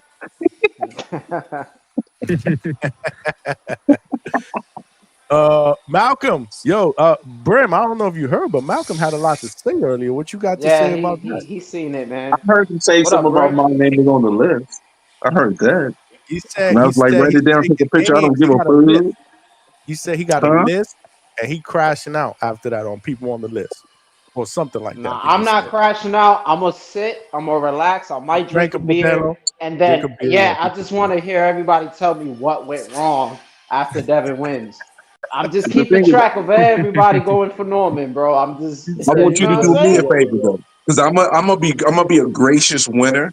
That's what I'm making sure I do, even if because there's some Haney fans that's coming at me saying dumb stuff to me, and I assess the fight fairly. So when this happens, I'm not gonna be hard on you. I ain't gonna talk crazy to you. I'm gonna win graciously. Okay. I'm just gonna be like, I tried to tell you these particular things. Did you see this happen? And then you be like, yeah, man. Well, listen, Devin's a tough guy, man. His career will continue. He'll be okay. It's just that this was not the right moment for him. You gonna give me the dad talk? He gonna give me the man. With no belt. I ain't gonna spank you or nothing. I'm gonna just talk to you in the corner. That's it. Yeah. All right, hey, man, the best man win. I'm gonna keep it classy. Quick. I'm not gonna go in. Don't I you might guys go in think on that- one person. I might go in on one person, and that name will be nameless until that night. I got a name that I kind of want to go hard, but I kind of want to still be gracious. But part of me doesn't because they be talking so much cash shit about Norman. I'm like, bro, somebody talking about he's switching now. I'm like, bro, he's been able to do that for years. This is not new news. It's new to you. You know what I mean? It's new to you, though.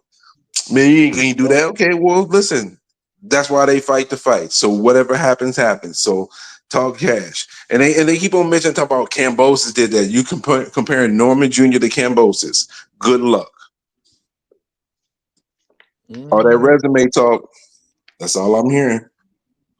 Yeah, and like I said, it's undeniable, right? I mean, we got to take that on the chin. But at the end of the day, again, fights aren't won on paper; they won in the ring.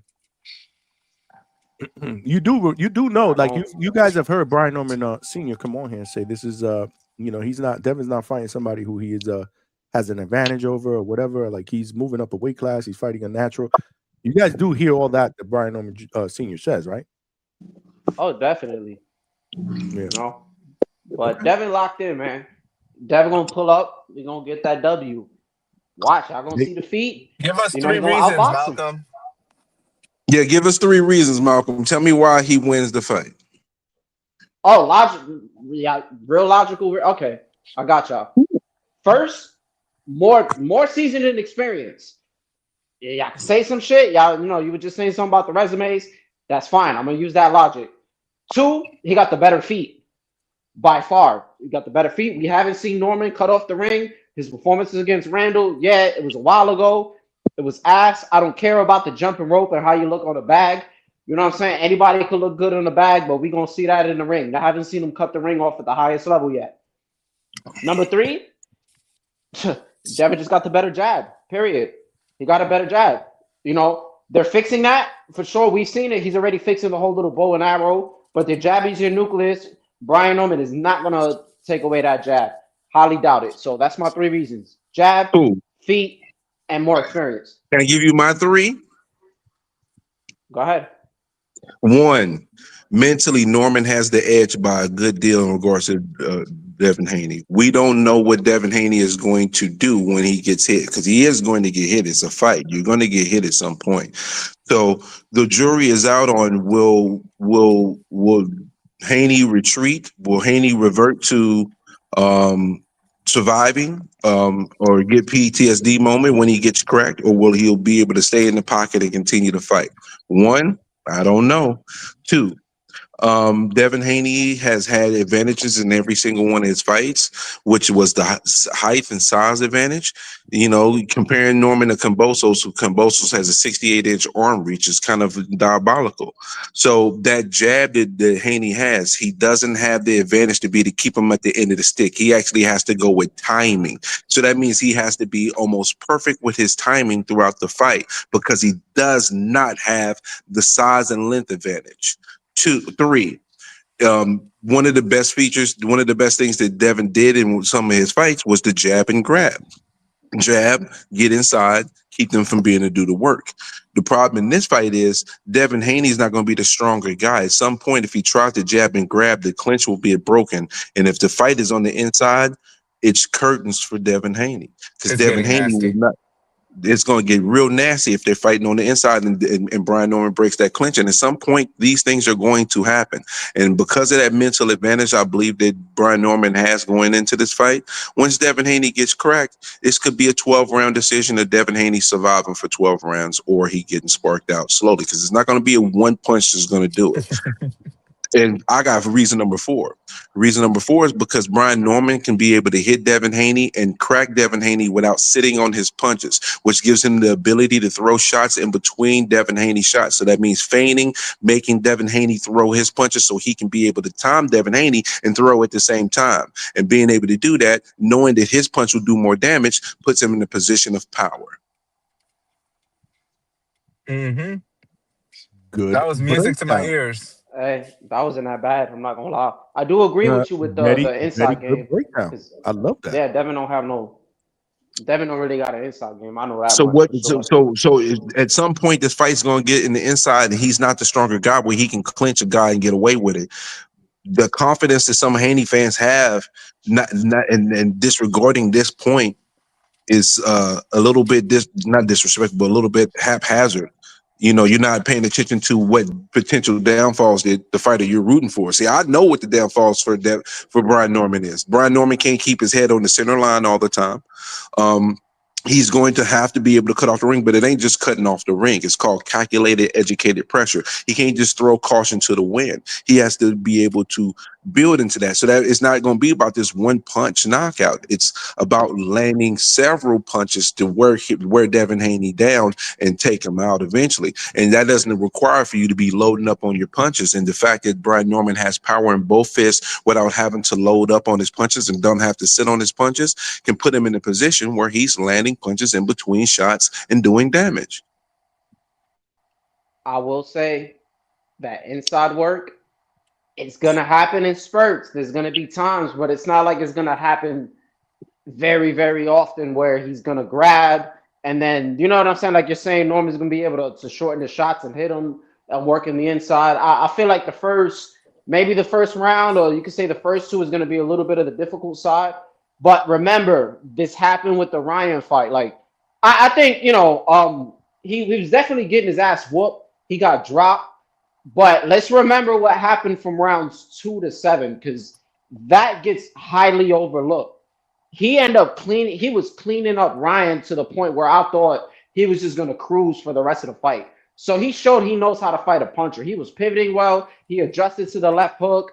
The jab was pretty good. Again, I think he still had like an inch reach over Ryan. And right now, I think Norman has either an inch or like half an inch. It's something like that. Like Norman. He has an inch reach of advantage, and Devin Haney's a half an inch taller. Okay, so yeah, it'll play. It's definitely going to play more of a factor because he has to be in the line of fire. But I have full faith in his feet, and I have full faith in his boxing ability. But there is going to be a point where he gets hit. Like, I know that's going to happen. But you getting hit once or possibly getting knocked down one time, or just having those small little moments doesn't mean you're just going to lose the entire fight. I have full faith. And what's up? I think you're not taking into account we might be dealing with a Devin that's damaged goods. Like we can't just forget what happened in Times Square. The Devin jury's fought still out. really, yeah, he fought And really that could be- skittish. As soon as he Yeah, felt you any could look- danger, you saw him take 3 steps back. That's a fighter that's in there going through mental things. He hasn't got the cobwebs out. So I think him taking this fight, it's not going to end well. Now that could be looked at also because we say this all the time that he probably gave us a shitty ass performance to try to lock in that rematch. But even in an event, if it wasn't that, and we're just going by like he was still going through some kind of PTSD or whatever, let's just say, but we could also argue that one fight probably did it for him. He had that shitty ass performance, and then he could just look back at it and be like, "Yo, you know what? Now I'm really locking in." You know what I'm saying? Yeah, but- Like I felt what it was. We can say that the mental thing, this is the problem. The mental thing is all speculation. We're all just speculating. It's like the X factor. It's the one X factor of the fight that nobody knows. Nobody can guarantee anything. We don't know what's going on in this guy's head. We don't know what's going on in his training camps or whatever. So I'm a little iffy on his mental too, but there's nothing I can say. I don't know what the fuck is going on in his mind. I mean, he could just pop up and go on.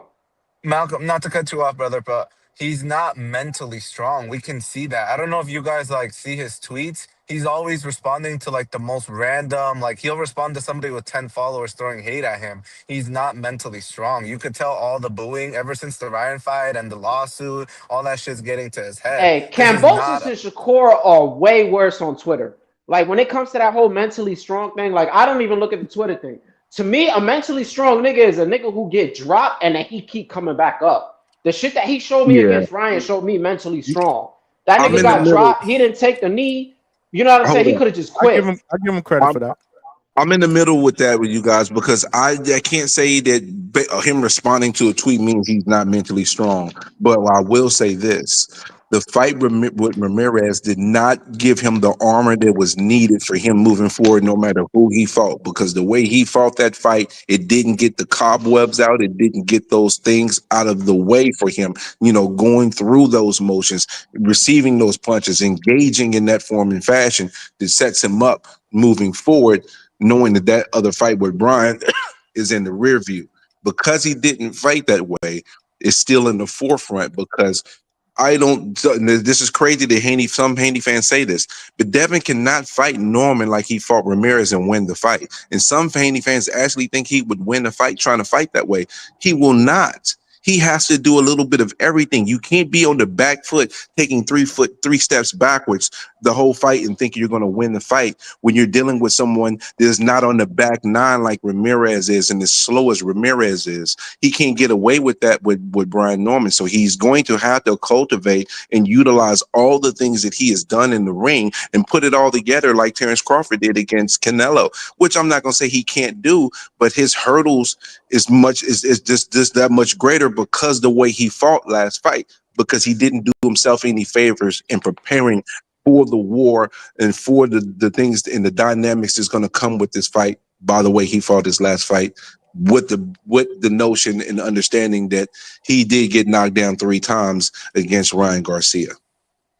And just to add to that, Devin Haney, in my opinion, is manufactured. Bill took him to Mexico and allegedly got some of his losses, exonerated or wiped off the books. And, to me, there's nothing that Haney does that I'm like, wow, he does this spectacularly well. He's just a very average fighter that has been manufactured strategically with the opponents by Bill Haney.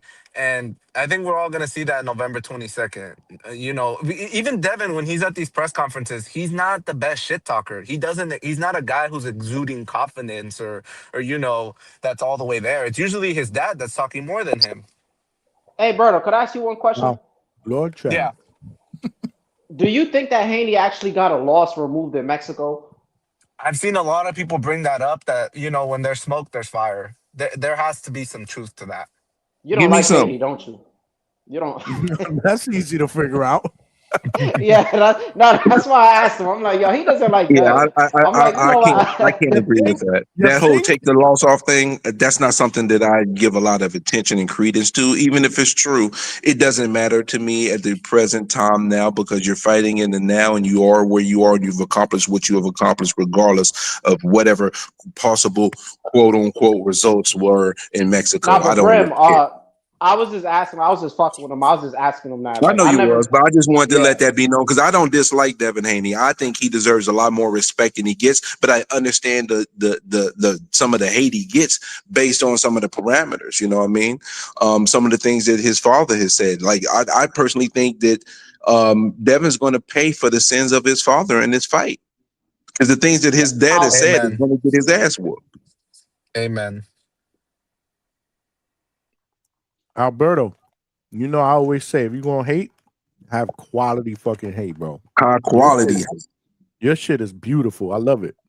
I'm sorry. I hate the Johnny. like- Johnny, I've hated the Haneys since I started rocking. I hate the Haneys with a passion.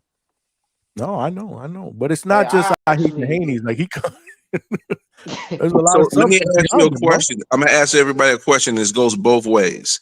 If Devin Haney is somehow to be able to win against Brian Norman, do he goes on your pound for pound list? That's question number one. Question number two: if Brian Norman beats Devin Haney, where do you see him going, and how far does his star shine with a victory versus Devin Haney? Go. All right. I'll let you answer first. Dev is going on that list. I'm putting him on it. If he beats him, when he beats him, he's going on that list. I have to put him pound for pound for sure. That's a great win. Is Norman? I don't know if Norman's the number one guy at 147 or number two, because I feel like they still has. Okay, yeah, Stanionis should be number two. So yeah, you're beating the number one guy in the division. It's not like unfortunately he didn't beat the lineal champ of the division. Or he didn't really beat one of the more like lucrative names. But it's still the guy, he was considered he's considered damn near one of the best fighters there. It's a barren division, but you're moving up and you're fighting the guy, who's Brian Norman. So, yeah, I'll give him full credit. That's another belt. I'll have him on my list. I don't know where I'd put him. I'll have to look through that, because, like, the top 5 is kind of locked in. It's just the bottom 5 that's always a little bit tricky. And, in the event, if Norman wins, damn, man, because he's probably going to clean up that division. I don't see too many people giving him problems. Pacquiao's older. Barrios, I don't think is going to be any much of an issue. Yeah, I think he just cleans up that. As long as he's in that division, he's going to clean it up. And we're just going to have to wait for guys from 140 to move up. But a lot of potential fights. So I'd actually like to see him and Ryan. What about him and Polanco? He's going to knock Polanco out. We talk about that. I believe. I don't know. I think he do. Yeah, he gonna do Polanco bad, bro. Let me see if that one is listening. That coach is listening. The other I don't know. I don't have full faith in the shoulder roll yet. This was listening.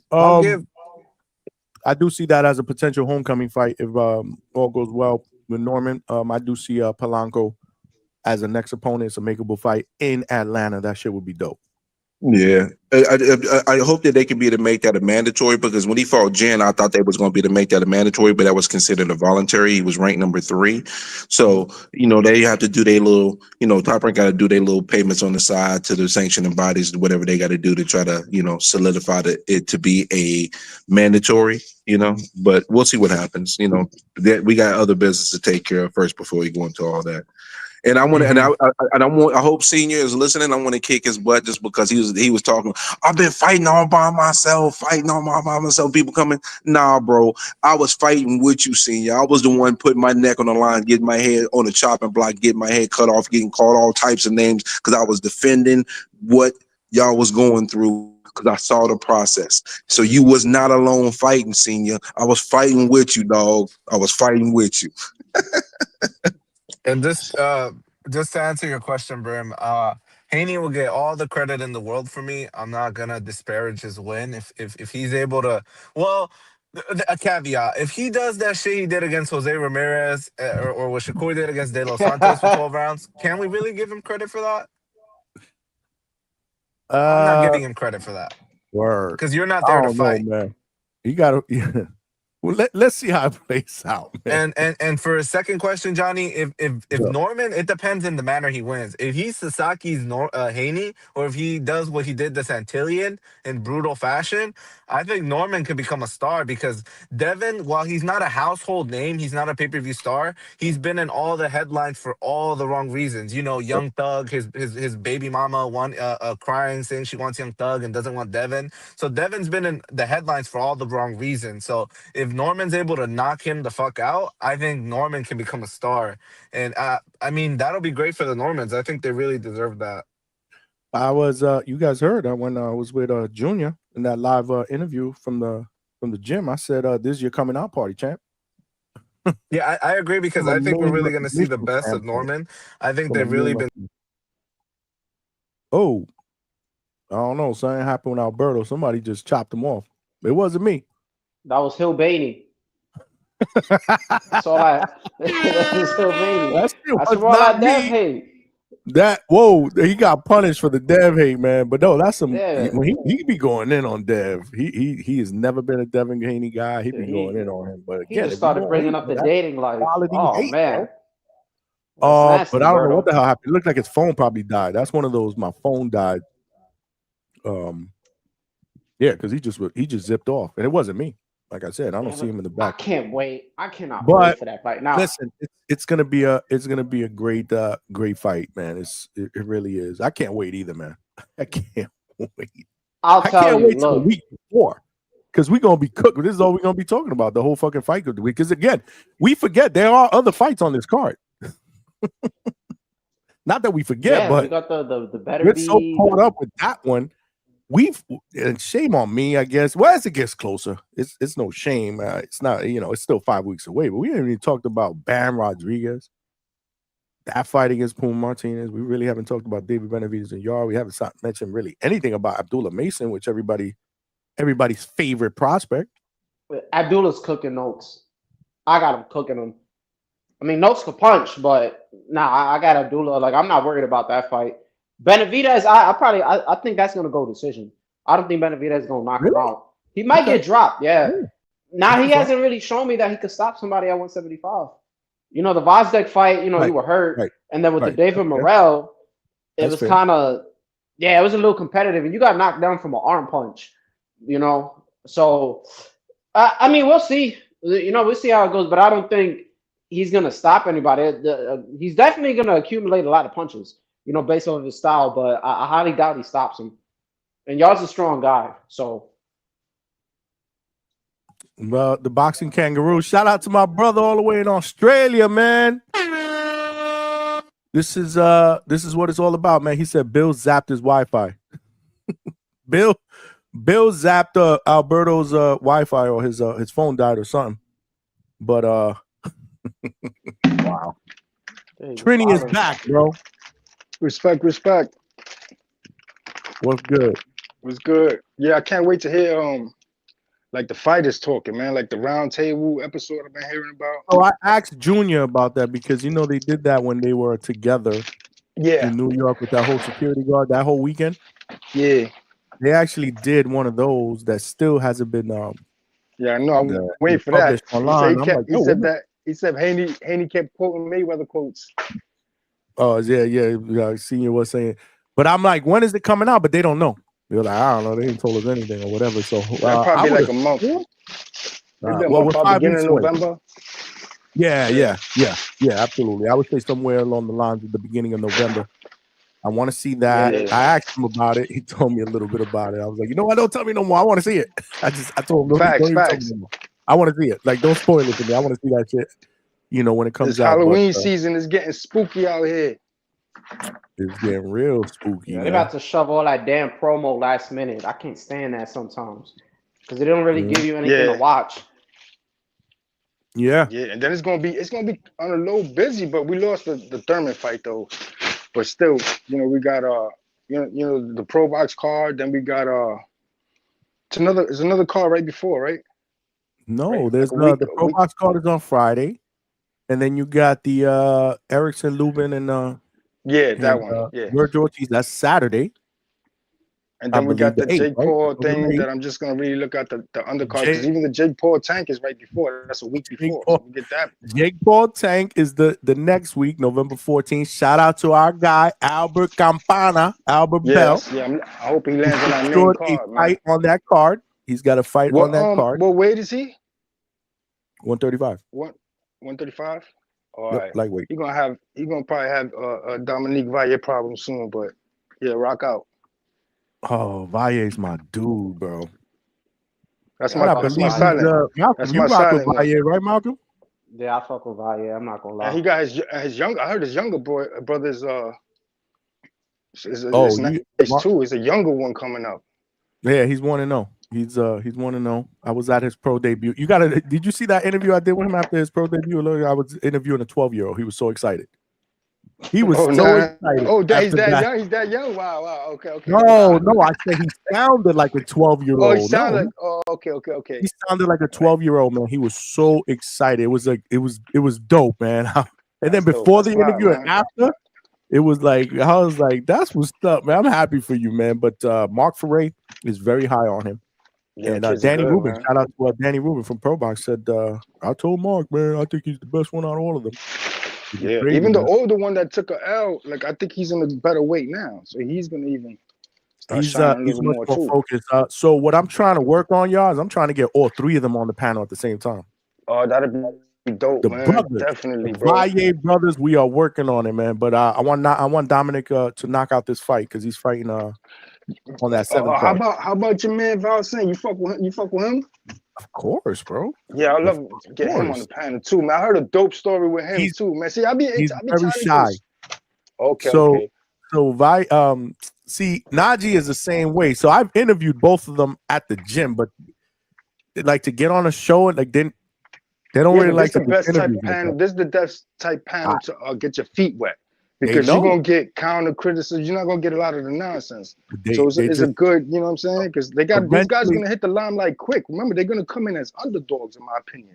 So they're gonna get some upset wins. These guys, they're gonna get upset wins, and they're gonna get rushed to the media. So popping on, that's how you pitch it to them. Pop on here, get familiar with the people, man. This builds up your fan base. Like even that kid I was saying, I heard a story with him through Pro Box that he was home alone while his mom was working. He accidentally ordered the Mayweather fight. Watched it. When his mom came home, he had toilet tissue wrapped around his hands, talking about mom become champ. Shit like that builds your character up, man. People follow you for shit like that. You know what I'm saying? Trini, trust me. They'll tell me I love you. They'll hug me. They'll whatever. They'll be like, all right, man, maybe we'll do it. Like they just not went. Like, bro, Valle, Val Saint, Najee. I walk into the gym. They like family, but they treat me like family. I but can see. I get it.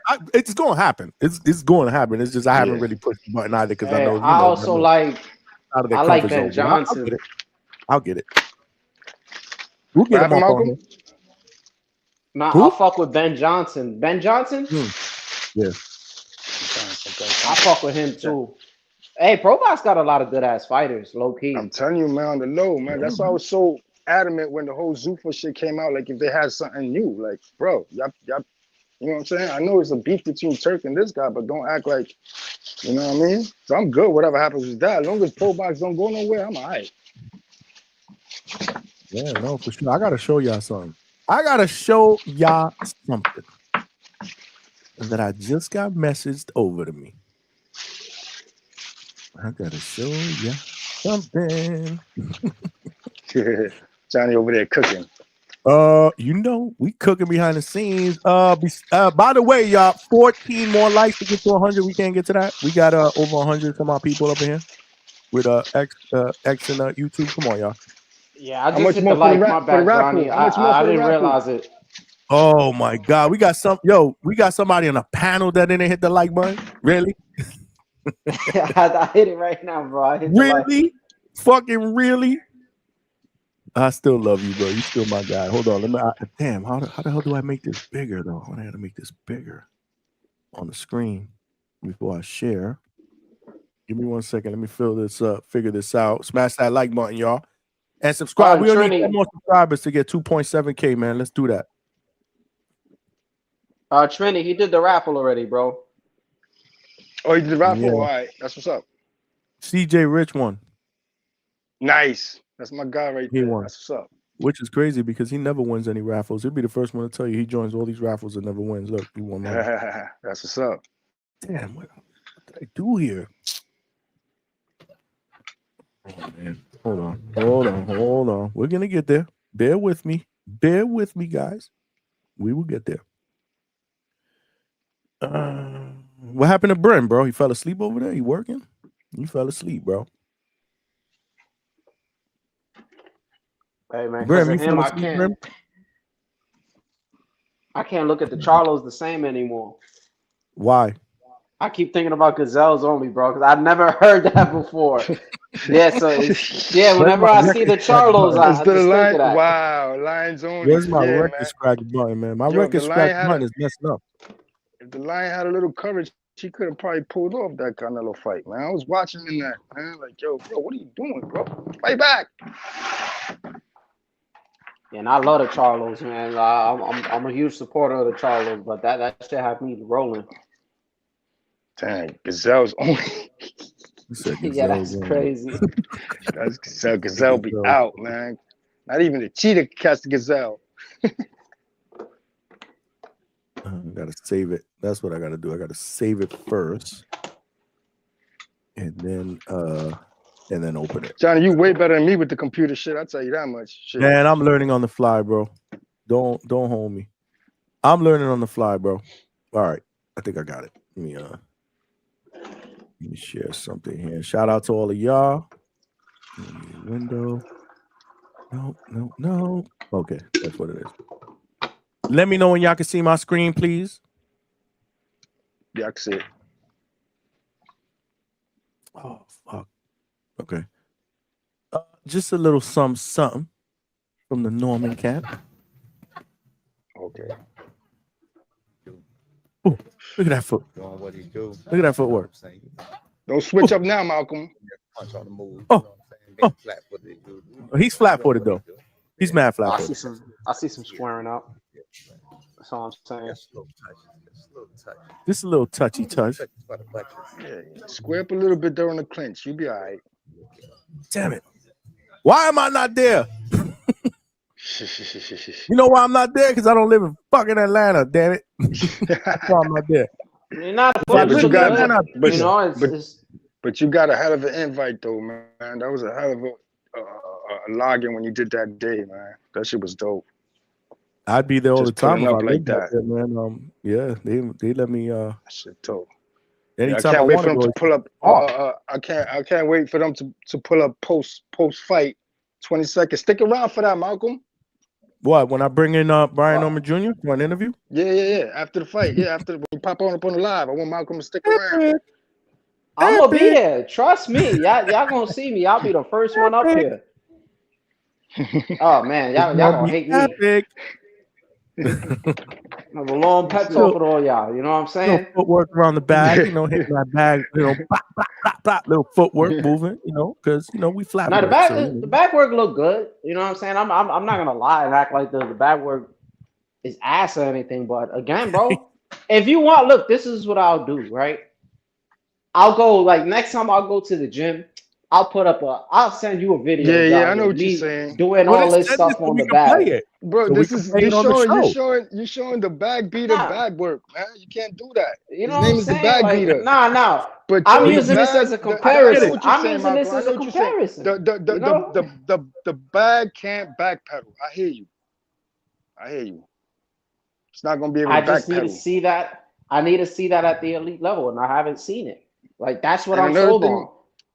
another thing the Hey, bag can't do is scurry. The bag ain't gonna be able to scurry around in there. It's another Zeke good the word. Freak. Oh, not Zeke the Freak. Hold on, Zeke the Sneak. Okay, my bad. I thought it was Zeke the Freak from what's that thing? Think Like a Man? Zeke the Freak, right? That movie with Kevin Hart. Yeah. It was That's Think Like Zeke a the Man. Freak, right?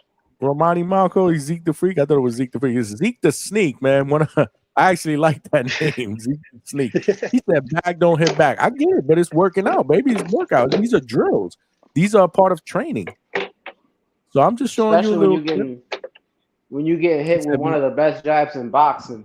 You know what Yeah, I'm but saying? what about if he gets hit with one of those shots that he just smashed that heavy bag with? Let me know how that works out. Bro, Hey watch man, you out. can't. Not with those Let me feet. know how that works out. The boxing gym makes the best jab in boxing look real ugly, man. In that video. I found that. I don't know where the found it. fuck that shit came out. The best jab in boxing is found it. Fulton's jab. He'll knock you out. He'll drop you with it. My bad, I'll B. tell Norman you. even got B. Norman might have a knockdown with a jab. Against David Cuevas, a guy that's never been knocked down in his career or stopped. And then about the fight comparison, Malcolm. Who competition? I don't know. They keep saying it. I don't. Undefeated Randall gives Haney a fight and won Haney. Not even the Randall with 2 losses right now gives Haney a fight at 147.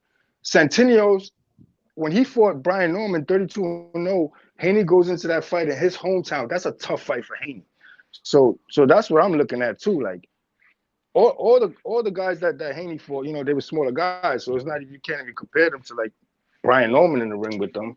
And it's Brian not Norman against like, Regis, like, you know what I'm but saying? that's more off of I don't give when him we an say edge on that. competition when we say competition and you being in there at the better names, yeah, the styles are different, but it means it when you do it under the bright lights or when you've been at that level where there's a lot on stake.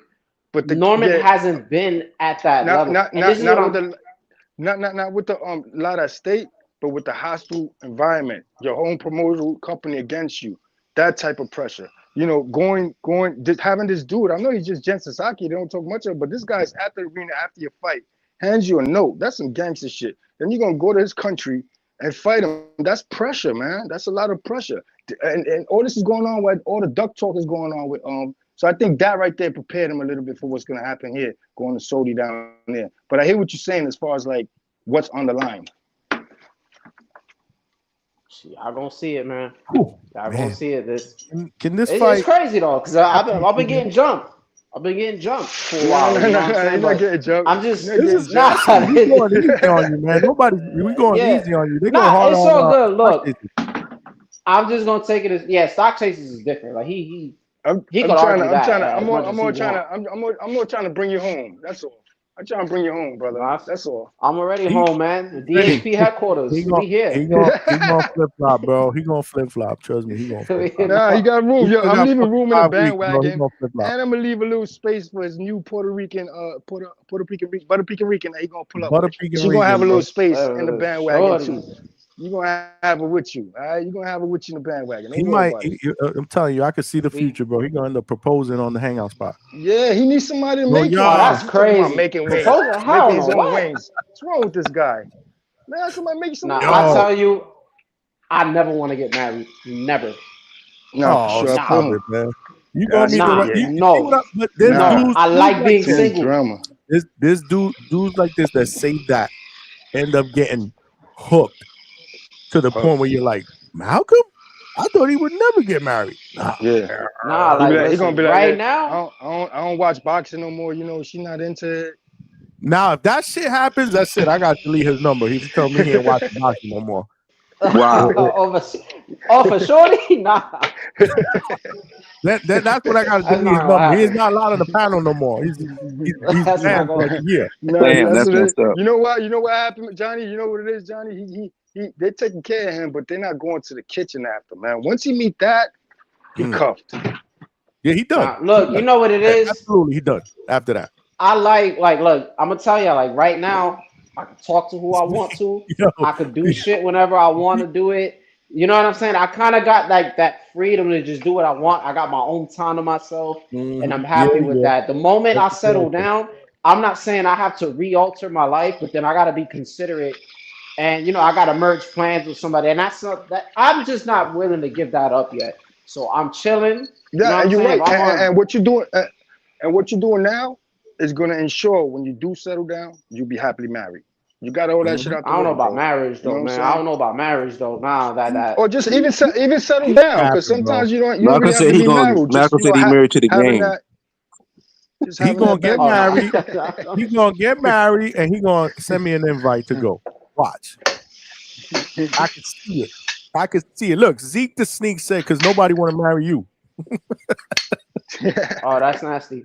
Damn. You know what? I got a prediction. When Haney gets sparked out, Malcolm gonna question life a little bit, and he gonna end up getting married because he gonna be like, you know what? I gotta do something now. Hey, look at what Attorney Bailey just said. Shout out to my guy AB. My brother said, Malcolm, trust me, you don't want to be the old man in the club. Trust me, I will get older. Malcolm, Hey, he ain't he's lying. He ain't he lying. good right now, but he's gonna But meet somebody that's I'm gonna chilling. You know what I'm saying? Like, yeah, like right now, especially turn his I'm world around. He's gonna be head especially over with a heels. team, especially with a team Haney hat on. nah, we don't. Wow. No, by the time he get married, he'll be a Brian Norman Jr. fan. Absolutely. Never. That's not Yeah, gonna he'll be a happen, Brian John. Norman Jr. Did you fan. say never, bro? Listen, man. Yeah, Listen, nah. man. No, Listen, wait, Norman, an old school wait. fighter, bro. When it's all said No, and done, you I gonna be fuck like with. Hercules. How could you I'll not tell like you. Brian Listen, Norman I Jr., fuck with bro? Norman. Like, I don't dislike Norman. I'm actually not really a crazy Haney fan like that. Like, I'm not on stock chases. You see where stock is at? I'm definitely not on that. But I'm edging with Devin on this side. You feel me? Now, me saying never to being a Norman fan, I'm gonna stick to that. And it's just because Johnny's saying that they gonna recruit me. Nah, we ain't doing that. You know what I'm saying? I'm gonna stay loyal to my guns. My niggas like Keyshawn Davis, Shakur, NOA. You feel me? We gonna stay on this side of the street. And I then fuck after with them November, too. yeah, and then after November 22nd, you know what I'm saying? If y'all want to come over to DHP, I'll talk to Stock about it, and we'll just see what's up. But all members, Alberto, if you want, man, jump on this side, man. It's definitely some room over here. We get a lot of hate, man. Speaking of Alberto, his phone died, so we yeah. I thought somebody just clipped him real quick. Boop. He just cut off, but yeah, his phone died. Oh, That was the me Haney, bro. phone. That was Hill Bainey that cut your shit, Alberto. Hill Bainey is always watching. Again. He called Malcolm a Bro, you're gonna 40-year-old become a virgin. fan of. You're gonna become a fan of Norman in the fight game and in the flicks, bro. If you get his dreams, start making them flicks, you're gonna be a fan of him, man. Action hero. Malcolm, you there? Yeah, I see that cornball ass nigga. I'm trying, bro. Like, you see, this is how you get. You know what I'm saying? This is how I get flagged. This is how I get you flagged. You know what I'm God, you saying? was going on him, bro. I think he But was joking with you. You could go in on him. Nah, fuck this nigga. I probably get more pussy than you bum ass nigga. The fuck is you talking about, bro? Like, nah, this nigga wildin'. Like, nah, this nigga want wild out. All right, I'm out of here, bro. My fault, bro. You just told me to go in, so like you that's good, really you it, good, bro. You good, you good. You had to get that off because you can't just You're welcome. You got to come back, bro. You got to come back. Damn, y'all crazy, bro. Oh yeah, he wild. Yeah, he just wild. So that happened in the comments? Burma sleep. Alberto said it's Burma sleep. so somebody put something in the comments? Like, wow, Yeah, why they try to call him a 40-year-old virgin. That's crazy. Shit. Yeah, he trying to violate me. Yeah, that's why you gotta make the Malcolm, man. My man Malcolm is chilling, bro. He chilling. Yeah, that's all good. But you be all right. I'm telling you, man. I'm telling you, one of these days I'm gonna get an invite to your wedding. I ain't gonna lie, I just abuse my powers right now. I'm in there. Write something in the chat now, nigga. Write something in the chat now, nigga. Fuck is you talking Oh, about? you used the wrench on Cause you him? want timeout. Yeah, you want Yo, you timeout, you pulled the bum ass nah. You nigga. pulled the wrench Yeah. out the you toolbox. I You turned pulled that the nigga wrench out out the for a minute. warehouse. You He got the He got wrench out the you warehouse. put him the on Yo, minute timeout. timeout. yo, Damn, A you minute. Fulton for multitasking on real. the panel, putting motherfuckers on They timeout. gave you the key. Haney gave you the key to the warehouse. You really team Haney. Yeah, nah, let You me pulled out the wrench. I'm gonna get off. Yeah, I had to abuse my power one time. That shit felt good. No wonder why Johnny be Pulled out cutting people off and kicking them off the panel. That shit's amazing. It's a good feeling sometimes, right? Like, Hell yeah. But I try not to do it nah, like that, man. But shit, I holla at y'all, man. I gotta get ready for work. Yo, you But nah, shout silenced outs him to you just like guys. B. Norman gonna silence y'all. Malcolm, The same Malcolm. way, Nah, bro. see the Normans. Oh man, what's up? Malcolm, tomorrow's show, for all of y'all on the panel and for all of y'all in the chat, I'm giving y'all homework. We got Danny Garcia fighting Saturday, his farewell fight, farewell to Brooklyn, going down Barclays Center, Brooklyn, New York.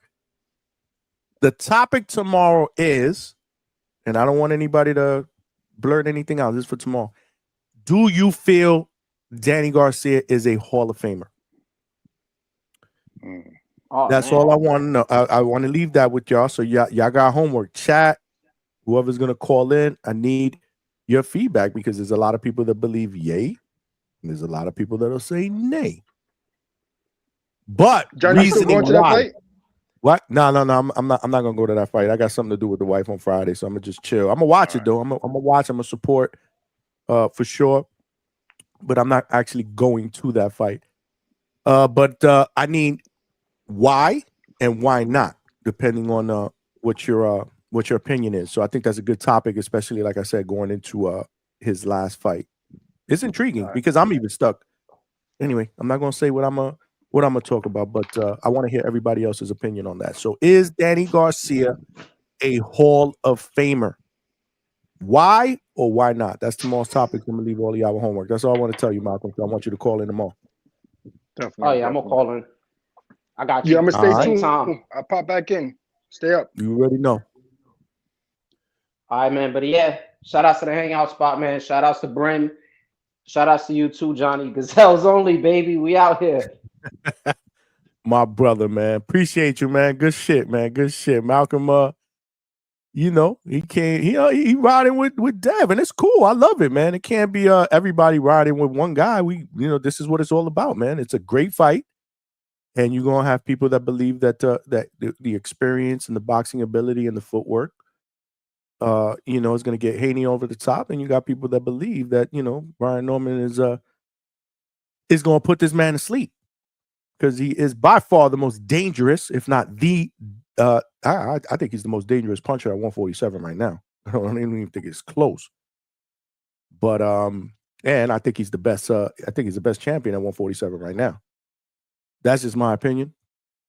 So it's gonna be interesting. I hear y'all in the chat, but that's tomorrow's topic. Exactly. I see you, baby. That's tomorrow's topic. Is Danny Garcia a Hall of Famer?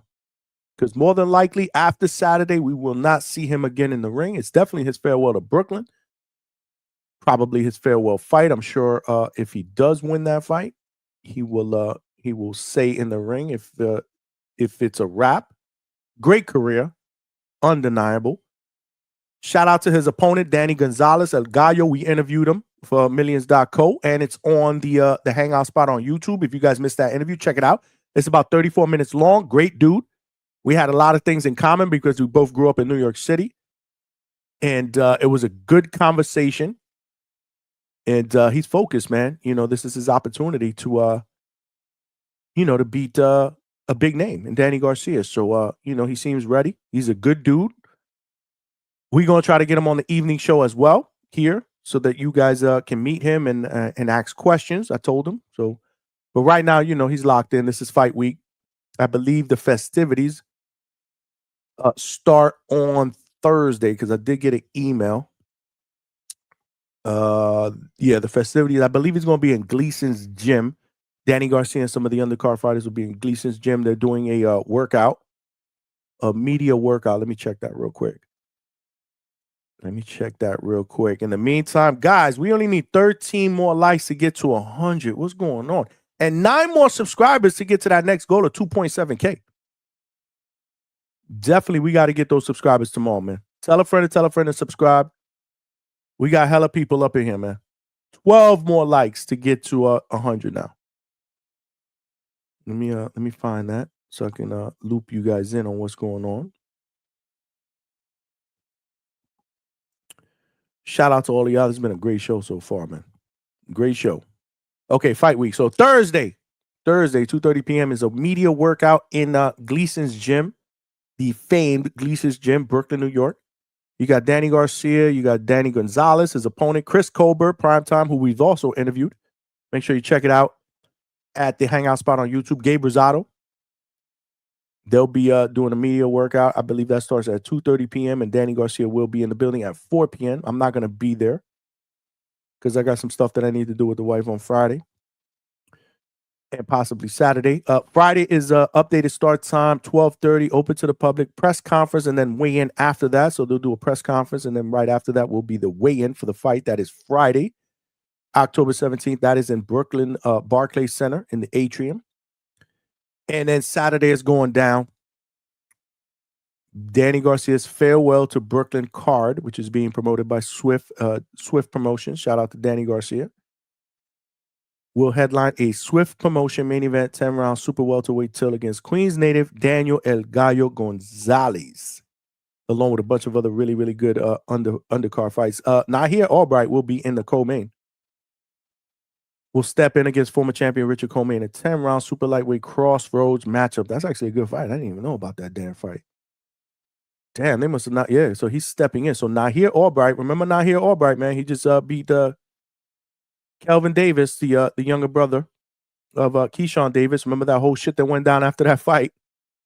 Nahir Albright absolutely cooked. He's facing former world champion Richard Coleman, who's Richard Coleman is my guy. We're gonna get him on the Hangout spot in the evening show for sure after this fight. Chris Colbert, Primetime will be there. Gabe Rosado. Good solid card, man. It's being streamed on Millions.co. Shout out to my Millions.co family. If you guys want to get a hoodie or a t-shirt, make sure you check out my Millions.co webpage and represent. CJ Rich was in the building earlier. He won the hoodie raffle. Yeah. Salute to my brother. BVO Sports TV was good, my brother. He said, salute to my brother Johnny. Salute to you, champ. He said, Johnny looks like the guy who stole my mother's car. That's what's up. BVO, my guy. He said, we are going to be in Brooklyn this weekend. Shout out to y'all, man. Represent, man. Make sure you guys, I was going to be in the building, but some shit turned up with the wife. I gotta do something. This weekend with the wife, you know. Good topic. Yeah, I think tomorrow will be a good topic. We're going to definitely rock out. Tomorrow, we are going live at 8 p.m. You know, we usually go live at 9 p.m., but we'll start an hour earlier tomorrow and rock out with that topic. What's going on? My man Tip Bayless in the building. What's good, Tip? I was just about to wrap it up. You lucky. Yeah, man, y'all can't have a Thurman show without Thurman biggest fans. You know, to drop their wallet. Well, it wasn't really a Thurman show per se. We talked about a lot of different things. We didn't really talk about Thurman at all, to be honest with you, because we feel like everybody felt like that fight is going to be rescheduled anyway. Give me 1 second, John. Yeah, no doubt. No, yeah. BVO, we're going to be there next time. We're going to be in the building. The Hangout spot will be in the building next time they do an event at Barclays Center. That's like my second home. But yeah, I was going to be in the building for that. Shit popped up. But we still going to be around. We're going to support. Shout out to Danny Garcia.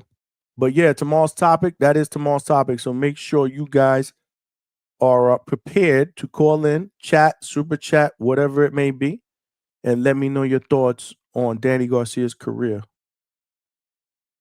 Brim, are you still there, Brim? I think Brim fell asleep, bro. Brim be working, so he probably out working, checking D-Tex alarms, bro. Oh, yeah, no, I'm back. Keeping his people in check. Now I'm talking about via his Brim. Oh, no, what happened? Unbiased Brim was on the he's on the panel, but he hasn't said anything, so I don't know if he's on. He isn't on. Man. But yeah, man, I was about to wrap it up, my brother. What you got, man? Talk to me, man. How's training going? Oh, now you know training going smooth, man. You know what I'm saying? We putting in a lot of work right now. You know, shit's picking up. You know, we got a couple of weeks left, about 4 weeks left. You know, Ramping it up, ramping it up. yeah, exactly, bro. You know, we got a big fight coming up, man. Got a big fight Okay. coming up. I like to hear that. I like to hear that. Different mentality this time around. I wasn't hearing that intensity about training the last time. And I know you had a lot of shit going on with work. We just gotta keep it on hush mode, man. You know what I'm saying? We let the work happen in the background, you know.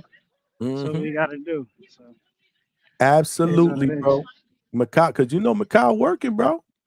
Hey man, listen. He's staying busy fighting, but it's like I said, Johnny, I'm not training for anybody else other than my cow. Like these stay busy fights, they're good for him, you know what I'm saying, for activity. But you know, come fight night, he gonna experience something way different, you know what I'm saying, from what he's been doing. You know? Yeah, man. He's I'm just gonna have excited. it. He's gonna have the experience to last the, you know what I'm saying, maybe the duration of the fight. But like, I'm planning on, you know, outclass him. That's what I plan on doing. That's what's You up, know, man. That's we what's gonna up. we gotta show the Oops. fundamental skills from fight night. Okay. We got Tip Bayless in the building. Brim, I think Brim is Brim went out to the warehouse floor, man. So I'm gonna have to remove him. If he comes back, I see him. But I wanted to get so St. Pete's Boxing Gym, that's where you train out of? Nah, man, you know St. Pete is where Keith Thurman trains out of. Ah, so that's what brought you here tonight. Yo, let me know what's up with Jaleel, man. We trying to get him on, bro. Yeah, I gotta hit his dad. His dad told me he good, they good to go. I just gotta you just gotta give me like specific date or whatever, and I'll inform him. I'm trying to be as open as possible. You know, I do my shows Tuesdays, Wednesdays, and Thursdays. This week we're gonna start at 8. So if he wants to come tomorrow, the next day he can. If not, next week, same thing. I'm trying to do whatever he's comfortable for him, but it's always in the evening. You know that. Okay, so I normally get to the gym around like 7, so I hit him up. I think we might be sparring tomorrow, so I So don't know. tell He probably- him. No, I can probably get him on tomorrow. I'll let you know. If not tomorrow, definitely I can get him on Thursday. If not, Sunday night. I'm doing a show Sunday night, 8 o'clock, next Tuesday, 9 o'clock, next Wednesday, 9 o'clock. So just let me know and I'll just lock him in and I'll make sure that I don't have another guest. All right. Because I'm working on a couple of people, but I definitely want to get my guy Jaleel Hackett on the show. That'll be a good interview, man. That'll be a good interview. We got to get him on. But yeah, man. It's today we've been talking about the card that is shaped out. Which one? The Lamont and Pitbull Cruise card. Obviously, they added Janibek and Lara. Listen, man. Look, people said it was a bad fight, and now that the card done shaped out the way it is, they can't deny that it's a good fight. It's crazy. Yeah, this is what boxing fans do, though. You mean a good card, right? Yeah, I mean, look, the fight as a main event is great overall. Like, it's gonna be an action-packed fight. You know what I'm saying? Roach against Pitbull. Hell yeah, stylistically, those two dudes favor each other. Yeah, but the problem was no, I like that fight, but people were bitching about it being pay-per-view. But what we were talking about today was look at the card. It's kind of rounded out, man. It's actually going to be a really, really good card. Yeah. I don't know. I don't mind. It's a quality fight for me. You know what I'm saying? If the fight, you know, it's today's model, you know what I'm saying, in terms of purchasing fights is different, you know what I'm saying? Like if it's a quality fight like this, I don't mind paying for it. You know what I'm saying? Like I know what I'm getting out of this fight. And you know what I'm saying? I know people don't like that, but you know, it is what it is at times, you know what I'm saying? Yeah, no. I love the they added the Janibek Lara fight. You got you still got the Ramos against Shane Mosley Jr. Shane Mosley Jr. Yeah. Oshaki and Fulton is on the card now. Yeah, man. I like it, man. But look, Johnny, this is what people have been complaining about, right? They say we've been paying for pay-per-views with no title fights. Now they give you 4 fights with titles on the line. What is going to be the complaint now? Well, we did have a couple of people that called in earlier that said they just don't want to pay for pay-per-views at all. Like, you Yeah, know, because that's PBC is going to charge probably what, $69, $79, $99 for this. Why are we getting charged? I mean, there was a couple of people that called in with different arguments, but hey, listen, and I'll fall back on this and say, if I'm gonna pay, I want to pay for something that I feel like I'm getting some quality. You know, if I want to, if I'm paying for a steak dinner, I want a good steak, and I think this is a good solid card, man. I like the way it's shaped out. And so it's unfortunate that the Thurman date got moved back, but they get on the if Thurman Fundora is on the same card as Pacquiao Rolly, That's what it's looking like. That's gonna be a good card as well, because I figure they're gonna add 2 more fights to that. That'll be worth the watch. Yeah, no, Who that'll knows be who it'll that'll be. be good. That's going down probably at the end of January. I talked to Rolly, man. He didn't want to put anything on camera, bro, about the Pacquiao fight, but I still feel For that real? happened. Yeah, I spoke to him. I put a 2-minute interview out. I tried to ask him, but he didn't really want to talk about it. Which Man. leads me to believe it's probably in the works. So it's at that point where, don't say anything about it. We're at the finishing touches. We can't be, we don't want anything to leak out there before we announce it. That was what I took out of it. Again, that's my personal opinion based on my conversation with Rolly. Good dude, though, man. Vega met him. I'm just curious as to what Rolly's mindset is gonna be come fight night. What you mean? Like Rolly's, he was more. I don't know, not flamboyant, but it's a certain way Rolly portrayed himself before the Tank fight, right? Where it's like he was really outspoken, and he would be he's a real good shit talker. You know what I'm saying? Not a real good shit talker, but he'd be able to talk shit. And you know what I'm saying? There's a certain mindset behind that. But we now have humble Rolly. You know what I'm saying? Will Rolly respect Pacquiao come fight night? You know what I'm saying? Very good point. Very good that, point. like, will he pull a Mario Barrios? I don't want to see that from Rolly. I don't want to see that. I need Rolly to go in there, and I need him to stop Pacquiao. He's got to stop him. He's got to stop Pacquiao. You got to get this old guy out of the ring, bro. Got to get him out of there. Valid point. Very valid. He was even humble. Yeah, when I met him on Sunday, he was he's different. But no, he's been that way. But you know what I'm saying? Like it's kind of like a kayfabe thing. You know what I'm saying? Like. Yeah. I know what you're saying. Yeah, it's like a persona. You know what I'm saying? Like there's that persona that he carries. You know what I'm saying? Like if he still had that, I would think. You know what I'm saying? Like his mindset going into the fight would be different. But I haven't seen that as of late. You know what I'm saying? Even in the Ryan fight, there was no real animosity. It was just like, yeah, I'm gonna go in there and I'm gonna beat Ryan. Cool. Hey, yo, Tip. Yo. Bias, you back? You back? I thought you went out to I'm at work, so sometimes I'll be in the background, and I understand you put me in the background because I wasn't talking because I was dealing with work stuff. But Tip, you weren't talking, so I'm thinking this dude went out to the warehouse floor or something. He cracking the whip. Listen, I ain't cracking no whip. I had a meeting with one of my workers though, because I just gave him a raise. But check this out. Oh, nice. Tip. Yo, Wooly got other problems right now. He ain't getting that Pacquiao fight, bro. Who? Bro, don't nobody want to see that bullshit ass. Man, come on, bro. Bro, listen here, bro. As much as you don't want to see it, let me tell you something. Guyasov earned that shot. How many times he took step aside money? Bro, whose 2 fault is times. that? Yeah, but the thing is though, we hear now though, he don't got to take step aside money. He can force the fight because he's earned the right to be in that fight. Why would you force the fight now? But hold up. See, Tip, this is where I got a problem with you a little bit. First of all, Rolly shouldn't have no fucking belt at 147 in the first place. They made that they created that regular belt out of thin air for him and Ryan when they never fought at 147, never put their feet in the ground, and never earned any stripes in that division. And you know that as a fact. So that fact that he got that belt and then got elevated when Bush left, that ain't nothing but a money play because he didn't earn that position, dog. Hey man, money rules the sport. And you know what I'm saying? Putting a belt on Guyasov right now don't do shit. Yes, it does. It's called movement within the division. It creates movement within the division and solidifies who actually is what. Brody need to go defend that belt versus Gaiasoff or drop it and let Gaiasoff take the belt because Gaiasoff deserves the shot, regardless Bro, if you want the fight or not. It's true.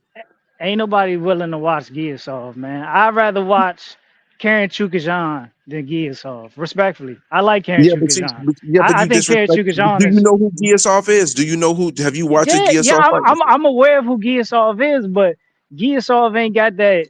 He don't have the value, bro. But you let the man try to create the value by having this fight. I mean, creating the value would be waiting for the winner of Rolly Romero versus Manny Pacquiao. No, and no, because he's already waited long enough. He's already Bro, waited long enough. the Rolly fight will be bigger than Pacquiao.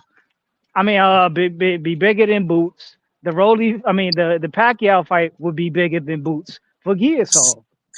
Man, Either listen, or. bro. I'm sorry, bro. He don't need to take step aside money again, because if he do, he gonna get screwed, and you know it, bro. He need to take the opportunity and get that fight, bro. And first of all, I don't really want to see Rolly versus Pacquiao, bro. I actually don't want to see Pacquiao in the ring again. I'm kind of mad at PBC because I know they told Barrios to hold punches and didn't tell Pacquiao about it, and that's why we got that draw, bro. So I'm cool on that, bro.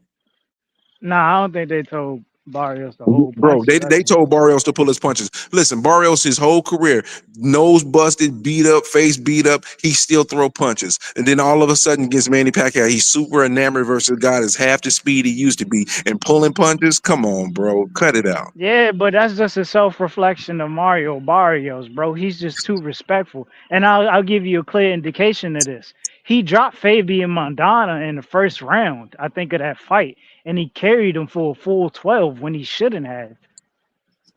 Or maybe he just wasn't good enough to finish him off. How about that? You thought about that?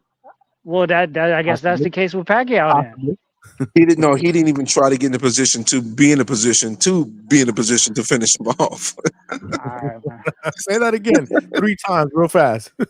Yeah, he wasn't in a position to be in a position to set up himself to be in a position to get the knockout. There we go. I did it. Yeah.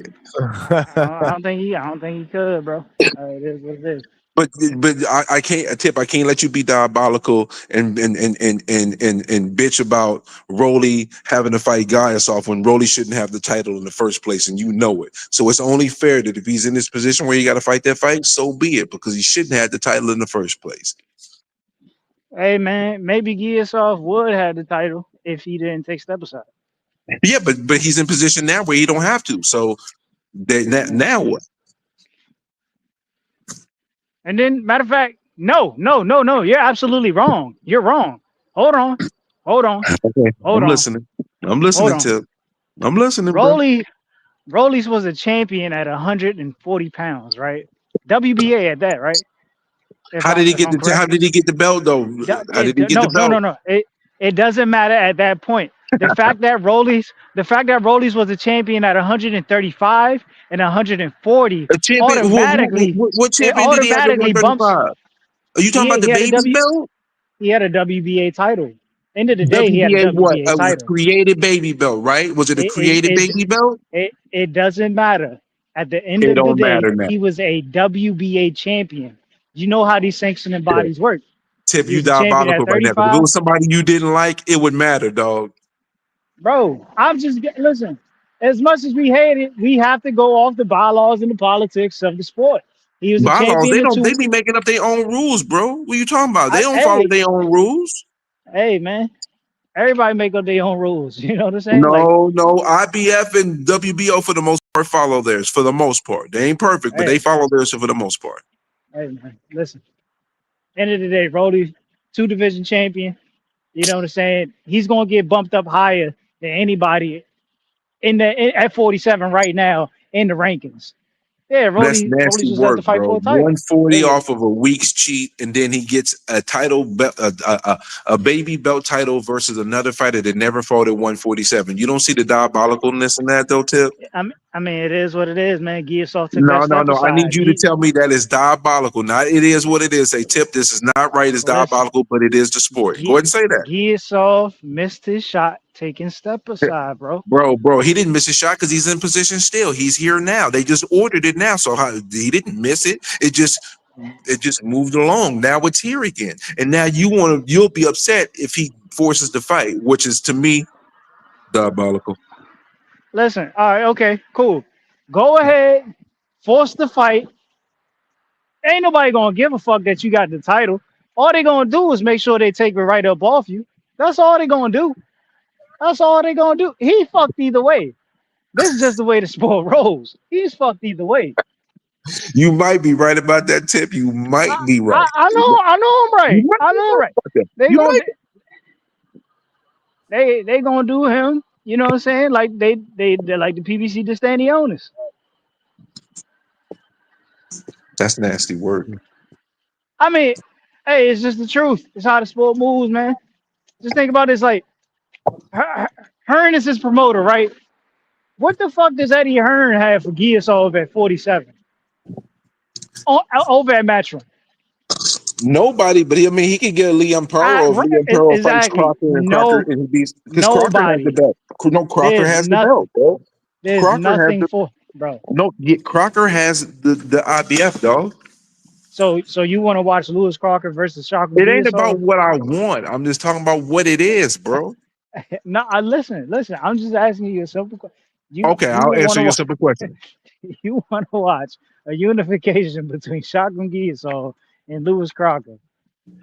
Listen, if it moves the needle in regards to getting the division with movement and setting things in stone, then so be it, bro. I don't need stagnation, though. I don't need fighters sitting on the belt for 8 months to 9 months and not doing anything. So if it's going to create movement and help solidify what the division is going to be, then so be it, dog. That's disgusting, man. That's disgusting. So that's disgusting. Yeah, man, Shaka Giasov, unified champion, man. It sound good. It sound good. Tip, are you ready though? Are you ready for your fight? Hey, man, we getting there. Because I still gotta go get. Listen, Tip, you a crowd favorite, bro. I went from throwing shade on you to rooting for you in them fights, so you better not run out of no damn energy and be all tired like me, acting like you 47 years old. You better be able to go all 3 of them rounds and put in that work. Don't get too excited. Stay relaxed, because that's what happened to you last fight. You got excited, you got hurt him a little bit, and you spent yourself. Stay patient. Let it come to you. I gotta go get my physical. I gotta hurry up and go get my physical again. Come on, man. You said that like it's bad news for you or something, like you old man. No. I just need a physical in order to fight. Lord have mercy. You ain't get that shit already. No, because so what happened? Like my physical expired after my last fight. Like we talking about a fight that may not even happen. No, it's gonna happen. It's gonna happen. I just got it's quick paperwork. You know, you just go in, get out. You know what I'm saying? Submit it online. Bro, but hold up, you should have been got this done. It's October 15th. Ain't we less than a month? We left in a month away, dog. What you doing? Yeah. Exactly, bro. Tip, you fucking up, man. You fucking up. You playing around right now, Tip. You playing around, bro. Get your physical. You know this man is fighting. He's taking fights before you, bro. He's getting that work in, man. Bro. He said, them bro. Fights. I'm telling y'all, man. Them That's fights only mean, bro. They only mean but so much. That's what I'm saying. Like it's experience, cool. Like you gotta understand from this perspective. I know I'm going in there with an experienced fighter. Okay. But as I'm going in there with a fighter who's experienced, I'm also game planning on this fighter with experience, where this fighter is not even doing the same thing, not even remotely. He's just going in there to fight. You know what I'm saying? That's it. Yeah. That's the difference. That's the difference in this fight. You know what I'm saying? Like he's not training. He's not training for what he should be training for. Okay. Who's not training? Your opponent? No, he's training, he's training, but he's Tim, how you feeling? He's just fighting the fight.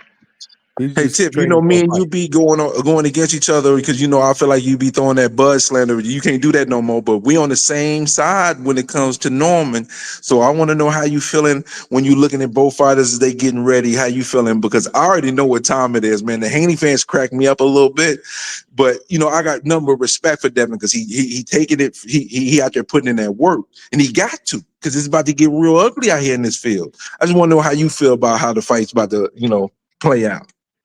I mean, as y'all know, I am going for Brian Norman Jr., but I do have a little bit of skepticism with this fight. You know what I'm saying?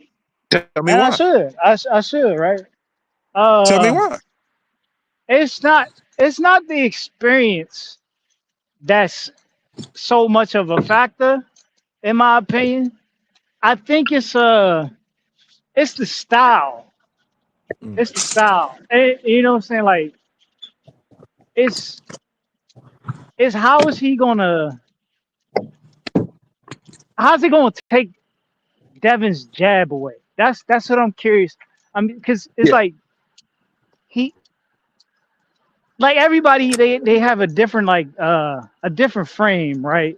You know what I'm saying? Like Devin has this weird frame where it's like in that shoulder roll, he's tucked in. Like if you could get to him, you're gonna get caught. Like he's gonna time you. He's quick. He's quick. You know what I'm saying? But if you get there and you're able to touch him, oh, it's gonna be trouble for Haney. It's just getting past that first line of defense. You know what I'm saying? Like how are we gonna get past that first line of defense? Right? I thought you wasn't gonna get here till one. I'm sorry. Hold on. Let me mute myself. I'm sorry. Yeah. That's what I'm just curious as to, you know what I'm saying, I get it. yeah. I get it, man. I get it. I can't Because wait till we it's not an everyday style you see. Right. I totally get it, man. This is why there's so much fucking intrigue around this fight, man. Hey And Tip. like this is also like hold a second. This is also why I'm looking at the betting I said, like if you sports bet,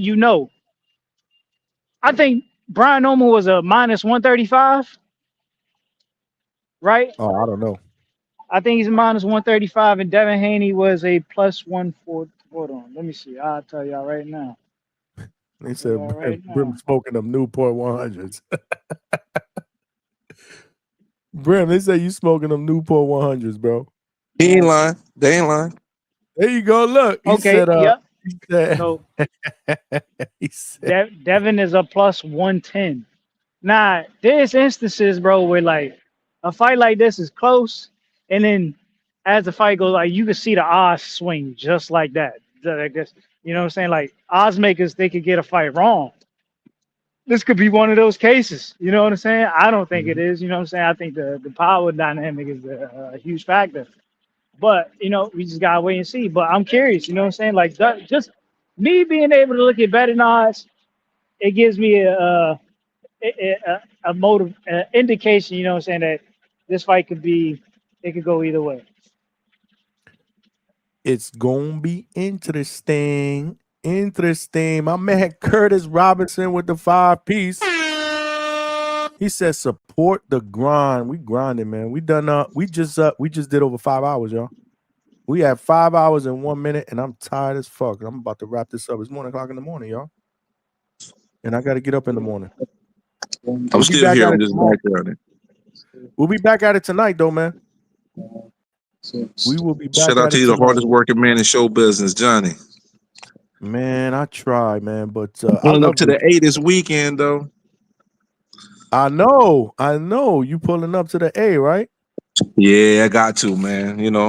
Chill out in the A. Hopefully get a chance to see that young man put in that work, and then I got to pull out to Birmingham. Do it, bro. For yeah. sure. But two birds with one man. stone, Yeah, I'm about to wrap it up, guys. I'm tired, man. Yeah, man. Go get you some rest, hard working man. Yeah, we'll be back at it tonight, though. So we got a good topic. So I definitely want everybody to chime in. Curtis Robinson, I appreciate you, man. I appreciate everybody that sent super chats today. CJ Rich did win the hoodie raffle. So, he's always on the channel. So we will reach out to him. I know Alberto, that's your boy CJ. Let your boy CJ know you want the raffle, Alberto. I know that's your man. 100 grand. My tongue 509 was good. I know you've been active in the chat, man. I appreciate you. I've been reading your chats, man. Johnny, we got to go till midnight, Alberto. Yeah, well, we passed midnight. I don't know about West Coast. I'm at 1 o'clock in the morning. I'm at 1:07 a.m. and I got to get up in the morning. So this was a great show, man. We almost did the 3 more likes. We can't get 3 more likes to get to 100, y'all. Come on, man. We cooked in this show, man. Great topics, great people calling in, good conversations. We even got Malcolm's story on what brought him to Arizona. That was good. Of course, we morphed into the Devin Haney and Brian Norman conversation. Shout out. Tomorrow, I'm actually going to check out that Boxing Gems breakdown of the Brian Norman Jr. and Devin Haney fight. Maybe I will play it here tomorrow because it's about 14 minutes long. So probably on tomorrow's show, we'll play that. Share the screen, play that. We could break that down, or maybe I'll just wait for us to get closer to the fight. I don't know, man. We're still a little bit over 5 weeks away, if I'm not mistaken, to that big fight that we are all looking forward to. He actually says why Brian Norman Jr. beats Haney, and then why Devin Haney beats Brian. So because he goes back and forth. Okay, that's dope. Okay, so he gives his take on either or. Got you. Okay. Shout out to my guy, Boxing Gems Film Study, man. Cooking, man. And shout out to all of y'all. Y'all be cooking. The DHS family is the best family in boxing podcast, man. So, yeah, we're going to wrap it up. Great show. Tonight's topic, I'm sorry. Again, is Danny Garcia a Hall of Famer in your opinion? Yes or no, and why? So I definitely want the chat to cook. Send in your super chats. If you don't want to call in, we'll take some callers, obviously. We'll get a panel member or two to give us their take. I think it's a very, very intriguing conversation that can go either way depending on how you see his career. Definitely has a lot of accomplishments, multi-division champion, but there are going to be some people that argue because some of his biggest fights he didn't win. So I definitely want to hear, damn, we hit 100 likes. That's what I'm talking about. Let's go, champ. Y'all the best, man. Y'all the best. Pound for pound king. Appreciate you, Alberto. Appreciate you, man. Rafael Rodriguez, what's good? 10-8, what's good? Roger that. My guy, appreciate you. It's 10 on the West Coast. I know. That's why y'all want me to go till 1 o'clock in the morning, West Coast, which would be 4 o'clock in the morning here. And then I won't be able to get up for work, y'all. Again, man, we are working to one day get rid of this day job and do this full time. But right now, I can't do that. You know, that's why the super chats and all that stuff helps, man. The donations, appreciate all of y'all that send donations, man. Again, Alberto, appreciate you. Curtis Robinson, appreciate you. Attorney Bailey, you know you my guy, appreciate you. Zeke the Sneak, man, love the nickname or love the screen name. That shit's dope.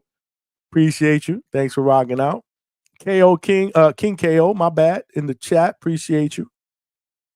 Yeah, man, we cooking until tonight, man. Tonight, 8 o'clock, man. 8 o'clock, man. We're gonna go an hour early. We're going to go an hour early. We usually do 9 p.m. Eastern Standard Time. Let's keep it at 8 o'clock. 8 p.m. Eastern Standard Time tonight. Is Danny Garcia Hall of Famer? That will be the topic. So make sure you guys are prepared because, you know, you got to be prepared for that conversation, man. But as always, man, this is your boy Johnny signing out from the Hangout Spot Live. Love and appreciate y'all. And I'll talk to y'all tonight, 8 o'clock. Peace. Make sure y'all tune in. We out.